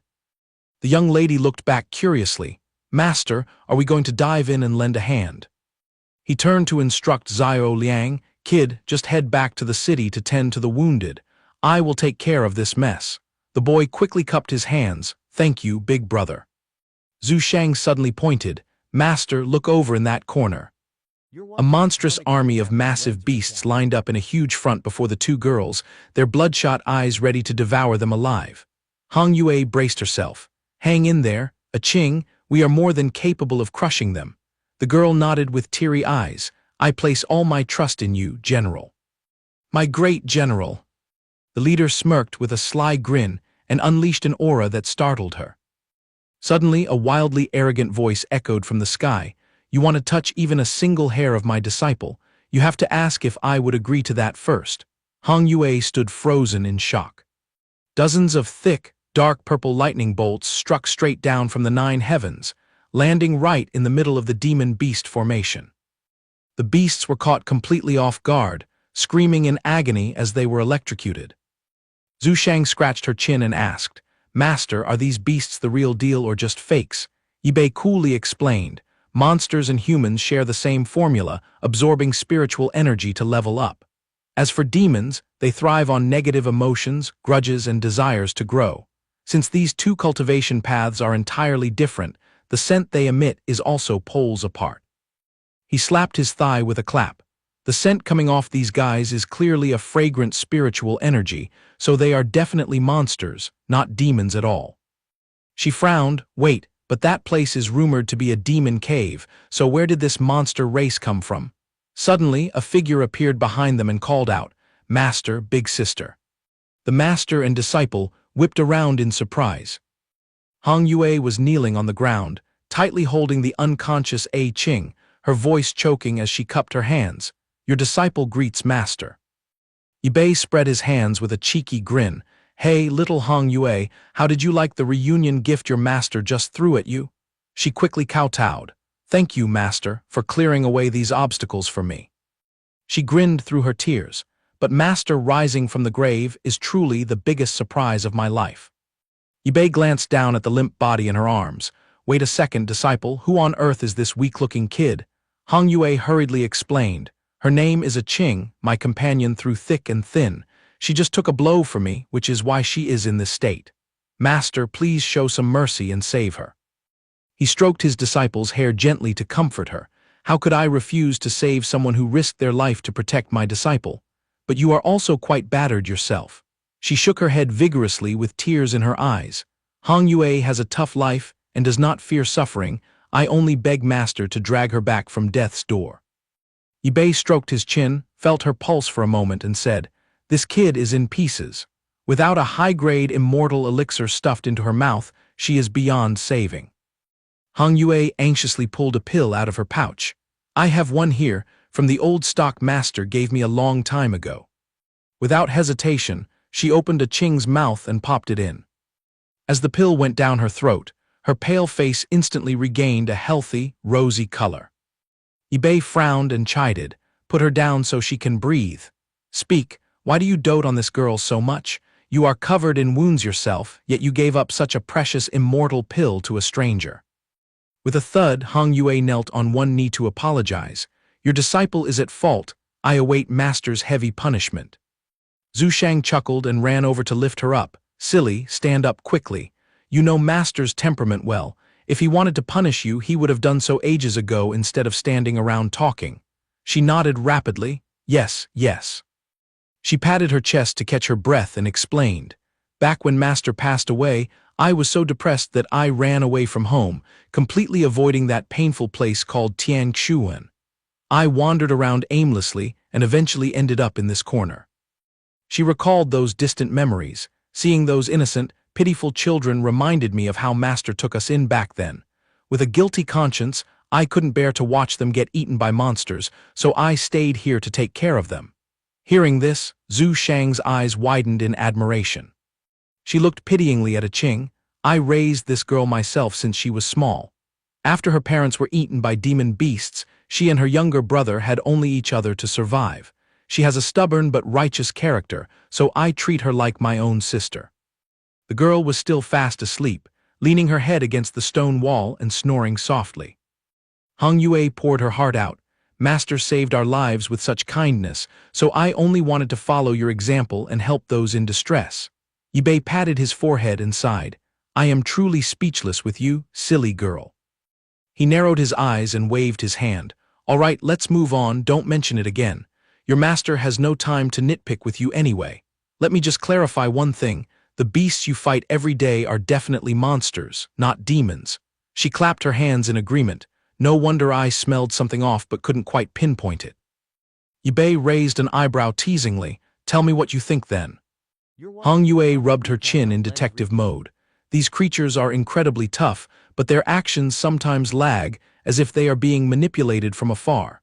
Even stranger, they don't eat human flesh, they just kill and pack them up to take back. That's why I suspect they are just pawns for a mastermind hiding behind the scenes." Bei rubbed his chin in thought. These beasts were clearly being manipulated by someone else, and this feeling felt strangely familiar. He deduced that this place was probably not a real demon cave. She agreed immediately. Exactly, I secretly investigated it before. The environment here is too desolate, and the variety of beasts is so poor, which is completely different from the rumors about a demon cave. Bei stroked his chin in deep thought. This is getting more and more interesting.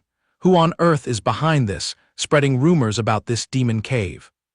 Unable to figure it out, he concluded, well, once we capture the mastermind behind this demon cave, all their plots will naturally come to light. Pointing his index finger, he instructed, Hong Yue, get a good night's sleep tonight. Tomorrow morning, the three of us will charge in and level this fake demon den. She looked elated and nodded readily, yes, sir. The blurry figures of several people appeared amidst the golden sands. As he leisurely walked through the cave entrance, Bei smirked. I have cleared the defensive barrier, the rest of the stage is yours to show off your skills. Upon receiving the order, Hong Yue turned to make a bet. Big sister, old rules, whoever captures the leader of the demon cave first wins. Zhu Shang nodded in agreement without any hesitation. As soon as the words left her mouth, both girls dashed forward like arrows shot from a bow. Hong Yue leaned forward, drawing her bow with 3 arrows ready, whispering the count, 1, 2, 3. With a piercing sound, the 3 arrows flew out and struck the bodies of the beasts with perfect accuracy. Her continuous count echoed as 6, 7, then 8, 9, and 10 creatures collapsed. Zhu Shang refused to be outdone, harvesting the lives of a series of beasts in the blink of an eye. She smiled proudly, announcing her score, that's the 11th one. Hong Yue pouted playfully, big sister, go easy on me. Amidst the lively monster-slaying competition, Zhu Shang teased, little Hong Yue, you are the little god of war in our sect. How could I dare to underestimate you? An earth-shattering explosion erupted, its aftershocks shaking the entire region violently. Through the thick dust, the 2 girls landed as lightly as feathers. Hong Yue gestured ahead with her chin, the boss of the lair is hiding right over there. Before them was a demon beast, crimson from head to toe with buffalo-like horns, cowering in a corner out of fear. Hong Yue's eyes flared with anger as she drew her bow. Do you treat us like livestock to hunt down and toy with? Even a Qing was pushed to such a terrible state. She gritted her teeth and said coldly, your crimes are absolutely unforgivable. The arrows carrying sharp killing intent instantly flew through the air. Their trajectory aimed straight at the petrified beast.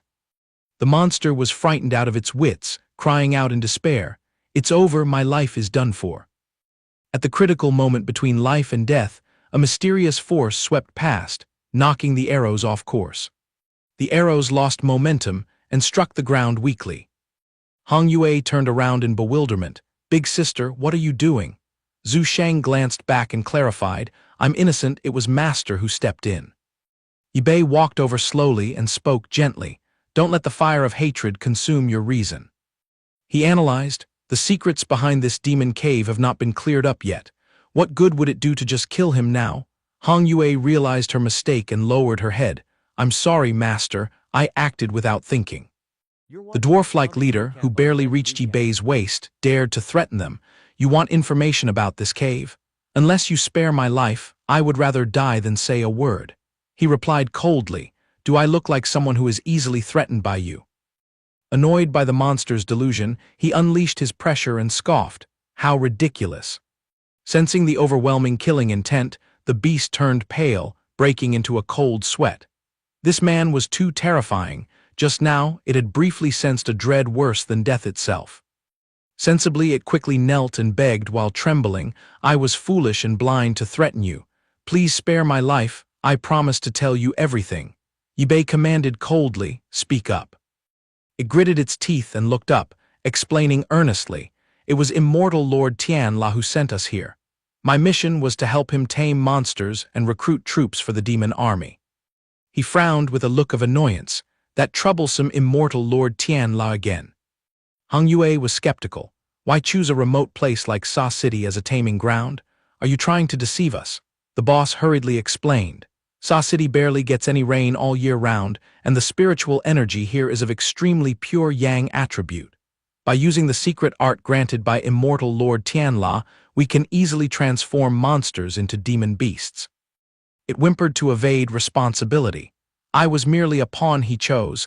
None of this really has anything to do with me. Yibei rubbed his chin, piecing together all the clues. From going up to the immortal realm, the anti-monster chamber of Nam Tian, the auction in Tianjiao City, the recruitment of talent by the 9 great alliances, to this Sa City. Everything seemed bound by an invisible thread, and the one holding the end was none other than immortal Lord Tianla. He had plotted so elaborately just to hoard resources, seize monster cores and immortal items, and build a demon army. Having uncovered the truth, he sneered. This guy actually was ambitious enough to want to dominate the entire 3,000 worlds. Back then, I almost ruined his plans along with Luo Yi, smashing the immortal temple of the 9 alliances. Because of that event, I wandered into another plane, and by some bad luck, I ran into his demon army beasts. It seems everything happening in the shadows had been prearranged. Yibei showed no mercy and waved his hand. Finish him off. Hong Yue, who had been waiting for this permission, declared loudly, "Yes, sir." Hearing his death sentence, the cave leader slammed his fists on the ground in anger. "No way, you can't kill me. I've already confessed everything." Right under where he knelt, a formation light with strange ancient patterns suddenly glowed. The unexpected sight caught him off guard. The monster's body suddenly turned into a beam of pink light and shot up into the sky. Hong Yue cursed in frustration. Damn it, he got away. She blamed herself. How annoying, it's my fault for letting my guard down and giving him the chance to escape. Yibei comforted her calmly. It's not your fault. Looking at this barrier, he must have laid out an escape route beforehand. He was just acting to buy time earlier. She bit her lip anxiously. What if he escapes, reports to immortal Lord Tianla, and brings an army back here? If that happens, Sa City will. I'm really worried. He remained calm and analyzed. He is injured, has lost control of Sa City, and has leaked so many of immortal Lord Tianla's secrets. At this point, he wouldn't dare face his master. Zhu Shang asked, "Then do we need to?" Yibei decisively chose the course of action. Pursue him to see what else he is up to. Both girls replied in unison, "Understood." Zhu Shang smiled gently and held her sister's hand. "Let's follow him together." Hong Yue nodded eagerly. "Yes, yes, yes." Suddenly, the previous formation emitted a blinding light. The 2 girls stared wide-eyed, frozen in place. Hong Yue cried out in panic, "We're in trouble, it's a trap." Meanwhile, Yibei found himself in the center of another formation, surrounded by a sea of bright red flowers. He scanned the forest of red spider lilies, puzzled. His residual aura was clearly around just a moment ago, so how did he vanish without a trace in an instant? His gaze darkened as he pondered, what kind of trap is this place hiding? Suddenly, the flowers beneath his feet swayed slightly, and a strange, hazy mist drifted directly up to his nose. The mist caused Yibei to let out a loud sneeze. He rubbed his nose in annoyance. What kind of strange pollen is this, that it could actually bypass my physical defense?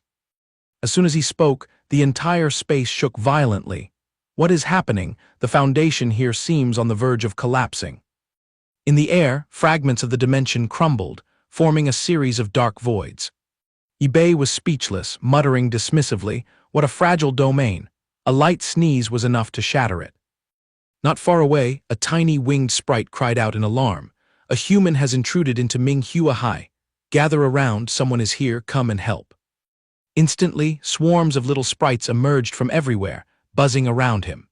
Xiao Huang stood with hands on hips, threatening arrogantly, "Human, do not take another step, or I fear you won't be able to bear the consequences." On both sides, the sprites brandished their weapons, preparing for battle. Yibei rubbed his chin and wondered, what kind of species are these little ones? Their spiritual energy is so thin, and they don't look very smart either. He tested them with a provocative tone. "You think I would be unable to withstand you with just your tiny bit of spiritual energy?" Xiao Huang puffed out her chest and replied firmly, "Exactly. Arrogant human, don't think your high spiritual energy makes you invincible. Though your cultivation is indeed bottomless, and we are nothing compared to you, If you dare harm any of my kind, Ming Huahai will instantly lose control. When that happens, prepare to be crushed along with this domain." Ip2 smiled faintly, completely ignoring the petty threat. On second thought, this was indeed the most simple and effective survival strategy for low-level creatures. These tiny things were so fragile that a flick of his finger would break them in half. How could he find the person he was looking for without accidentally crushing these little pests? Xiao Huang smirked triumphantly. "What's the matter, human? Are you starting to feel scared? Hand over 3,000 drops of spiritual liquid as a toll, and we will turn a blind eye to let you withdraw safely." He was taken aback. Spiritual liquid. He clapped his hands, his eyes lighting up. "I've got away." Ip2 waved his hand and cast a spell, summoning a shimmering emerald-green liquid. From above, the liquid poured down heavily across the area. The little sprites cheered excitedly. "Look, spiritual liquid, there's so much of it." Everything went exactly as Ip2 expected. These little ones were indeed inexperienced, demanding only 3,000 drops. Throwing out just a bit of residue from the bottom could drown them. Moreover, he had secretly added a little special ingredient to it. He smiled to himself. "Enjoy it slowly, little sprites." The liquid was so abundant that it turned into a heavy downpour falling upon the spider-lily forest. When the sky cleared, Ip2's gaze fell on a strange object resting quietly some distance away. He walked over leisurely and examined the coffin woven from flowers. Who is huddled inside this? Lying inside was a silver-haired girl fast asleep. Yunju, the 27th disciple of Ip2, was a petite girl with a lively and cute appearance, but she was so naive that she was practically foolish. She specialized in cultivating the great Tao of charm, but was stuck at a bottleneck, unable to comprehend it fully. Whenever she entered seclusion to cultivate, she would disappear for 300 long years. Ip2 was surprised. "Is that Yunju?" He called out to his disciple, "Yunju, it's time to wake up." But she remained as still as a log. He frowned in confusion. No response at all. Could she still have the same habit from 300 years ago? Suddenly remembering something, he clicked his tongue, his face flushing with amusement. "Well, let's just give it a try." With that, he leaned down and planted a kiss on Yunju's lips. The girl's eyes instantly flew open. She rejoiced, shouting, "It worked. My great Tao of charm is finally complete." With their lips still touching, Yunju wondered curiously, "Let me see who fell for my charm spell."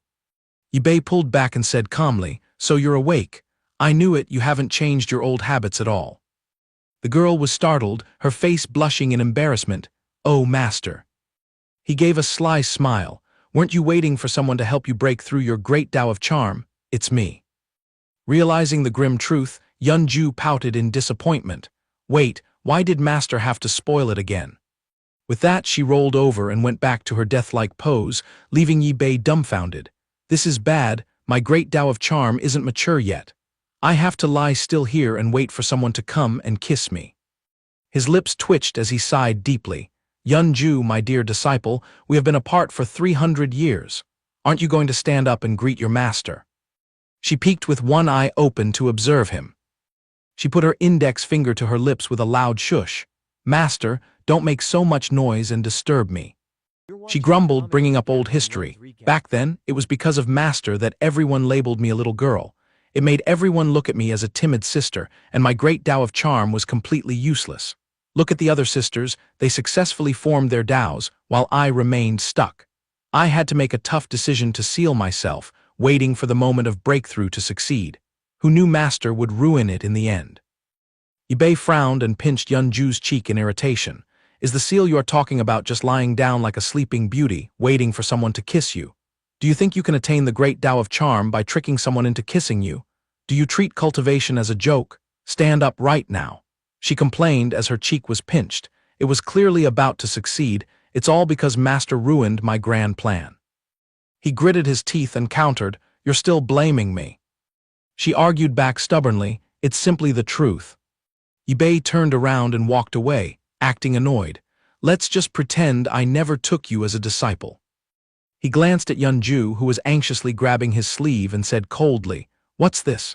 Do you want to acknowledge your master again?" She put on a pitiful face. "Master, I'm sorry, I was just too anxious earlier." She hurriedly explained, 300 years ago, I left the sect just to complete this great plan. Who would have thought that the moment I opened my eyes, Master would be right in front of me? How could I not get upset? Ip2 was still sullen. According to your complaints, did waking you up from Minghua High harm you? Yeonju quickly waved her hands, acting obedient. Of course not. I am grateful to Master for waking me up. Master once taught me that the core of the great Tao of charm lies in self-enlightenment, and charm must radiate from within to become a Tao, rather than relying on a mere kiss. Master, look, I have engraved every word of yours in my heart. Hearing those pleasing words, Ip2's expression softened, and he nodded in satisfaction. Now that's a teachable child. She spread her arms and shook her head. But Master, look, after hundreds of years, I am still the same without any change at all. As soon as she finished complaining, her chest suddenly filled out marvelously. Her hips also filled out visibly, and her eyes widened in shock. Oh my! Yeonju spun around to look at herself and jumped for joy. My figure, my legs, the transformation is a success. From a little girl, I have turned into a truly charming woman. I knew that restriction cultivation wouldn't be in vain. Thank you, Master. Ip2 was speechless, slapping his forehead. Of course, she threw all of her master's teachings out the window. Yeonju posed, showing off her curves. Do I look attractive? Ip2 calmly brushed off her antics. Speak up, what did you come in here for? She pointed up to the sky. Oh, I was dedicating myself to studying the art of ultimate charm, but unfortunately, I inhaled some pollen while sleeping and slept right through. Fortunately, with the sprites on guard, I could sleep soundly all these years without any injuries. He closed his eyes and breathed a sigh of relief. Hearing that puts me at ease. She giggled and asked, by the way, what did Master come here for? Don't tell me you came to pick me up. Ip2 replied bluntly in one word, no. The image of the cave leader crossed his mind.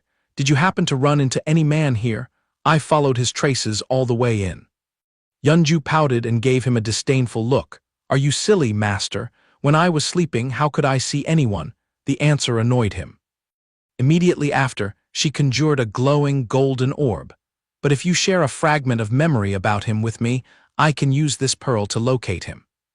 Ip2 was startled when he saw the object. He asked urgently, where did you get this pearl? This is Lingwei's memory storage treasure. If she loses it, she will forget everything. He rushed over, grabbing Yeonju's shoulders and shaking her. Tell me, where did you get this pearl? She also turned pale at his intense reaction. I got it from a man. I used my charm to trick him into giving it to me. She quickly stuffed the pearl into Ip2's hand. I know I'm at fault. I had no idea it was senior sister's memory pearl.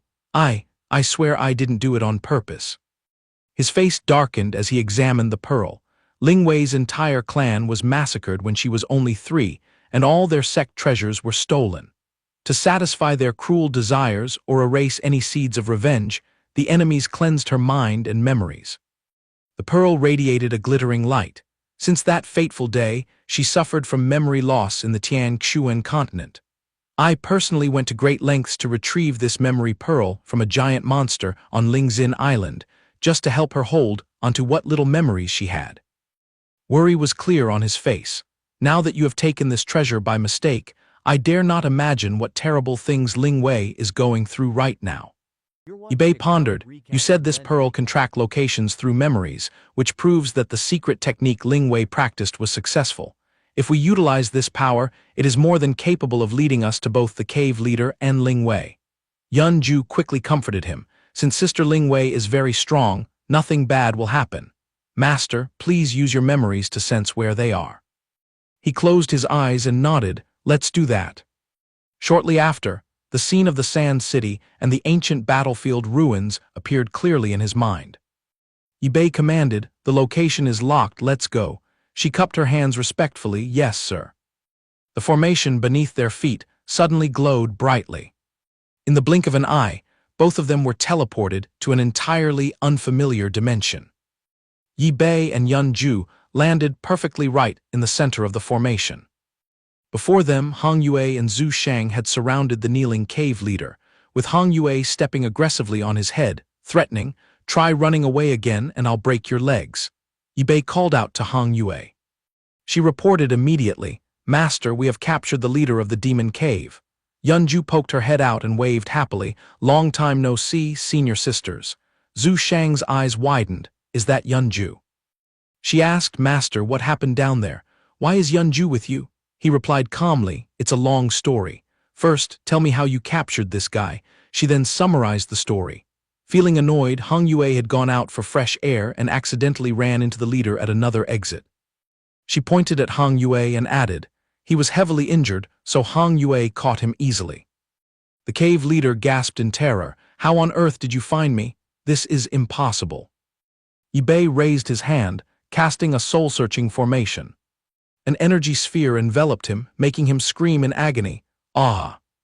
Terrified out of his wits, he begged, "Spare my life, I promise to tell you everything." He clenched his fist, delivering his cold judgment. Too late. With that, the leader's body exploded into fragments with a bang. Zhu Shang frowned seriously. "What information did you get, Master?" Ip2 recounted what he had extracted from his memories regarding the celestial realm, exposing the true ambitions of immortal Lord Tianla. Ip2 interrupted, "Let's discuss immortal Lord Tianla later. Right now, we have a far more urgent task. We must immediately locate Ling Wei." Zhu Shang was bewildered. Did something happen to Sister Ling Wei? She turned, her curious eyes scanning Yunju's body. How on earth did Yunju get such a hot figure? She happily hugged her sister's head, pressing it against her full chest. "I'm so glad you noticed, isn't it great?" Hong Yue smacked her behind, making her jump. "We are asking seriously, stop with these distracting antics." Ip2 was speechless and cleared his throat. "Cough, cough, let's talk on the way to save time." His disciples answered in unison, "Yes, Master." In Sa City, Yunju had just finished talking, and that is how it went. Zhu Shang looked bewildered. "Then doesn't that mean we still don't know whether Sister Ling Wei is alive or dead? There's a strong possibility that—" Ip2 interrupted in a serious tone. "Countless years have passed since Ling Wei lost her memory orb, so worrying now is useless. Once we settle this mess in Shacheng, we will head straight to the ancient battlefield to search for her." A young boy ran over from a distance and cheered joyfully. "General, you have returned safely." Hong Yue was surprised. "Xiao Liang, what are you doing hanging around here?" The boy held up a tiny bottle and offered it eagerly. "General, this is water from the tree that I have saved up for a very long time. Please drink it to quench your thirst." She waved her hand to decline immediately. "Thank you for your kindness, Xiao Liang, but I am not thirsty." Thinking he had guessed her mind, the boy quickly comforted her. "What is wrong? Are you trying to save resources for us again, General? Do not worry too much, I can find even more under the sand." Ip2 interrupted. "Hey kid, do you still remember what wish you begged for when we first met?" Xiao Liang slumped his shoulders and said sadly, "I said I wish to see the grasslands, drink water from a large bowl, and watch the plants sprout. Why has that wish never come true?" He half closed his eyes and nodded. "It is possible. I can easily make your wish come true right this moment." Hong Yue stared at him in disbelief. Ip2 lightly snapped his fingers. Arid small world surrounding Shacheng transformed now. The emotionless voice of the system echoed, linking with the arid small world. The sky suddenly darkened, dark clouds rolled in, and thunder and lightning roared across the sky. Xiao Liang was startled by this extraordinary sight. Heavy raindrops began to pour down on the long-parched and cracked land of Shacheng. "My goodness, it is raining." Fresh green sprouts burst from the crevices in the rocks on the grassland. "This is the grassland." A clear stream meandered and gurgled, with lush grass growing thickly on both banks. There was water, and there was a river bank. Ip2 smirked and asked, "Now that there is water, do you still crave water from the trees?" The boy was moved to tears, hugged him around the waist, and stammered, "No, not at all, thank you. I knew you were the savior who brought the general back to us, drove away the demons, and saved my little sister." "Thank you," he patted the boy's head with a warm smile. "You are welcome." Hong Yue was also overjoyed. "Thank you, Master. On behalf of all the people of Shacheng, I thank you for granting this favor." Ip2 waved his hand dismissively. "I am tired of hearing these formal speeches. Hong Yue, stop torturing my eardrums." She obediently bowed her head. "As you command, Master." He turned to instruct Hong Yue. I have destroyed the restriction imposed by Tian La Xianzhu. You can either lead these people out of here or stay to protect this land side by side, but I must leave." She was reluctant to let him go. "Master." Bei turned away, avoiding his disciple's longing gaze. Whether Ling Wei is alive or dead is currently a big question mark. As the master of your older sister, I must travel to the ancient battlefield to investigate her whereabouts. You can settle down here with peace of mind. Yunju pointed at her own face in confusion. "What about me then?" He bluntly gave her a final decision. "You just tag along with Sister Hong Yue.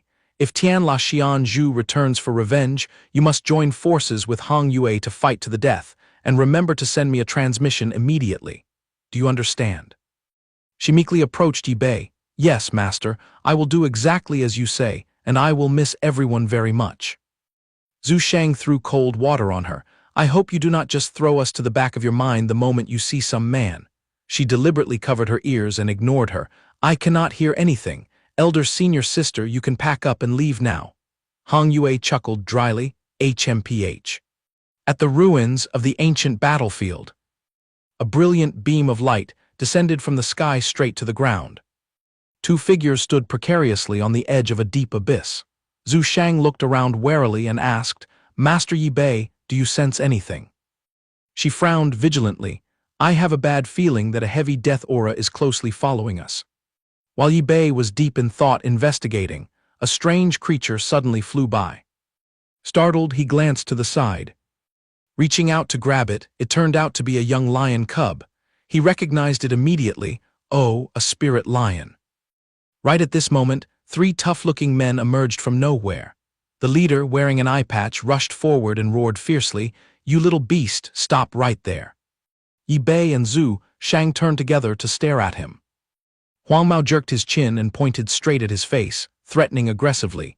"You one-eyed brat, if you know what is good for you, hand over that spirit lion, or else this young master will hack you in two." He got angry, glaring at him with eyes as sharp as razors. "Say that again if you dare." The spirit lion nestled in his hands also seemed to sense the danger, whimpering softly, "Howl, howl, howl." The three men turned pale with fear, cold sweat pouring down their faces. The cowardly lackey leaned in and whispered, "Boss, that guy looks terrifying. Should we really fight him?"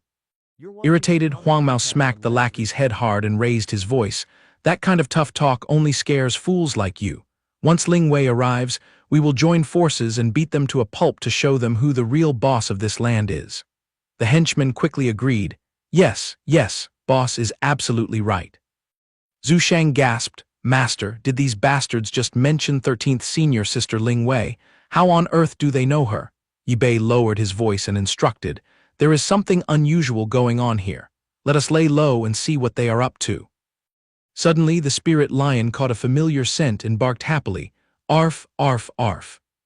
A young woman with hair as blue as the deep ocean glided down, as graceful as the wind. Bei gasped in surprise. "It really is Ling Wei in the flesh."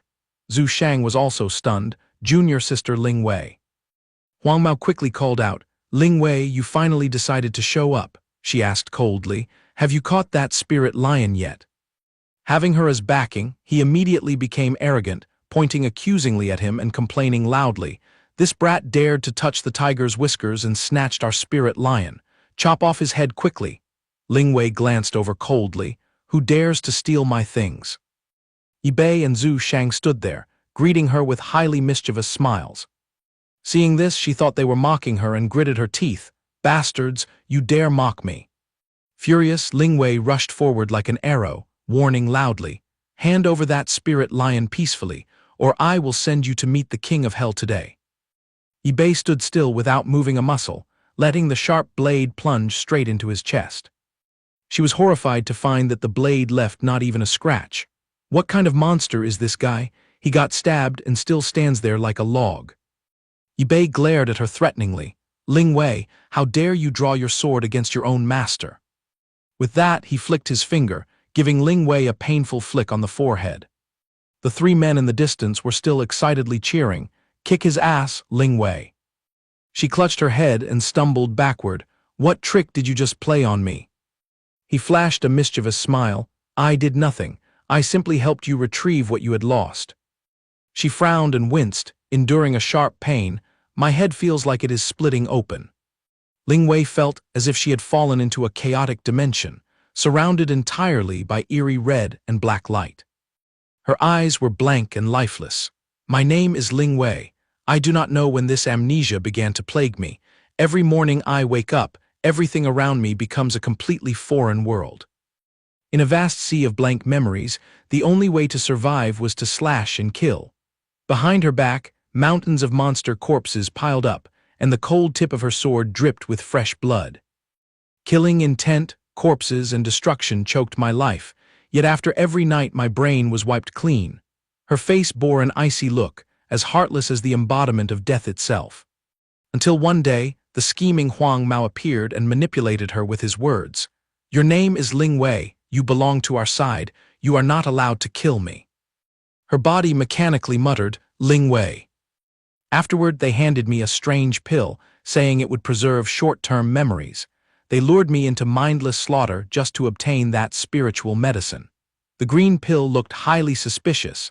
This soul-nourishing pill will temporarily help you retain your memory. Ling Wei reached out to take it and replied mechanically, "Thank you." Ling Wei gathered all her strength to unleash her power, kicking up thick dust. On many occasions, her life hung by a thread, yet they always claimed to be protecting her.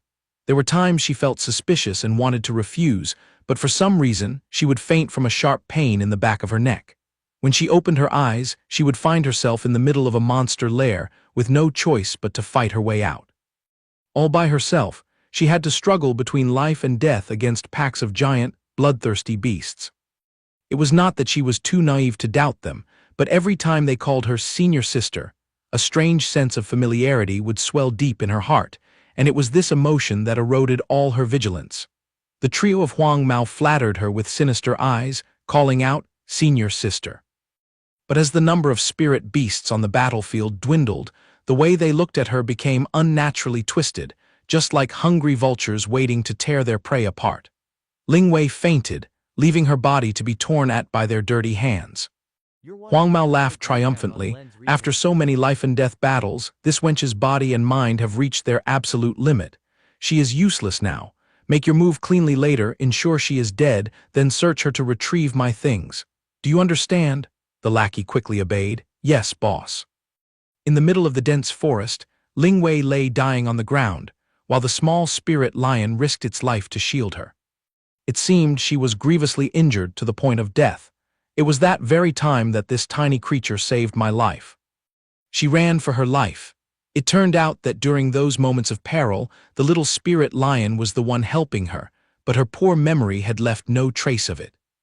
It followed her everywhere like a loyal guardian.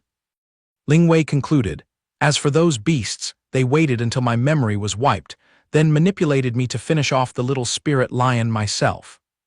Huang Mao pointed straight at the creature and urged, "Senior sister, that beast is the one that made you lose your memory. Quickly send it to heaven." The small body of the spirit lion trembled uncontrollably. It whimpered pitifully, desperately hoping she would remember it. Ling Wei snapped her eyes open, waking from the illusion. "I remember everything now." She exposed them in fury. "I remember it all. You bastards tried to push me to my death time and again, and even set a trap to make me kill the little spirit lion, my savior." Huang Mao stroked his chin with a sly laugh. "Ha ha ha, you brat, I did not expect you to regain your memory. But it is too late now, senior sister Ling Wei." With those words, a box-shaped barrier dropped right over her head. In an instant, it trapped all three of them inside. Ip2 looked amused. "Oh, with just a casual wave, you threw out a high-grade immortal treasure like the soul-depriving cage. This ancient ruin is indeed interesting." Huang Mao put his hands on his hips and insulted her. "Ling Wei, if you still had some use, we might have let you live a few more days. If you want to complain, blame your own uselessness." She gritted her teeth and spat. "What junior brothers? It turns out that from start to finish, you beasts only wanted to manipulate me into a mindless killing machine." He beat his chest proudly. "Spot on. I am sure no one understands the law of the jungle better than you. You naively believed us and got led by the nose, which is exactly what you deserved." Ling Wei drew her sword, her killing intent erupting fiercely. Since the mask is off, I no longer need to show mercy to you beasts." She decisively swung her sword, delivering a wind-splitting slash at the wall of the soul-depriving cage. But the sword energy only grazed the protective barrier without leaving even a scratch. Ling Wei was stunned. Why did it not do anything? What on earth is going on? Did I strike the wrong spot? Suddenly, a blood-red space erupted right beneath her heels. She gasped in fright, her instincts telling her danger was near. From the crimson ground, dozens of vengeful spirits emerged, grabbing her tightly in an attempt to drag her down to hell. Huang Mao laughed hysterically and explained, "Ha ha ha, Ling Wei, are you shocked? Let me tell you, this is the soul-depriving cage, forged from 3,000 vengeful spirits. It can slowly devour spiritual energy until it shreds the enemy's soul. You are the one who snatched this treasure and gave it to me. Now it is here to send your fragile soul to the afterlife." She was choked with rage, her throat tightening. He shed crocodile tears and offered fake comfort. "Do not cry so miserably. Once your soul is torn apart, I will refine all your spiritual energy. That way, you will not have to worry about being used by others, nor will you have to live as a mercenary day after day." In stark contrast to the panic on the other side, Yi Bei and Zhu Shang stood calmly, watching the show unfold. Huang Mao finally noticed something was wrong and gasped, "Huh, what is going on? Why are you completely unharmed?" He spoke coldly, "You are being way too noisy. I have tolerated you for quite some time. Had you treated Ling Wei even slightly better, I might have spared your miserable life, but unfortunately." Yi Bei snapped his fingers, and a blast of energy shattered the soul-depriving cage as easily as thin paper. The three men stumbled back in terror. Huang Mao widened his eyes, unable to believe reality. How could something so absurd happen? Yi Bei glanced at him out of the corner of his eye and said coldly, "Kneel down before me." The men were so terrified that their knees buckled, and they immediately fell to the ground, looking as if the end of the world had come. The lackey trembled and wept. "His realm is far beyond a true immortal. We are like eggs hitting a stone. Boss, what do we do now?" Huang Mao, pale as a ghost, stammered, "This makes no sense. I have so many magical treasures and pills, how could I lose so quickly? What do you want to do to us?" Yi Bei's eyes flashed with a dangerous light. He performed a hand seal and declared coldly, "You imprisoned Ling Wei here for 100 years and manipulated her when she lost her memory. Today, I will collect this debt for my beloved disciple. I will make you suffer the exact pain that Ling Wei endured, starting with destroying your cultivation. Then I will lock you in the ancient battlefield to be tortured until your souls shatter, never to be reincarnated." In panic, he wept and begged, "I was wrong. I was blind to offend you, but I swear to heaven I have never touched a single hair of your disciple." He did not bother listening to the weeping and directly made his move, causing agonizing screams to echo everywhere. Zhu Shang held Yi Bei's arm and grinned warmly to introduce themselves. "Junior sister Ling Wei, this is our master. He just avenged you, and I am your senior sister. Come over, we will help you recover your memories." Once bitten, twice shy, Ling Wei backed away with a defensive look. "I trusted them completely only to be used. As for you, who knows if you are just high-level scammers." With that, she turned and walked away resolutely. "I swear I will never trust anyone again." Zhu Shang anxiously called out after her, "Ling Wei." She turned to look at her master and blinked. Ling Wei ran away. Do I need to bring her back? And why did you not just fuse the memory orb into her brain? She would have remembered instantly. He frowned slightly. Ling Wei is currently like a startled bird. Forcing her now will only backfire. I only helped her spark a bit of her willpower just now. Zhu Shang scratched her head in confusion. What if Ling Wei forgets everything and gets lost, master? He snapped his fingers and said calmly, "Just sit back and rest. She will return on her own soon." She was puzzled. What do you mean?" Yi Bei chuckled and hinted, "Use your brain, silly girl. If you were Ling Wei, what would you do?" She stroked her chin in thought. If I were Ling Wei, alone in a strange place with sudden amnesia, the most urgent thing I would need to do is… I get it. Search for immortal medicine to cure this memory loss. He sat down and nodded. Exactly. The pills that were in the hands of those three have been taken by me. Sooner or later she will have to come to me for medicine. Zhu Shang gave a thumbs up. the older, the wiser. Your calculations are perfect, master. Yi Bei was secretly pleased but put on a humble front. It is nothing. If I did not understand my disciples' psychology, how could I manage 108 of you? In the blink of an eye, night fell and sparkling stars stretched across the sky. Sure enough, Ling Wei stealthily returned. She looked around, making sure those two from earlier were gone, and assuming the three scoundrels were still knocked out. The soul-stabilizing pill must be lying around here. I just need to quietly snatch it and slip away. Suddenly, Yi Bei's voice called out from a tree branch, startling her. Are you looking for this? Ling Wei looked up sharply and glared at him, asking cautiously, not only did you stay here, but you also took the soul-stabilizing pill. What is your scheme? He did not bother with a long explanation. You will understand soon. Then he gestured, make your move, Zhu Shang. Like a passing shadow, Zhu Shang landed softly right behind Ling Wei. Her hands moved like lightning, inserting a needle straight into the back of her neck. Ling Wei stumbled, clutching her neck and glared, dirty trick. Before she could finish her sentence, she collapsed, and Yi Bei swiftly caught his disciple. Zhu Shang exclaimed, Junior Sister Xing Chen's immortal medicine is indeed extraordinary. It knocked out a heavenly sovereign realm expert in an instant. He instructed carefully, Zhu Shang, this ancient battlefield is not a place for a stroll. Guard the entrance while I take care of restoring Ling Wei's memories. She obediently nodded, yes, master. Instantly, a brilliant golden light erupted, forming a sturdy barrier. Yi Bei closed his eyes, concentrating all his focus to channel spiritual energy. Right in front of him lay Ling Wei, fast asleep and completely unaware. He summoned a brilliant orb that hovered in the air, saying softly, Little Ling Wei, your entire past lies within this pearl. Once you absorb it, your memory issues will be cured. As soon as he finished speaking, he pressed the orb straight onto her forehead to channel it. However, an invisible barrier from her body repelled it, and Ling Wei groaned in pain. Ah, my head feels like it is splitting open. Yi Bei turned pale in shock. This makes no sense. Why is this happening? Seeing this, Zhu Shang cried out in alarm, Master, what is wrong? He squinted to examine her for a moment, then frowned and replied, Her soul is too severely damaged to bear the massive spiritual energy of the memory orb, so her body is naturally rejecting it. Zhu Shang pleaded anxiously, Master, Ling Wei seems to be in a lot of pain. Please save her quickly. A gentle green light immediately gathered in his palm. I know. The soothing light calmed the pain. Ling Wei opened her eyes with difficulty and muttered, Master, Senior Sister. Zhu Shang asked joyfully, Ling Wei, do you remember everything now? As Yi Bei pulled her up, Ling Wei replied softly, Just now, fragmented images flashed in my head.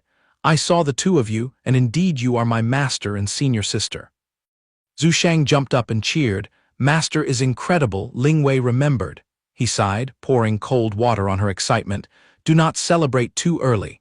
This is only because a tiny bit of the pearl's energy seeped in.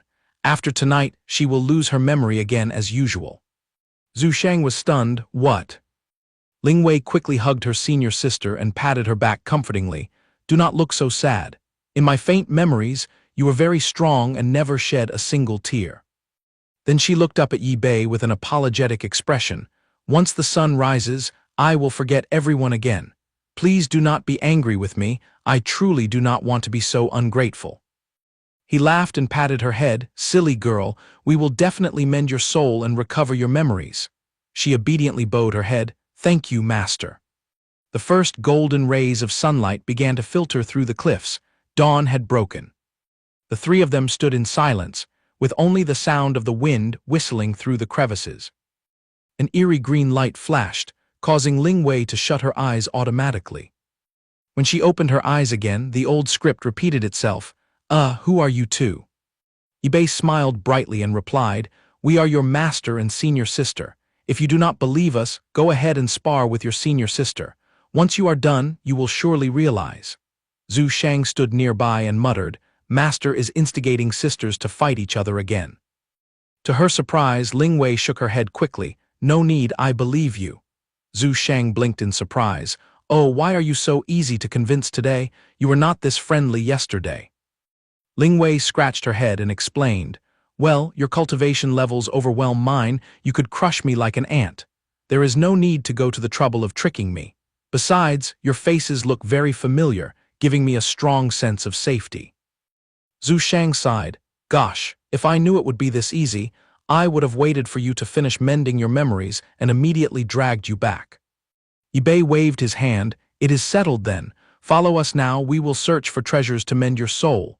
Lingwei nodded quickly. Yes, thank you, master and senior sister. Meanwhile, at the outer ring of the ancient battlefield, bright sunlight shone down on the towering cliffs.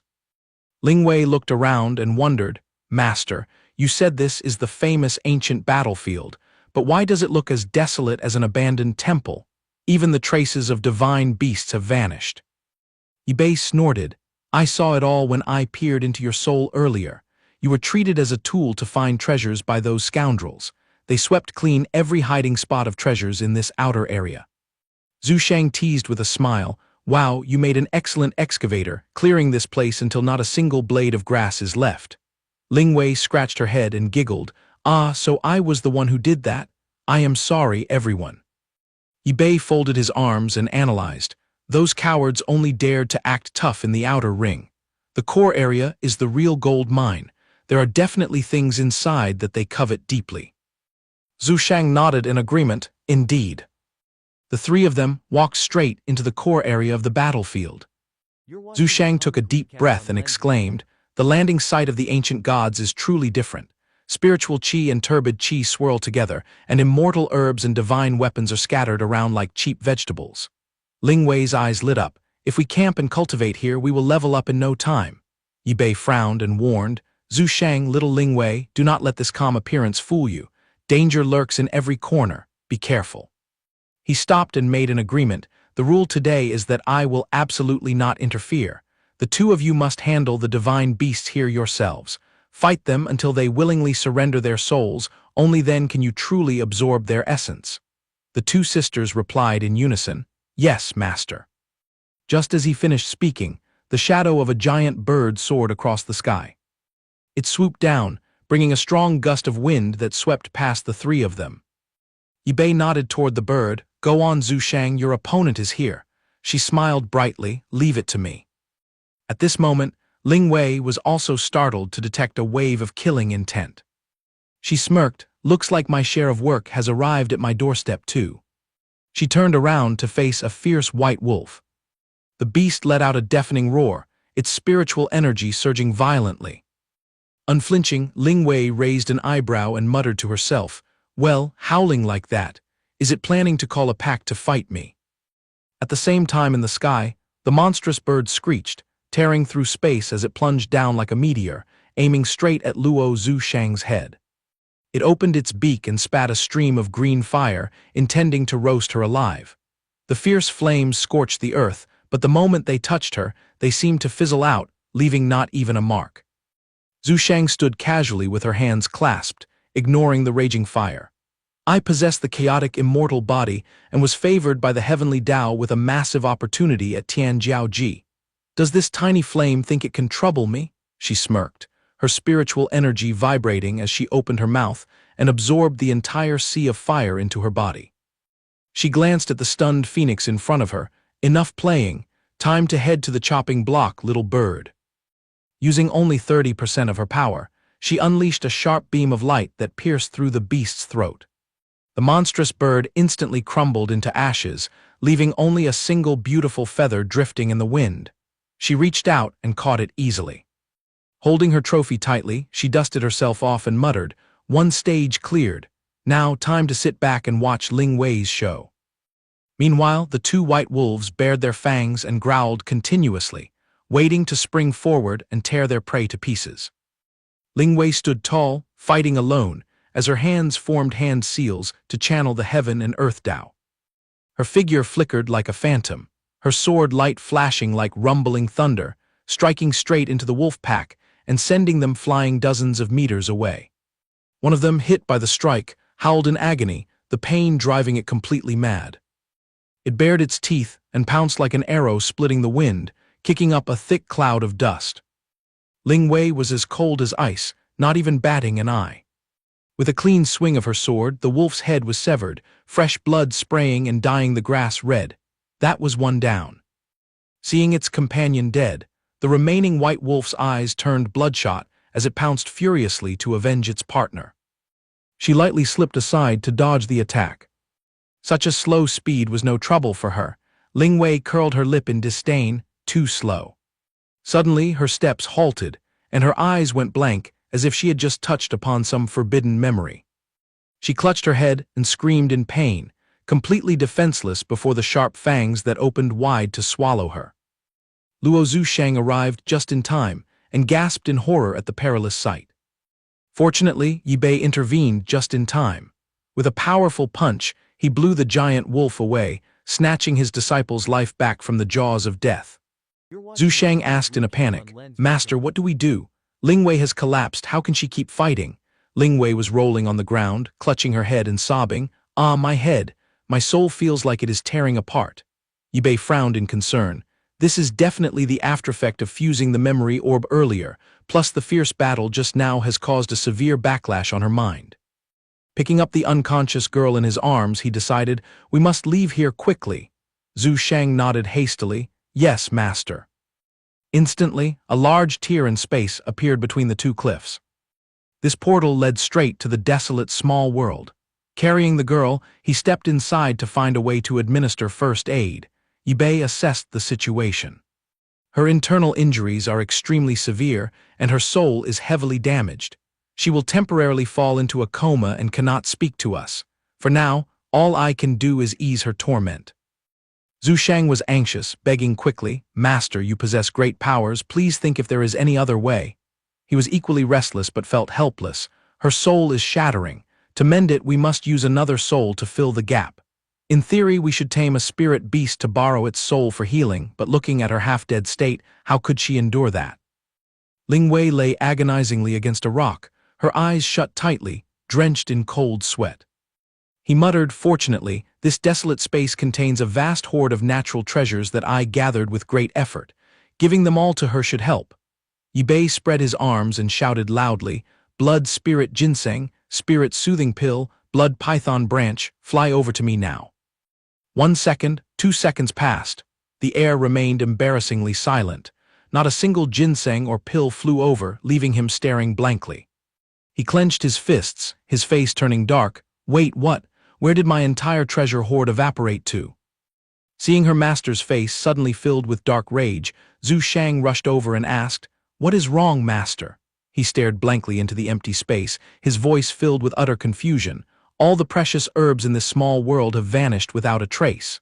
Her eyes widened in curiosity. "How on earth could they disappear? Do not tell me some daring thief stole your things." Racking her brain for a moment, she frowned. "That is highly illogical. You forged this sanctuary yourself. Who would have the audacity to break in and rob you?" Yi Bei stroked his chin in thought, suddenly remembering the lion from before. Could it be that one? While they were busy guessing, a large, dark shadow with glowing red eyes loomed in the distance, startling the master and disciple. Then came an ear-splitting roar, as if announcing the majestic arrival of some beast lord. Luo Zhushang pointed with her mouth agape, "This thing is." She strained her eyes to look closer, and it turned out to be a small lion. Without changing his expression, Yi Bei calmly said, "That is the very culprit who emptied my entire treasure trove." Hearing that this beast had stolen her master's fortune, she rolled up her sleeves with murderous intent. "Step aside, master, let me slice its belly open to make some soup for Ling Wei's recovery." He quickly reached out to stop her. "Calm down, it seems to have something to say." The little lion's eyes welled with tears as it let out a few pitiful, aggrieved whimpers. Yi Bei seemed to understand and nodded. "Ah, so that is how it is, I see." She tilted her head in confusion. "What did it say? Is it begging you not to turn it into soup?" Yi Bei sighed and softened his voice. "It said it is willing to sacrifice its sacred soul to mend Ling Wei's brain and soul." She gasped in utter disbelief. "What?" Yi Bei cleared his throat, staring down at the large beast crouching on the ground as he questioned it. "If not for sneaking into this space and devouring my priceless elixir, someone of your poor aptitude wouldn't have transformed even after 10,000 years of cultivation." Are you truly willing to discard this progress to help Ling Wei? The lion nodded firmly and whimpered. He closed his eyes and let out a sigh of relief. Very well, I shall grant your wish. As soon as he spoke, a mystical purple flame erupted in midair. The sacred soul sacrifice array was officially activated. A vibrant purple aura enveloped Ling Wei's body as the wind howled and whistled with immense force. Ip2 dusted off his hands and declared, "Done. The sacrifice was a success." Luo Zhushang scratched her chin curiously. "Master, sacrificing 1,000,000 years of cultivation is harder than plucking stars from the sky. Even humans wouldn't do it. What kind of deep connection do Ling Wei and this lion actually share?" His expression relaxed as he slowly explained, "Its lineage is quite grand. It is a descendant of the ancient divine lion. However, due to its laziness and poor aptitude, it was shunned by its kin. After many years, its family ascended and disappeared, leaving it behind to survive in this pitiful state." The little lion then shrank in size, lying quietly on Ling Wei's chest. Ip2 sighed, "The life of an abandoned spirit beast is the lowest of existences, making it easy prey for other beasts wherever it goes. Yet, it tenaciously survived countless tribulations for hundreds of years. When Ling Wei wandered into this ancient battlefield, every single time it was cornered, she happened to step in and save it." He continued wistfully, "But ironically, every time Ling Wei lost her memories, she completely forgot this little friend. Strangely, no matter how many times her memory was erased, she would always save and befriend the lion again until her next memory loss. Later, after her 3 fellow disciples stabilized her memories, the lion followed her all the way to this day." Looking at the little furball curling up affectionately on his disciple, he understood that this small beast knew why its savior had lost her memories and realized she was in grave danger. Thus, it did not hesitate to wager its entire sacred soul to save her life. Moved to tears by the tragic story, Luo Zhushang sniffled, "Master, if you ever find yourself in a desperate situation in the future, I swear I will sacrifice my soul to save you." He raised an eyebrow in mock disdain. "I possess boundless power, why would I ever need your sacrifice?"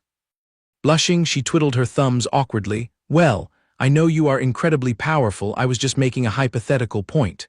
He paused for a moment, then clicked his tongue. "I appreciate your sentiment." Ling Wei began to stir and wake up, sitting up shakily while rubbing her aching temples. In a weak voice, she muttered, "Master, senior sister." Luo Zhushang rushed over in delight to support her. "Ling Wei, you are awake." Ling Wei knelt down to perform a proper greeting, saying, "Thank you both. Thanks to everyone's blessings, my mind has cleared." Recalling her dark past, tears welled in her eyes. "It was my negligence. By the time I sensed the treachery, it was too late, and they took my memory bead. If senior sister hadn't come to my rescue, and if the little lion hadn't sacrificed its sacred soul to save me, I would have withered away and died in madness." Ling Wei wrung her hands, her expression filled with hesitation, as if she wanted to ask her master for a favor. Since Ip2 was reasonable, he nodded his head and said, "I am your master. If there is something, speak up and do not hesitate." Blushing, she whispered, "Master, I would like to request permission to stay here for a while. I want to take the little lion to cultivate and rebuild its soul so it can recover quickly." He nodded in approval. "Living with such gratitude and righteousness makes you a worthy disciple and a fine example for your peers. I approve of this." With that, he reached into his robe to search for something.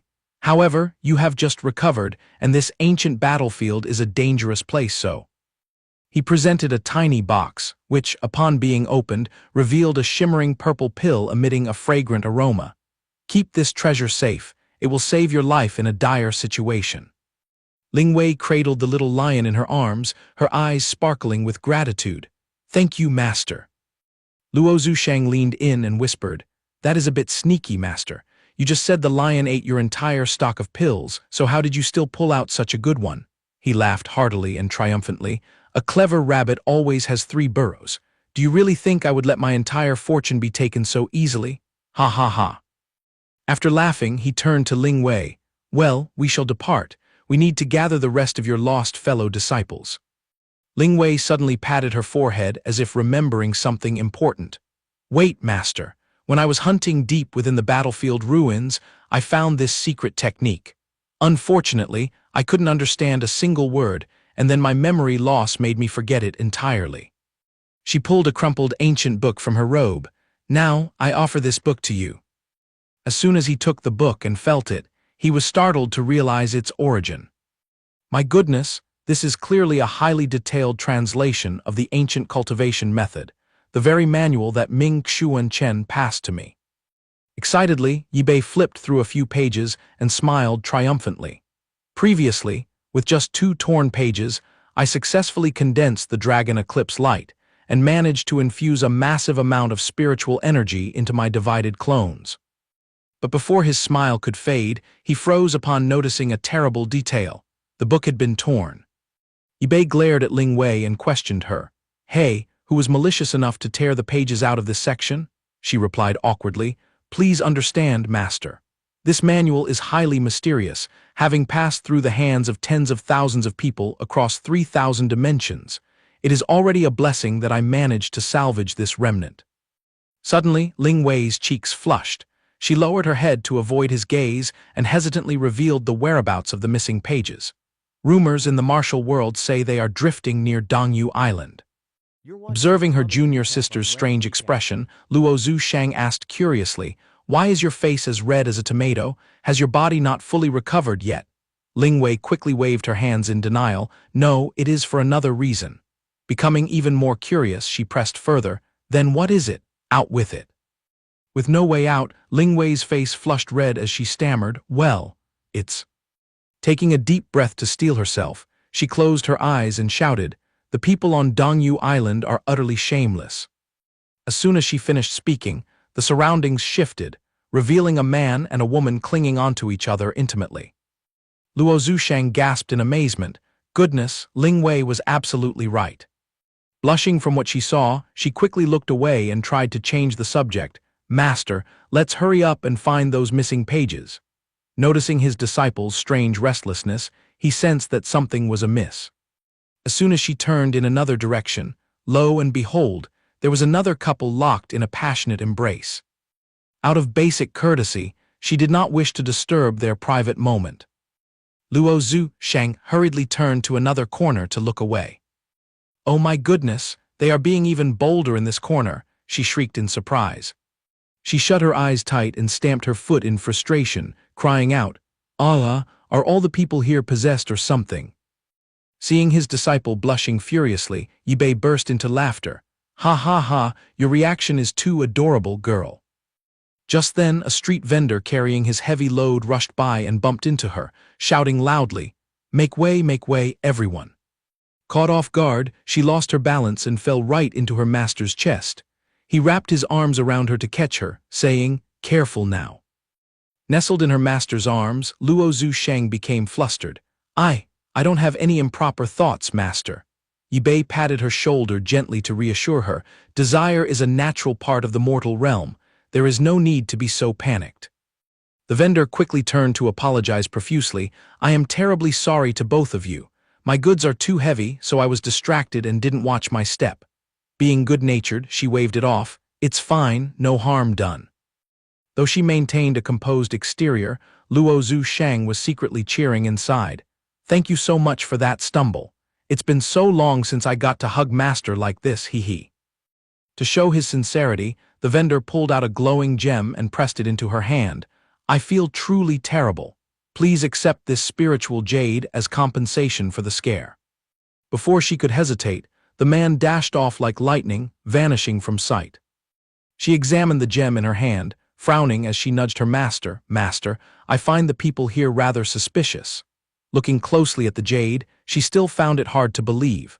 How could a mere street vendor throw away an undying spiritual jade so casually?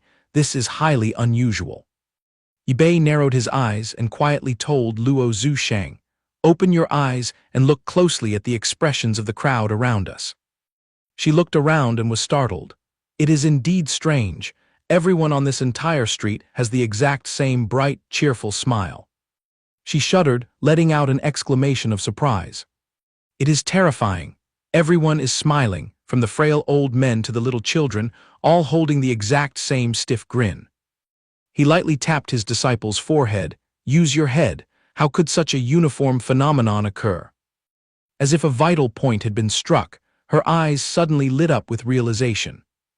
Ip2 suggested immediately, "Now, let us uncover whether they are truly happy or weeping silently inside." The locals here were deeply unsettling. Though they smiled widely, their faces were drenched in tears, a sight that sent shivers down one's spine. She gasped in fear, "Are these all illusions created by evil spirits, master?" Luo Zushang held onto her master's arm and asked in surprise, "Is everything we have seen so far just an illusion?" Ip2 shook his head calmly. "No, both the crying and the smiling are real. It's just that the tears are the screams of their souls, while the smiles are a forced disguise." Maintaining such a brainwashed state for this crowd must take considerable effort. Let me see who is pulling the strings. Without hesitation, he immediately channeled his energy to cast a soul-searching technique. A strand of spiritual energy drifted out and wrapped tightly around an elderly man standing nearby. Suddenly, Ip2 frowned in irritation. "What is this?" His technique had suddenly failed. "I cannot perceive any past memories of these people."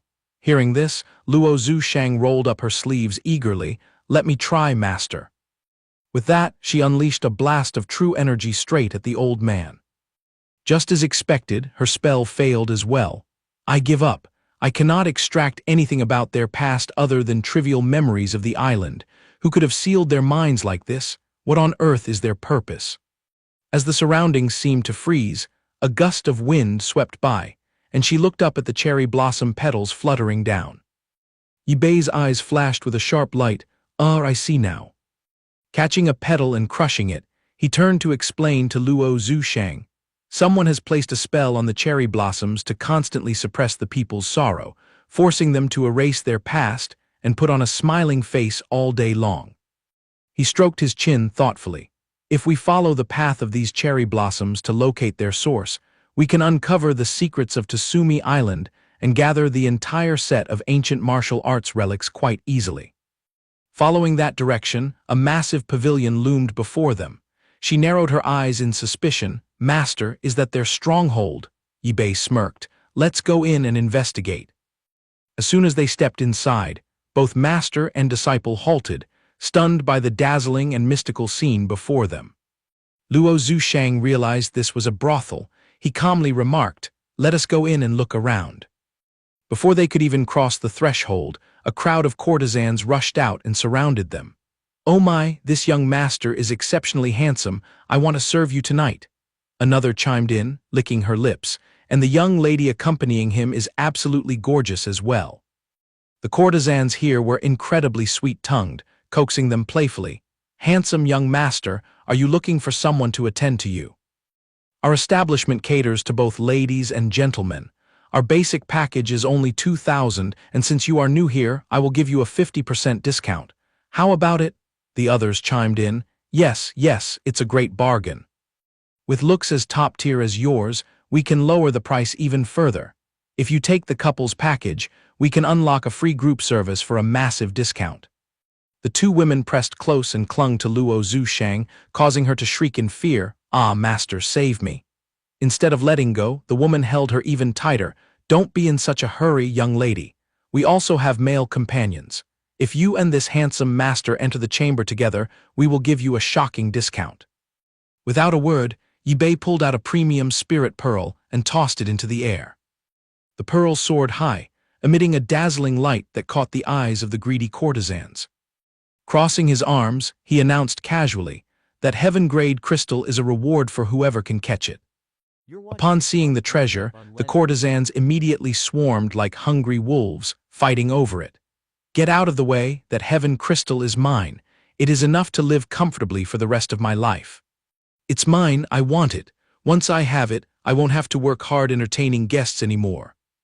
Taking advantage of the chaos, Ip2 tugged his disciple's sleeve. "Let's slip out through the back door."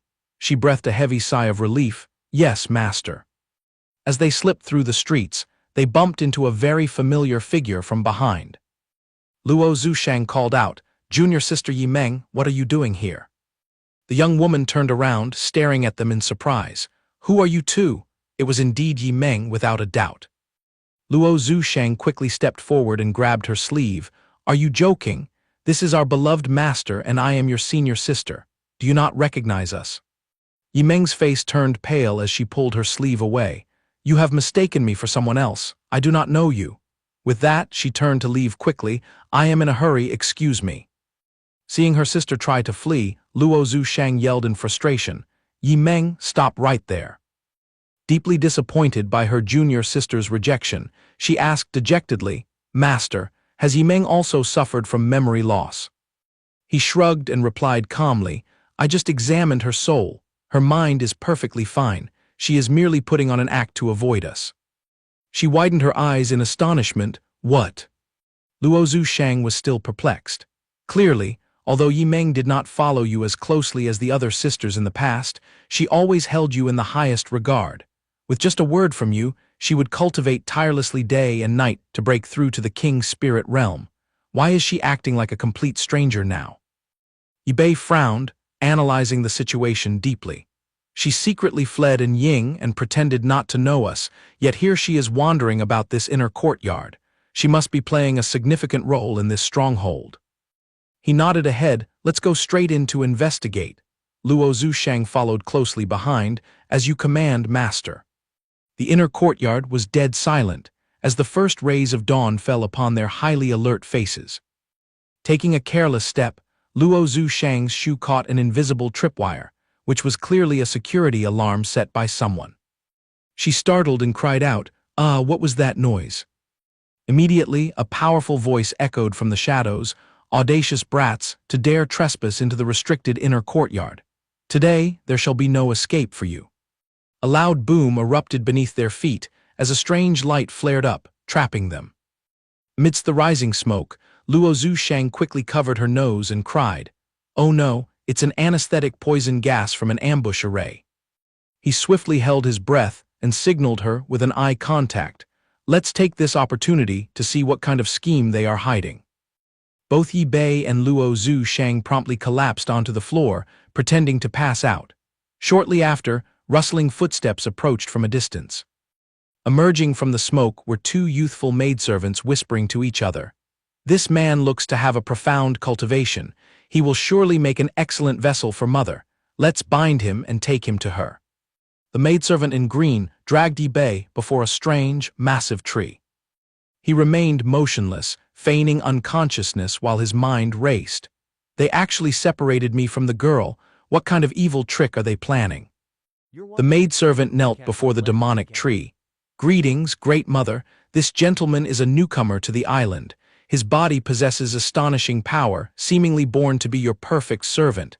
I have brought him here. Would you like to try him now? Miraculously, a mouth opened on the rough tree trunk, speaking in a human voice. Very well, leave him to me. You may depart. The maidservant bowed respectfully. Thank you, mother. He continued to play dead, inwardly scolding. Using a grand master like me as fertilizer for a wretched demon tree. Is the brain of everyone on Dongyu Island waterlogged? No wonder they all seem so bizarre. At that moment, thousands of rough, tangled roots shot out from the ancient tree, heading straight toward where he lay. He quietly remained motionless, letting the hideous roots approach as if to bind him.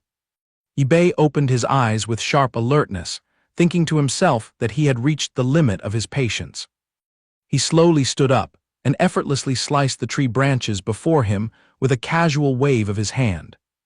Pointing directly at the canopy, he scolded irritably, How dare a piece of mindless wood perform such tricks?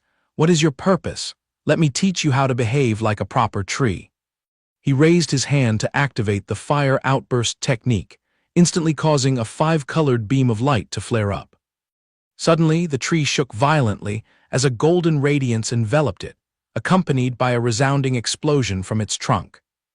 Amidst the hazy smoke, the figure of a voluptuous beauty gradually appeared, surrounded by countless dry leaves fluttering in the air. The two stood staring at each other for a long moment. Ip2 silently noted that her appearance was flawless, suggesting she was no ordinary opponent. If I must fight this woman, victory might not be guaranteed. This time, I have truly encountered a master. A bold thought crossed his mind, causing him to smile deviously. If she is interested in this body, perhaps I can use my charm to win her over. Tao Hua Shen slowly descended, her graceful movements like a falling leaf.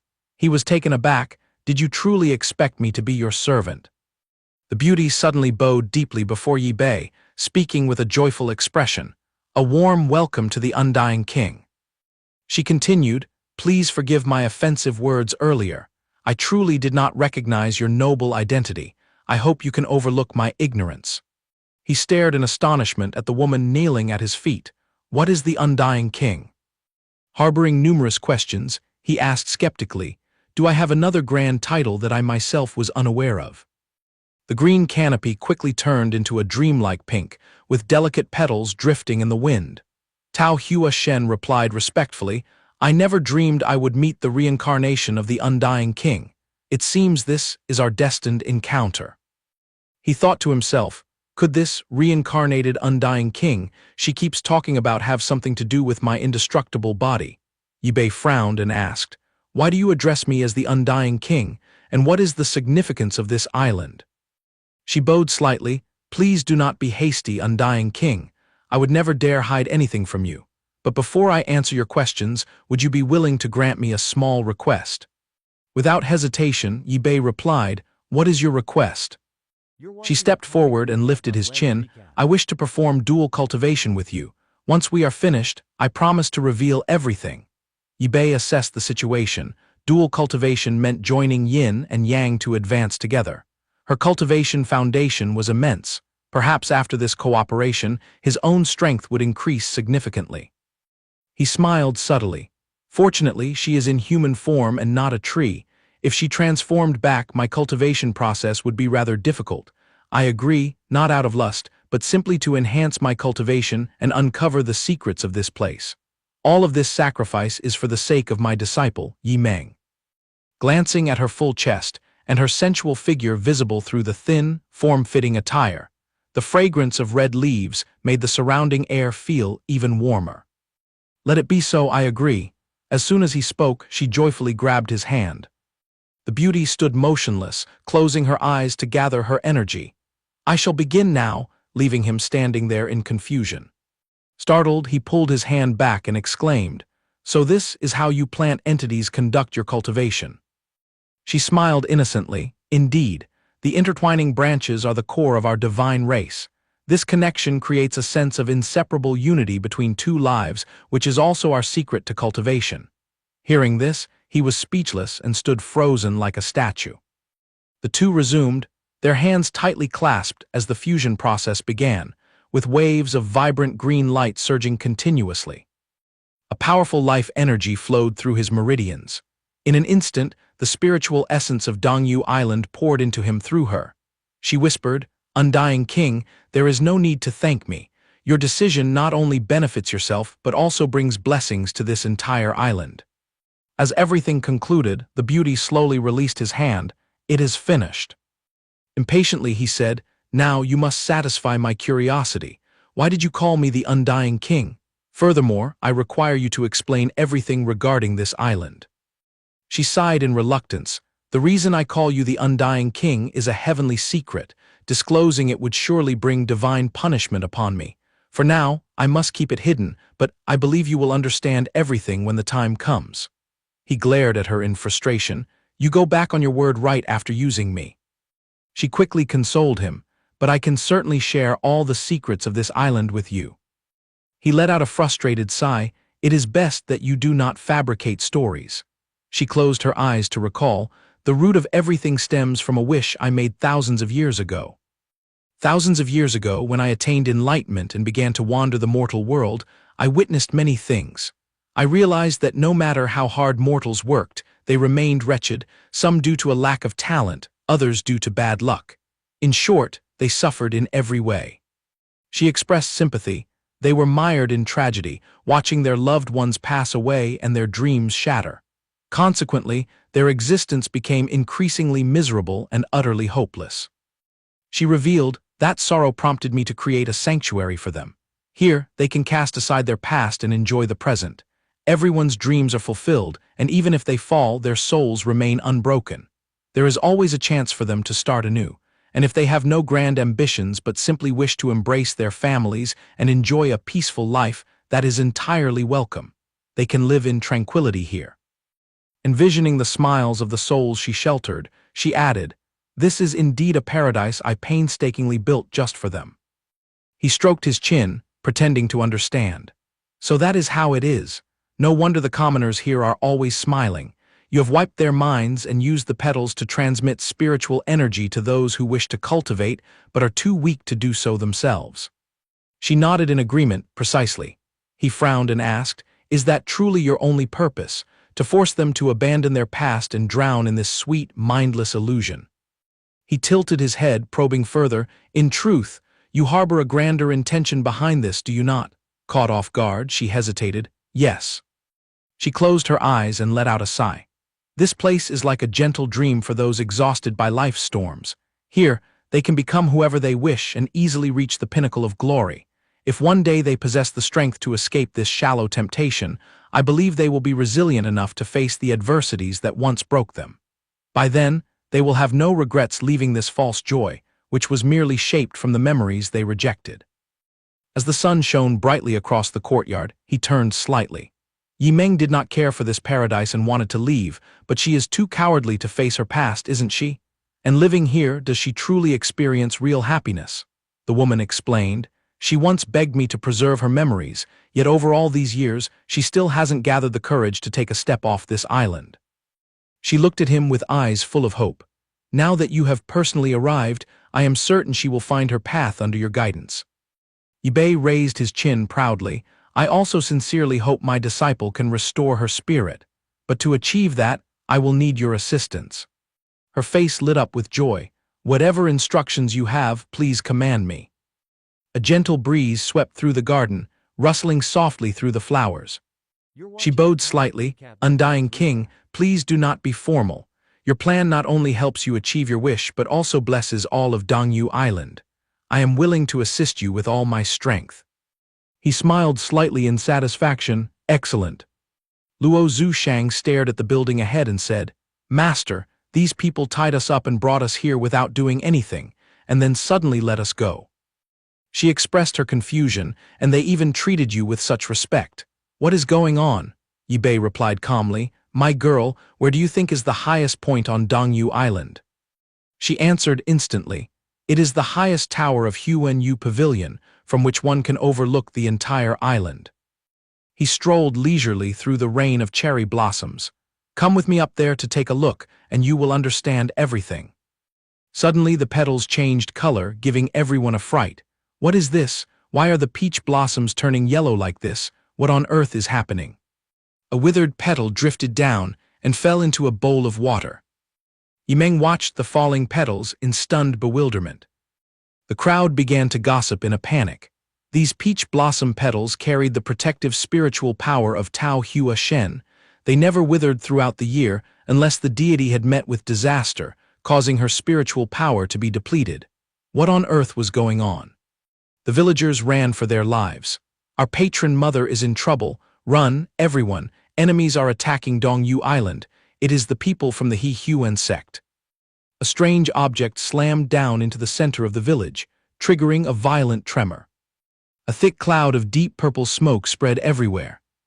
Shielding herself under the barrier, Yi Meng frowned and said, "A century ago, the He Huan sect dared to show their faces and invade the island, only to have their entire sect crushed by Mother.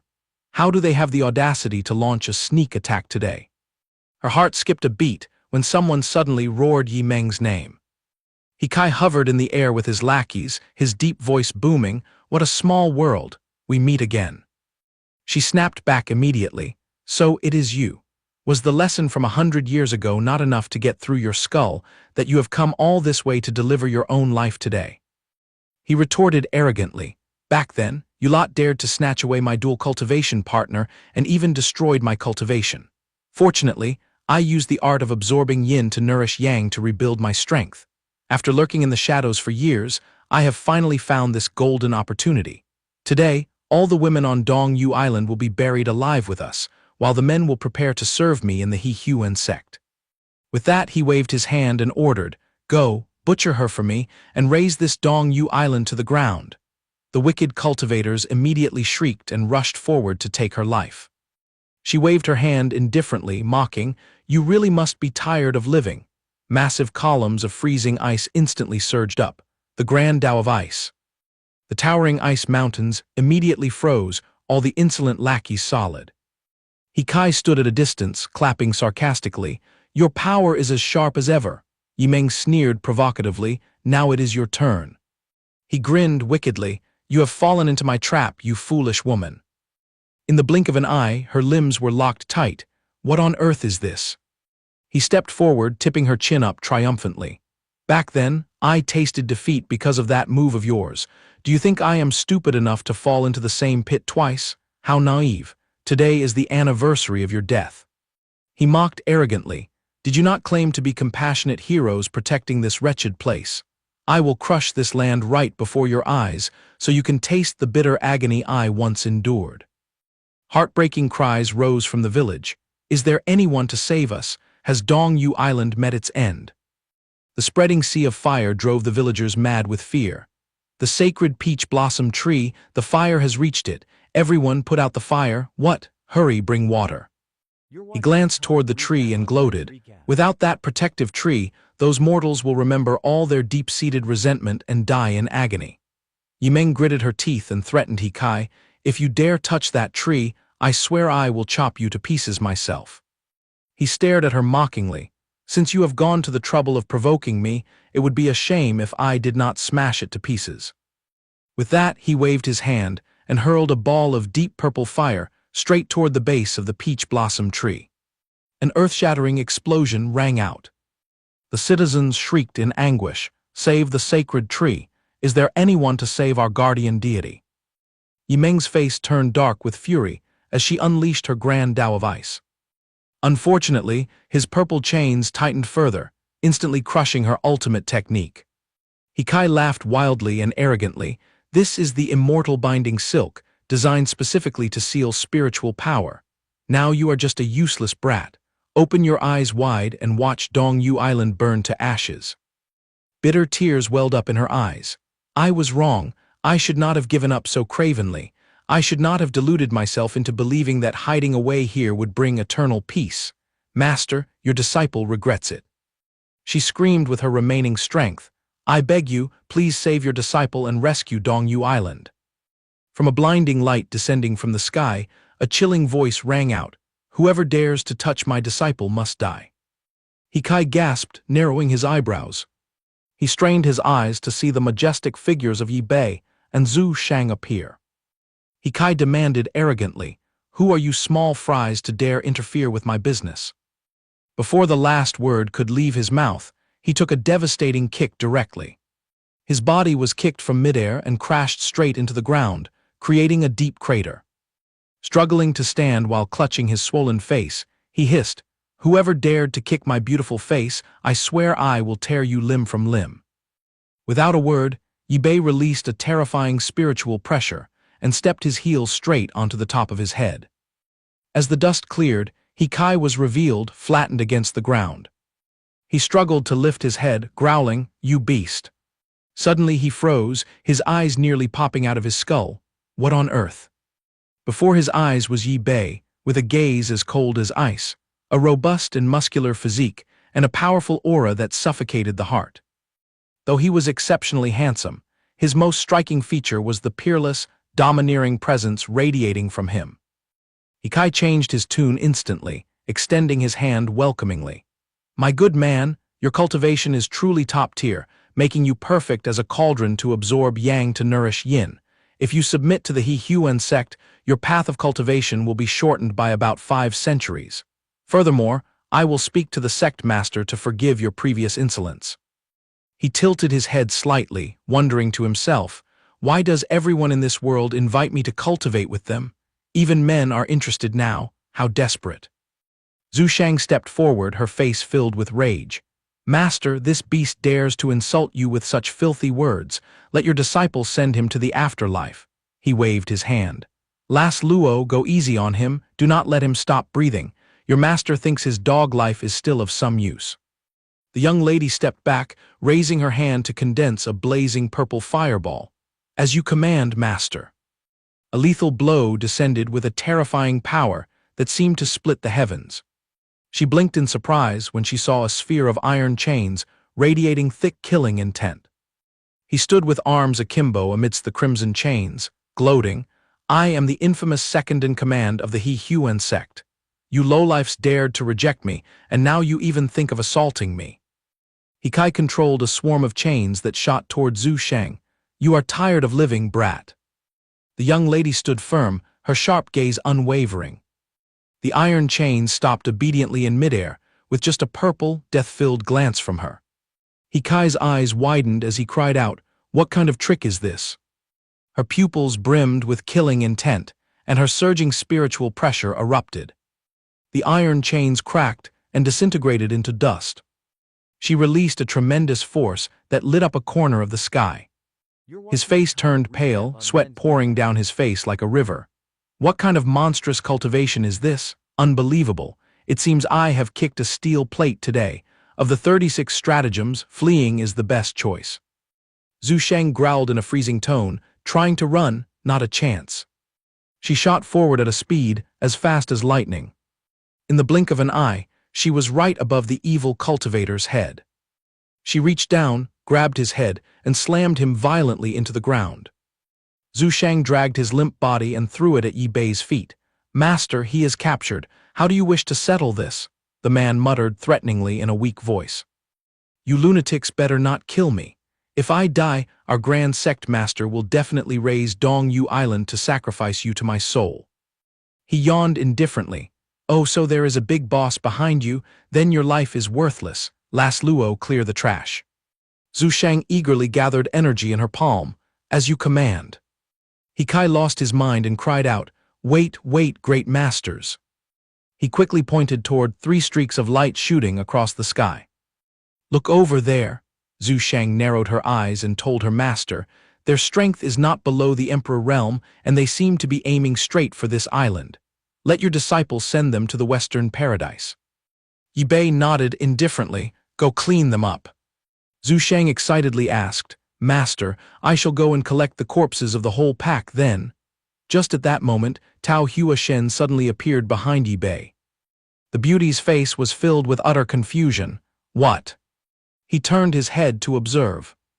She asked in bewilderment, "What on earth is that girl trying to do?" He said casually, "Tao Huashen, just stand there and watch the show. My disciple will sweep away these pests for you."